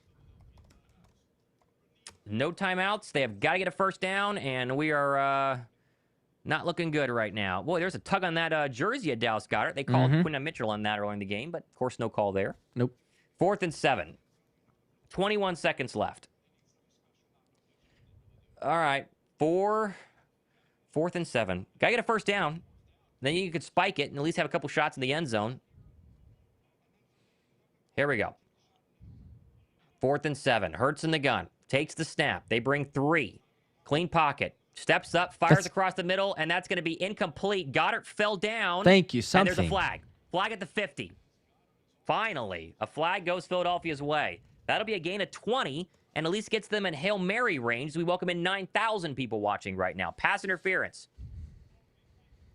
15 seconds. 15. You figure you got 1 or 2 shots, Josh, and then you're going to have to go ahead and just heave it up for the end zone. I thought Hurts might have gotten that ball tipped, too. That was a duck coming out of his hand. I didn't look see a very good. replay. And then, yeah, Goddard getting tackled. That'll do it. So 1st and 10. No timeouts. You could take a shot into the middle of the field. You just got to get up and clock it fast enough. But, you know, for me, it's like get 10 more yards, go out of bounds, and then let's go Hail Mary. That feels like the move here. Yeah. 1st and 10 from the Philadelphia 48-yard line. Empty him out. They're going to bring 1 pass rusher. Hurts steps back with 13 in the play clock, 12 in the play clock, fires out of bounds. Caught Dodson. Okay. He's out of bounds at the 30. Oh, with 9 seconds left. That was beautiful. Gosh, I mean, if they only needed a field goal right now, we'd be feeling great. We'd be feeling great. That's in a field goal range. Oh, plenty. It's way into field goal range. And I mean, honestly, Thomas. Okay, so now you have 2 shots at the end zone if you want. You could take 2 shots from here, just quick, or you got time for another 10, 15 yards because at this point you imagine Denver's going to back up just to make sure nothing in the end zone. You take another 10 yards and then be at the 20-yard line? I think you do. Denver's got 3 guys in the end zone. 1st and 10 with 9 seconds from the 29-yard line of the Broncos. No timeouts. Anything in the middle of the field ends this. Takes the snap. 4-man pressure. Hurts steps up. Fires down right side. Back shoulder incomplete. Goddard was getting run out of bounds there, and there's no flag. Really? There's no flag there? Wow, nothing. That looked worse than the pass interference that they just called. That looked way worse than the other one. Boy, Sirianni is furious. He's grabbing his shoulder. That's pass interference by a mile. That ball should be at the 4-yard line. That's crazy his pass jersey interference. is tugged there. Oh, my gosh. That's not pass interference? You've got to be kidding me. Holy cow. That would be the ball on the, 4-yard line? On the 4-yard line. That is so clear pass interference it hurts. Goddard's being tackled. He's trying to turn around to go back to the ball. Interference. Where's replay assist now? They can call it on that other stupid penalty. They can't call it now, though. Unbelievable. Reset the play clock. 4 seconds left. Here's the game. You gotta be penalties. Oh my gosh. That's so stupid. Should be 1st and goal at the 4. They should have a chance to go score and win this game. At the 4-yard line. Then we take our chances. God, one play. One play. Lob it up for AJ from the 29-yard line. Hurts takes the snap. They rush 3. Got to go in the end zone. Sidesteps, takes the snap. loads up, lobbing it in the end zone, up in the air, we incomplete. Had a chance. Denver wins. No pass interference on that second to last play is unbelievable. Unbelievable. 4-1. There's your loss. Wow. Wow. I mean, of all the there's so many things from that. Smitty and AJ both that hit Smitty in the hands. In the hands. Smitty and AJ were at the exact same point. Smitty is so close to grabbing that. I mean, they're just going for it, but like AJ kind of affects it a little bit on Smitty there. There's a lot of other guys too, but oh my gosh, it didn't need to come down to a Hail Mary. It could have. I mean, there's so many things. You just work your way back. It could be the 4-yard line with a penalty. Yep. Before that, you had multiple plays that the player's not executing. You easily would have had a score. You can knock some play calling if you want to, but I mean, I'm seeing all the fire Kevin Pacheco, fire this, fire that. I'm telling you what, you call those same type of plays and the players execute, this isn't even a contest. The Eagles won by 10+ points. Sorry. Like, you go back and look at it. They did more than enough. Blocking needs to be better. Yeah, you lost Landon Dickerson. That might end up being a good thing if he can get healthy. To me, the rushing attack being non-existent, one-dimensional, you wanted him to pass more. It was there. It was there to be had. I am so sick. I am so sick. Boy, all that, and they had a chance to win the game. That's so pass interference. That is, but see, the pass interference and then the grounding call are problems. But then Philadelphia had the two penalties of their own, Bond, and then, of course, Saquon Barkley. Yep. But the problem is that the defense got carved in the second half, and Philadelphia's offense couldn't put points on the board. But this feels like, this feels like the best day of Kevin Pacheco's season so far. Like, they had stuff dialed up every single time they hit the 4th down and 4. Yeah. And yet that's going to be the conversation today. It's so frustrating. Those losses make me sick. I mean, you'd almost rather lose ugly. You'd almost rather lose ugly than lose close games like that. I cannot believe the refs did not throw a pass interference on that last play. That's clearly where they're scared to. Like, absolutely scared to. Yeah, it's to swallow the whistle, because you don't want to decide it where you're thinking like, oh, well, if we throw that, right, then it's at the 4-yard line. So it's a totally different game. Unbelievable. Oh my gosh. I cannot believe they picked up that intentional grounding. Holy cow.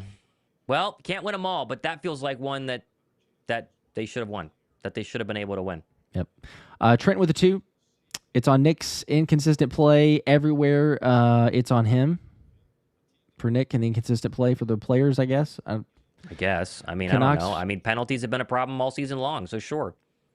Yeah. Canucks with a 2. Hopefully we do better next week. Yeah, short week. Be nice to go blow out the Giants quickly and then have a nice 10 days off.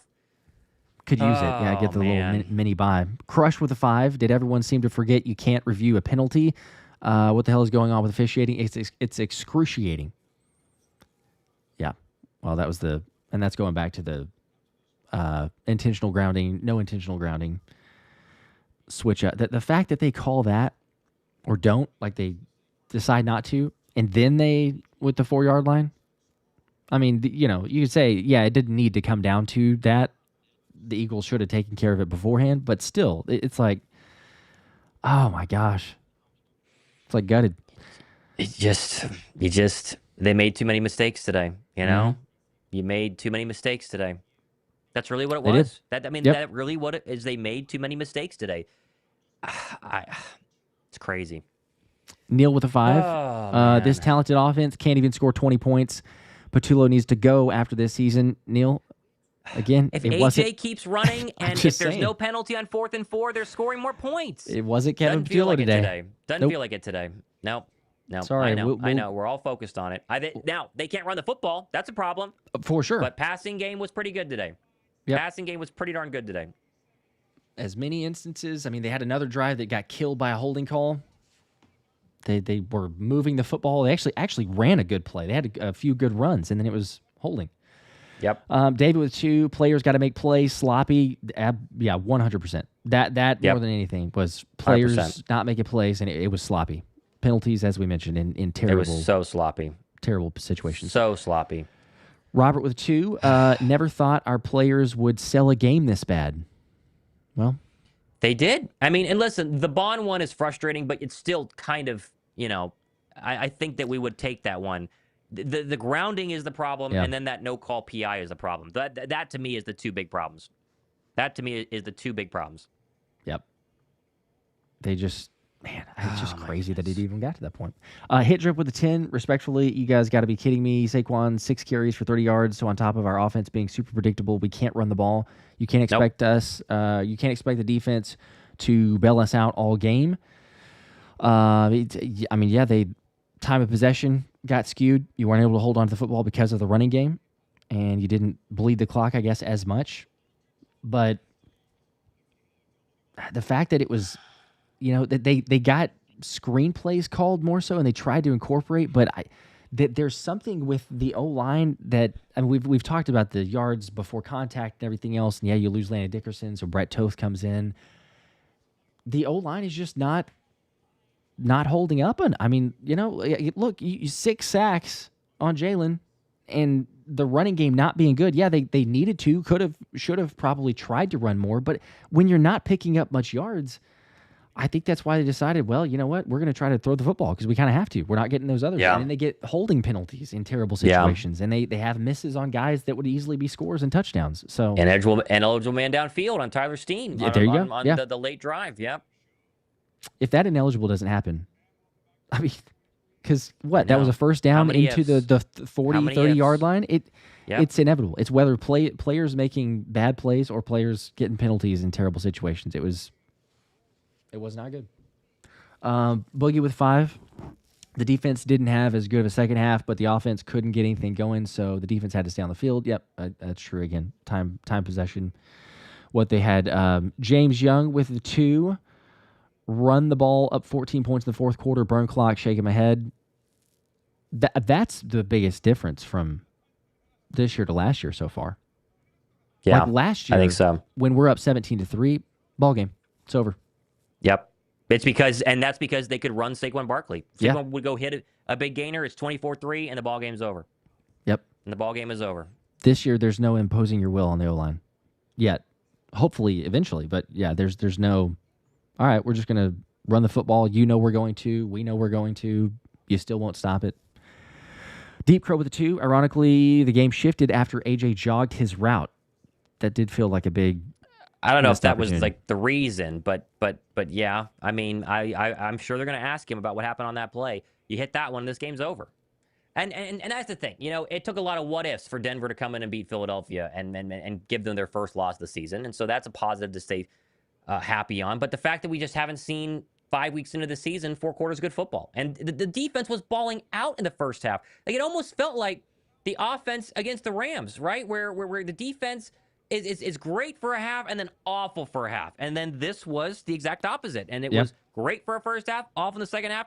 But the offense was not nothing in the second half like they were against the Bucs last week. They moved the football, they made plays, they just unlucky calls. Couple of drops. You think that deep shot to Jahan Dotson, the one step, the foot not there? Yeah. I mean, there's a million different things that they got wrong. A million different things that they got wrong on offense.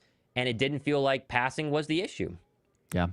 And I'm curious to hear what the players say as well after this game. Me too. But look, you gave up 3 points through 3 quarters, and then you gave up 18 points in the fourth quarter. So yeah, it's all phases. It's not just one, but 18 points like that, and the offense not being able to make a couple plays happen, which was execution, which was players doing that. Canucks with a 2, utterly shameful performance. Evan with a 10, tough loss. I want to say fire KP, but this came down to penalties and missed ones, the O-line mistakes, and the defense collapsing.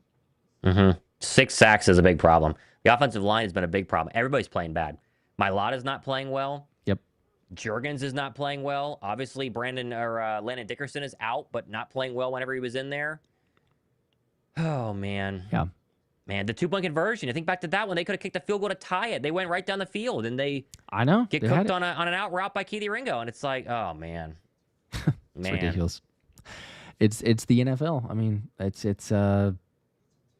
It's chaotic. It's ridiculous if you let teams hang around. And look, give credit to Denver. They're a good team. Like we're kind of coming into it. Yeah. Oh, they're 2-2. It's weird, but they have some other stats. And like they've hung around. They've led every game in the fourth quarter, but then they've somehow lost two of them. They've never trailed in the fourth. They've somehow lost two of them at the very end. But then it's like, okay, but they're 2 wins. Are those legit teams? Who are they? They made plays. They took advantage. And yes, there's some penalties, non-penalties. Sure, all of it combined. But they still made some plays and made enough of them to somehow escape with it. So good for them. Good for them. Congratulations. Brutal. Pizza Hut with a 5. It's on the head coach to establish culture and discipline. That is absolutely true. I'm sure that Sirianni will talk about it. But at some point, I don't know. Like at some point, like Mailata's tried to. He's taken blame. He's like, no, it's on us. We've been slacking. Like we're gonna try to get it together. He said that for the O-line. The plays with the miss and the connection to AJ, that's a 60-yard bomb to put him up by 3 scores at that point. Like I don't know. There's only so much that you can do with like discipline and I really don't know what to say about that. There's only so much you could do. And either way, they had opportunities. They just didn't. They didn't make the most of them. It's going to be very interesting to see what they do this week because there's been a lot of games this year where they've won and look bad. Well, now they've lost and look bad. And so what are you going to do? You can't lose Thursday night versus the New York Giants who just got obliterated essentially by the 0-4 Saints. What are you going to do? What are you going to do? Thursday is going to be very interesting. And maybe it's best that it's a short week. That way you spit out this disgusting fourth quarter where you give up 250 yards passing and 18 points. And you go get right against a bad New York Giant team. That's the hope, I guess. But, man, so much laundry on the field, though. I'm so sick. I hate when refs – I hate that. It is so frustrating to watch the refs do that. Unbelievable. It's unbelievable. It is frustrating. Gary with a 5.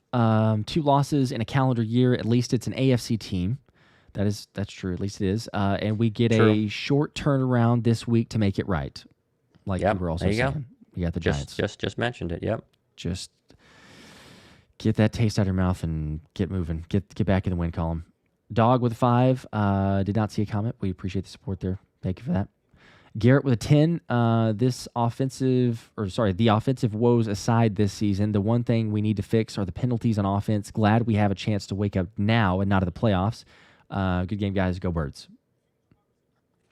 Yeah. That's what the comments are going to be, spin it positive or spin it negative. So there's a positive one. I see a lot of negative ones. It's just how it's going to go. They got time to clean it up. I mean, it's not a late season situation, right? I mean, so you use this, like we talked about, get the win, hopefully, quick turnaround, clean some things up, use the mini bye, because you're going to get the Thursday game, and then you're going to get the later game against the Vikings next week. So you get kind of like a mini bye, hopefully turn some things around there. I don't know. There are definitely questions. J. Ross with a 5. Can't blame a single player on this loss. This was a complete loss at all 3 levels. Yeah. Sorry, I was thinking about that. Yeah, you can't blame a single player. It was everybody. Everybody had problems. Everybody had problems in that game, for sure. Yeah, this was a lot more of a holistic instead of, trying to point blame at one individual. But Brandon with a 2. AJ sold the game on that deep ball.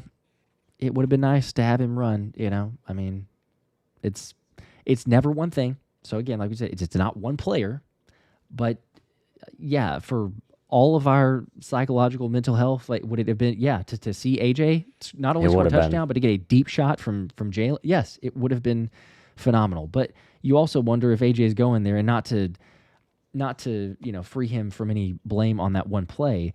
You also wonder, is he running that route going like, how many times have I run this season and I haven't gotten to throw the ball? So is he thinking to himself, I'm probably not, and he looks, and then as he does, it's like, oh, now I need to pick it up, and it's too late. Still, it's a good point. He should have. That's there to be had. That would have been a huge touchdown. But a lot of those instances. Terrence with a 2. Positive way to look at it. Rather get this loss out of the way early. Try to learn from it, I suppose. Adam with a 10. Terrible no call at the end, but those avoidable penalties lost us the game. That's exactly right. I think that is 100%. You don't want to give yourself a scenario where you have to rely on the refs to bail you out to win a football game. And that is the unfortunate truth. The unfortunate truth of the NFL. You do not want to have to rely on some referee who's too scared to throw a flag because, it's the fourth quarter. I don't want to ruin it. And then he, ruins it by not throwing a flag. But what are you going to do? Yep. James with a 10. It's like they purposely do the complete opposite of what the game and situation dictates. How many rushing attempts will Barkley get up 14 in the fourth quarter? 0 if the Eagles call the plays. Well, let's have a devil's advocate to that. How many big runs has Saquon Barkley had all season long? They can't run block. They literally can't run block. Yep. I think that this was Kevin Patullo telling us we can't run block. So I'm going to throw the football 40 times because we can't run block. The running game is a serious problem. And it's crazy that we're going to go passing game and then the running game and the passing game and then penalties and the running game. They cannot run the football behind Saquon Barkley and basically their normal offensive line. I mean, the problem is that Jurgens and Dickerson have played terrible, and then Toth comes in and plays okay. They still can't run the ball behind him. Yeah. It's a nightmare. It's not. Nightmare today. And technically speaking, I know there was at least one. There might have been 2, actually. But I know there was at least one run in the fourth quarter because it was a big gainer, and we were like, whoa, look, there's a big gainer. Let's keep doing it. And then it was like, well, penalty. Bring it back. So it was like a 7-yard run, and then I think there was another one for like a 7 or 8 yards, but at least one for sure. I know it's extremely limited sample size, but that's what it is. That's why it's the surprise. They're not having the success that they could be. They should. It doesn't make any sense. They have the guys. The only thing that we keep on kind of saying is they got to be banged up more than they're letting on. There's some things that they're not able to run necessarily, and specifically with Landon Dickerson. And then I don't know if that changes it with Toth because, he's, I don't know, he is what he is, but, that's not the same instance there.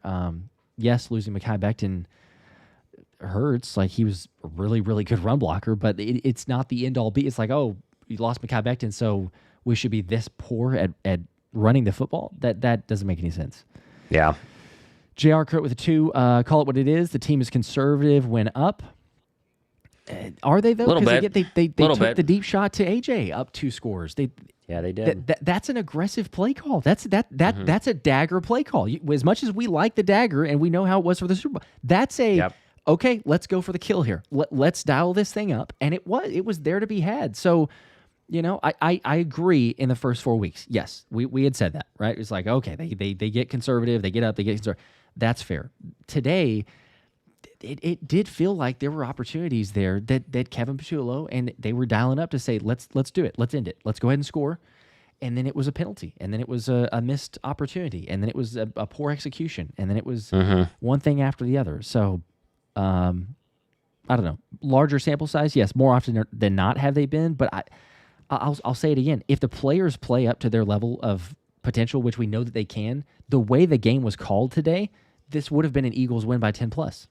That's what it would for sure been. An Eagles win by 10+. There's no way that I would be convinced otherwise. Brian with a 2. Barkley has been brutal in pass protection this year. Well, he's had his moments, yeah. Definitely had his moments at the penalty where he didn't get set, for sure. For sure. So tough too. Just oh man. Just little. It's like minor things, but it's so big at the end of the day. So let's see. Scar with a 5. The offensive line and run game is an underlying issue. Yep, it's the biggest issue. It is the biggest issue for sure. Yep, it's not. It's almost just struggling to come to terms with what it is exactly, even watching it. But Kamali with a 5. I don't care about the refs. This guy can't call a full game. He's terrible. Even if we are hurt, that doesn't mean go away from it. Jalen can run too. Talking about. I haven't called a lot of design quarterback runs. That's true. That is true.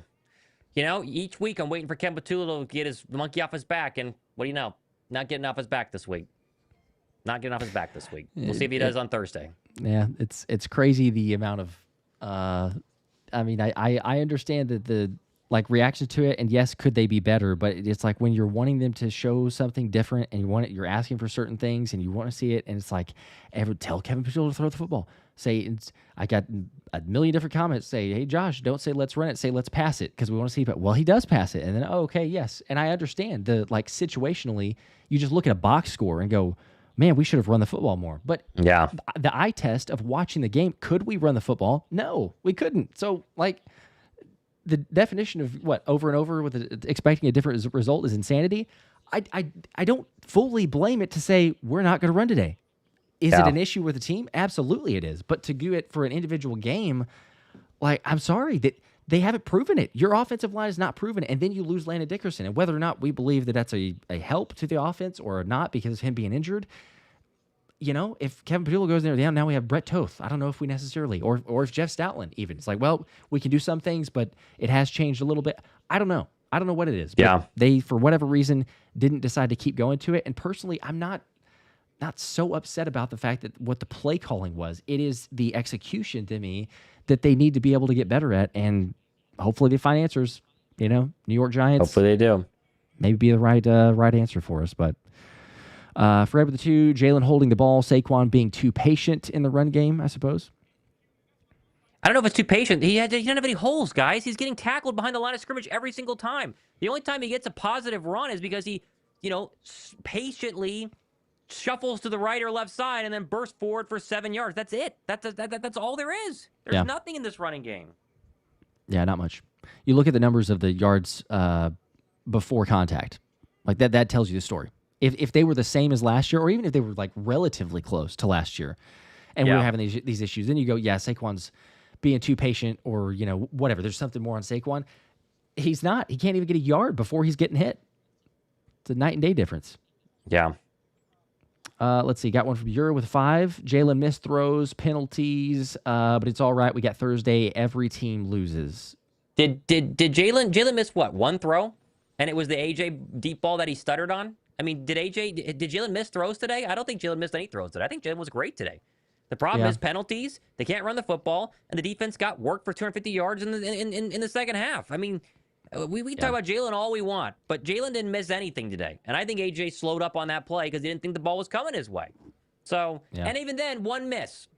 He had a lot of deep balls early in that game. One miss.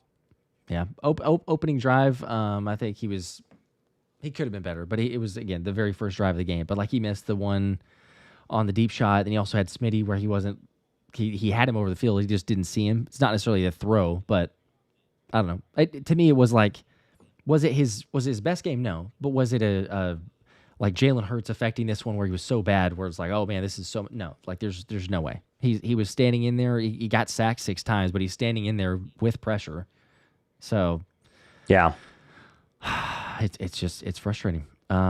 May the good be with you with a 2. 100% the players gave up, especially crybaby AJ.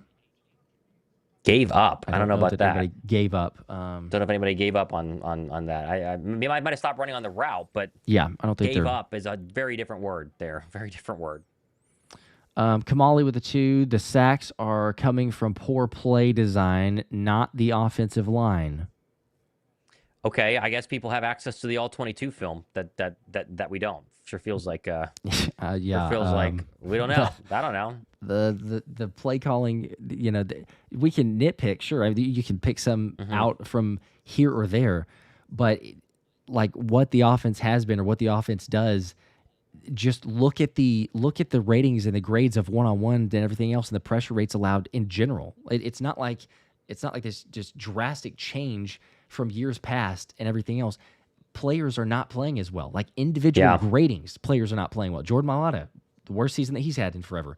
Lane Johnson, same deal, not very good. You go down the line, Cam Jurgens, Tyler Steen, Landon Dickerson. Landon Dickerson has been one of the worst. Now, I know that he's dealing with some injuries, very bad recovery and everything, but like the last time that we checked, it was like 78th out of 95 qualifying guards. There's only 32 teams. Like 78th out of 95 qualified guards. That's backup level play, if not worse. So, and it's not just one guy. If it was one guy, then maybe like, okay, we try to help offset. It's across the board. So, yeah, it's not play design can always improve, and play design can improve, but it's way more on individual performances, and they need to be a lot better. Yep, I agree. Scarf with a 5. Identityless football team. It is now that I would agree with. They don't have an offensive identity, and that's because the offensive identity should be running the football. But I think today they proved they can throw the football, and they just got to be able to not have a bunch of penalties whenever they try to do it. Yep. We haven't seen any complete offense yet. Haven't seen complete offense yet. They're 4-1. Thank goodness. Thank goodness they beat the Rams, or else we would be like, going crazy in that one. But you'd say, okay, watch out now. But yeah, it's 4-1, so it could be worse, I guess. But I still have faith they can get it figured out. It's execution, players making plays, little fine tuning the play calling. It got better. Yeah, learn some tendencies, I guess, but figure out your identity, and it's gone a little bit skewed from one or the other. But Cranky with a 5. Eagles let us down today, but you two delivered. Thank you for that. Well done, and go Birds.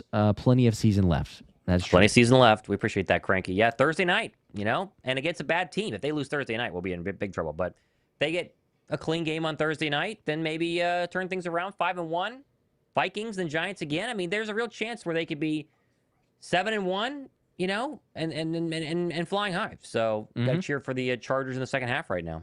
Yep. Dog with a 2. KP second half offense has been trash. Seen that multiple times. Back-to-back weeks. Don't think it was as much, man. No, it's just 7 points for today. But again, we would say how much blame, how much credit, who goes to where, and everything else. Like, it's there to be had. Would have been at least 14, if not 17 in the second half. You got some shots. Comes down to just as much as the execution. Canucks with a 5. AJ does too much online and not enough on the field.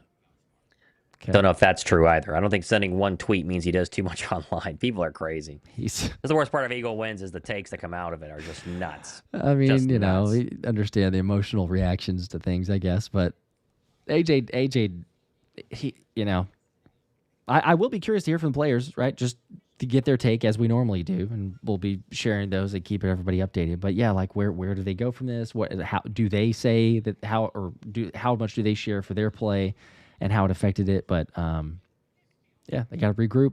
Sometimes a loss, as we saw last year, right? 2-2 going into the bye week. The sky is falling. This repeat of 2023. That was what was being said last year, and then they went on this ridiculous run. So. There is time. Michael with a 5. Remember, this is an AFC opponent. Best to lose to them. Then an NFC opponent for playoff seeding. Best to get work and believe they will fix it, which is true. That is fair. That's You're true. going to lose. That's true. The glass half full. Hit drip with a 2. Sad fact, Barkley only had 1 carry in the second half. Okay. 1 registered That is carry. pretty crazy. Yes, I would agree with that. I'm not saying that they don't need to run Saquon Barkley, but they haven't. They've not been able to run the football, and so I get the hesitation. Yep. Not feeling confident in it. Absolutely. They're showing their hand 100% at how much confidence they have in this O-line, which is not good. Not good. Heinous Low with a 5. Disappointed, but an opportunity to learn, get disciplined. Still one more game to get it right before calling for KP's head. Still fly can fly. So going to give KP one more personally. One more for game. There. Just erase the system with a 10. This was inevitable. The offense play was not sustainable at all, and we knew it. If this doesn't wake them up, I don't know what will. I don't want to hear a word from AJ. His and Jalen's chemistry looks off. I mean, it looks off for one play. I mean, if we won the game, we're talking about how great it was all game long. I mean, they connected all these times. I don't think it looks off. I think they could miss the ball on one play, and that was it. Yeah. I saw Frank's comment a second ago. I said, at least we're not Baltimore. Or at least we're not Baltimore, which that's true. It's true. That is true. Could be much worse. The one with the 20, appreciate that. The offensive line is playing the worst since 2018, and the penalties are a major problem. The bright side of this game to me is KP. He showed me at least he's capable of adjusting after the half, which is huge. Go Birds. Yeah, okay. Well, I don't disagree. I don't think this one's on Kev Batulo today. I think the running game and the offensive line and penalties. Yep. And the defense. And we saw switching up from some tendencies, even though maybe it was too much extreme for the running game, but still they didn't show us enough. So, yeah, I am also in agreement. Mauricio with the 2. Eagles benefit from losing this one more than winning. I think I'll never say that you want to lose over a win, but sure. You understand kind of where the sentiment of that is, but yeah, I would still rather win, and like they're professionals at the end of the day. I don't think it's like, oh, we won, so we don't have to work on anything. They would win and still be like, yeah, we're got to get better. But let's see, Mari with the 5. This loss was solely on their offense in the second half. We had way too many 3 and outs for our defense to keep playing good when they were tired. You know, it's on both. You know, it's not just one group, but overall, I'm sure the defense will say, you know, we can't allow 18 regardless, and the offense will say, well, we got to have the defense, you know, not being tired. So yeah, it's complimentary football. Matthew with a 5. At least it was an AFC team. Okay, again, not Dallas or Rams. Chin up, everyone. We'll build off of it. We are. There you go. Full. Appreciate that. AFC viewpoint. team. We know. Tyler with a 10. 10 more. Appreciate that. Tyler says, hey, we may have lost, but to the media, we won. Jalen threw for 280 and 2 touchdowns. If I'm correct in what the media says, they would rather have that than a dub. Did I do that right? That's a good point. But they'll just switch to the running game now is the problem. You know, you needed Barkley to go for 60 and a touchdown today just to make sure that there wasn't any problems there. But he basically did nothing. So, you know. And they'll still figure out a way to blame something on Jalen in terms of the national media. Sure. Right? Like, even though he had those numbers, they'll be like, yeah, but, you know, Jalen shouldn't be losing these games and blah, blah, blah. So, yeah. Fred with 2. See that? Didn't see a comment, but appreciate it, Fred. Kamali with 2 more. If Moore is here, or I guess if Kellen Moore is here, I guarantee we win. Hard to know. Fine. We play this hypothetical, right? Like, Kellen Moore was 2-2 through the season, going into the bye week. And that's losses to the Falcons and the Bucks, which got obliterated. I know we had some other stuff, but you know, I mean, almost lost to the Panthers. That was late in the season, and the offense looked terrible against the Panthers late in the season. Yeah. So, okay, you know, it's a hypothetical that none of us will ever know. Tribal with a 5. Sorry, but even Pee Wee football knows that if you abandon the run, you basically lose half your playbook. You're up 14. No need to stop running. Fair. Got to be able to block the run, though. I mean, you're getting 1 yard a gain, 1 yard a carry. Got to do something else eventually, because then you say Kevin Tulo can't mix things up. You know. And again, if you go back and look at the sequence of the second half, there's more than half of those drives are starting with a penalty. They actually do run the football, and there's a penalty, or they throw the football, and then there's a penalty. So, like, again, you're right. They do need to run the football better. But, like, when it's, now it's 1st and 15, or now it's 1st and 20, you're throwing the football because, if you run there, it's probably then a 2nd and 18? Right. Then now what are we doing? Now it's way, way behind the chains. So it's just they kept getting themselves in worse positions with these really terrible timely penalties. And it was a lot of false starts, as we said. It was a lot of these illegal formation, illegal shift. It's just a lot. They got to get these things cleaned up. The S-Box with a 5, this team needed a wake-up call. The team is clearly in their Rocky 3 era and need to regain the eye of the tiger. Still time for that. There's a good reference. Now. There's a solid reference. We'll take that reference. We would love to see that. That's pretty good. Use a little movie clip there. Mr. Bach with a 2. We don't know what we want from the Eagles, to be honest. You know, good, solid, complimentary football. But yes, in terms of identity, I don't know. Right. I don't know if they're the dominant running team yet. Or they're definitely not. But I don't know if it's like, is that where they're going to morph into, or does this become a like we pass to eventually kind of be able to run the football? It's so strange to say. With all the guys, I feel like eventually they are going to get this thing figured out because they have the guy. They got Jeff Stoutland in the room.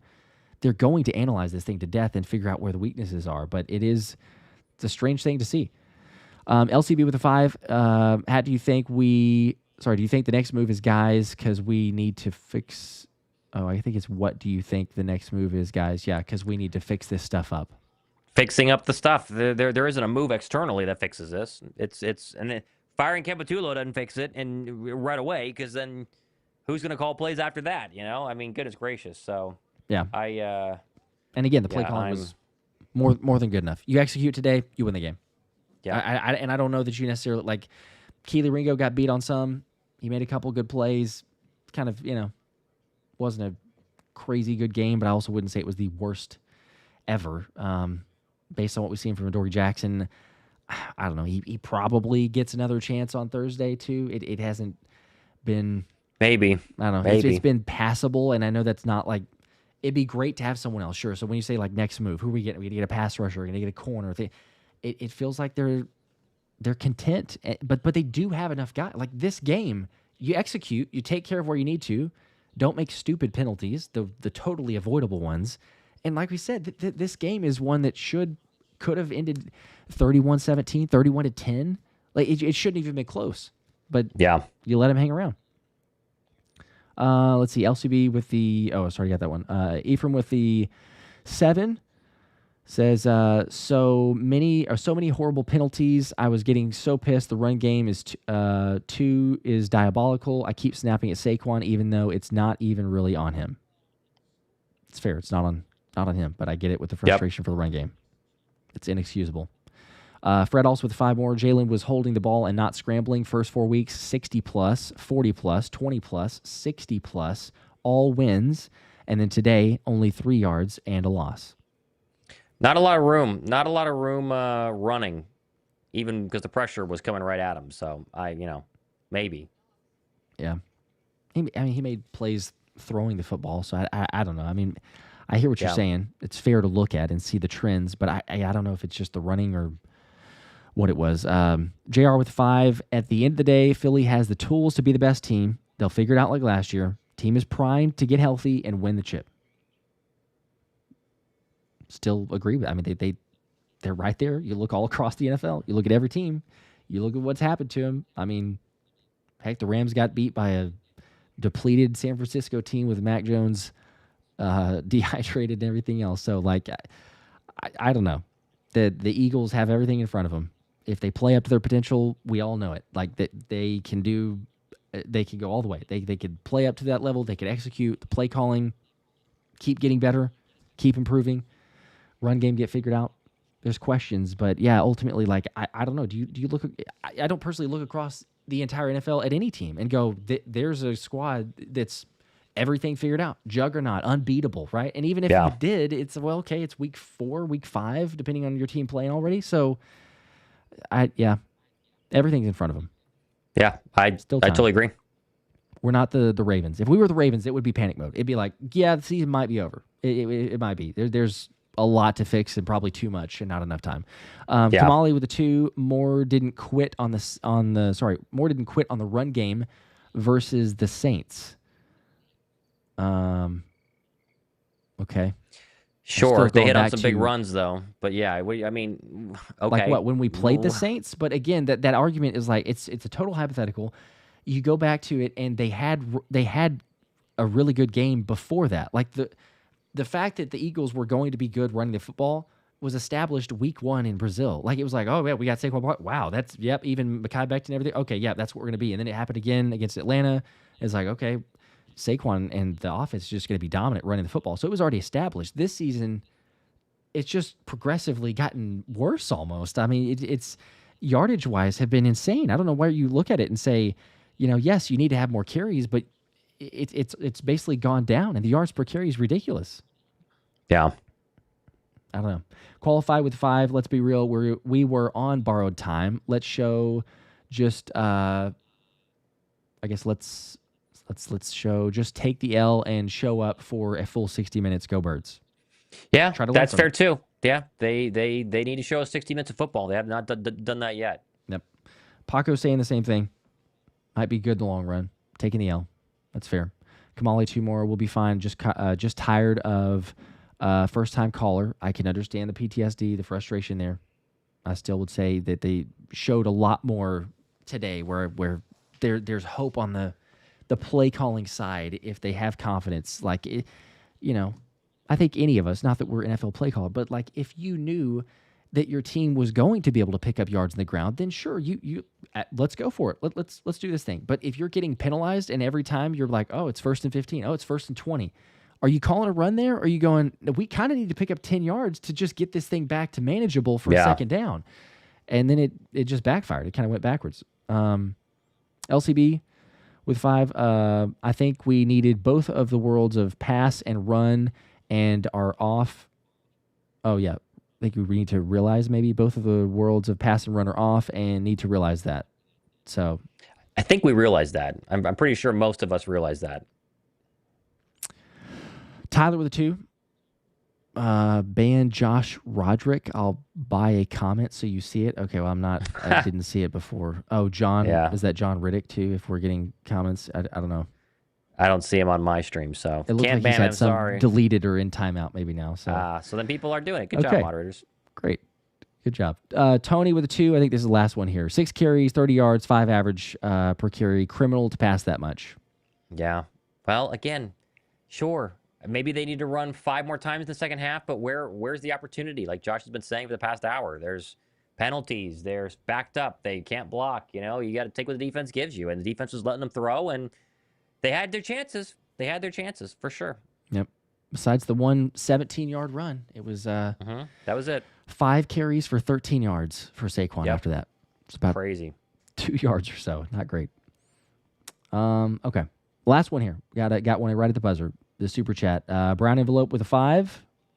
Appreciate that. We keep saying we're not the Ravens, but all the teams we beat this season had a chance to win with their last drive. Okay, but we won, But so we are not the Ravens then, right? Because the Ravens didn't win. 1-4 versus 4-1. A little different than the Ravens, I'd say. Yep. Just a little bit. And I mean, I don't know how you want to view it either, but it's like, okay, the Broncos, in their situation, they've had super close nail-biting wins and losses, right? The field goals. So it kind of goes both ways. The NFL, the vast majority of the time, if you have 2 really close teams, it comes down to the wire. Like the Rams, for example. Rams and Colts game was crazy close. The Rams lost this past week to the 49ers. The Niners all banged up, but lost to them. It's like, I don't know. I hear you, but yeah, at the end of the day, they still won and were resilient enough to do that, and they have so much more to clean up. Whereas the Ravens, it's like they've been like going backwards on and the injuries that they're getting hit with, and Lamar's it's just, I think it's different, but that's fine. We can agree to disagree there. All right, hey, we appreciate you guys, even though, it sucks getting lost. We got lots more to give with the recaps, more videos coming, you know that, so we'll keep you posted. What the players are saying, reactions, everything else. It'll be a short week, though, so we will be streaming on Thursday night for the game. Hopefully get this thing figured out and fixed. But stay tuned. We appreciate it. Still 4-1. Sky is not falling. Still 4-1. They are Get this 4-1. thing figured out. So we'll see you guys next time. As always, go Birds. Go Birds. See you guys.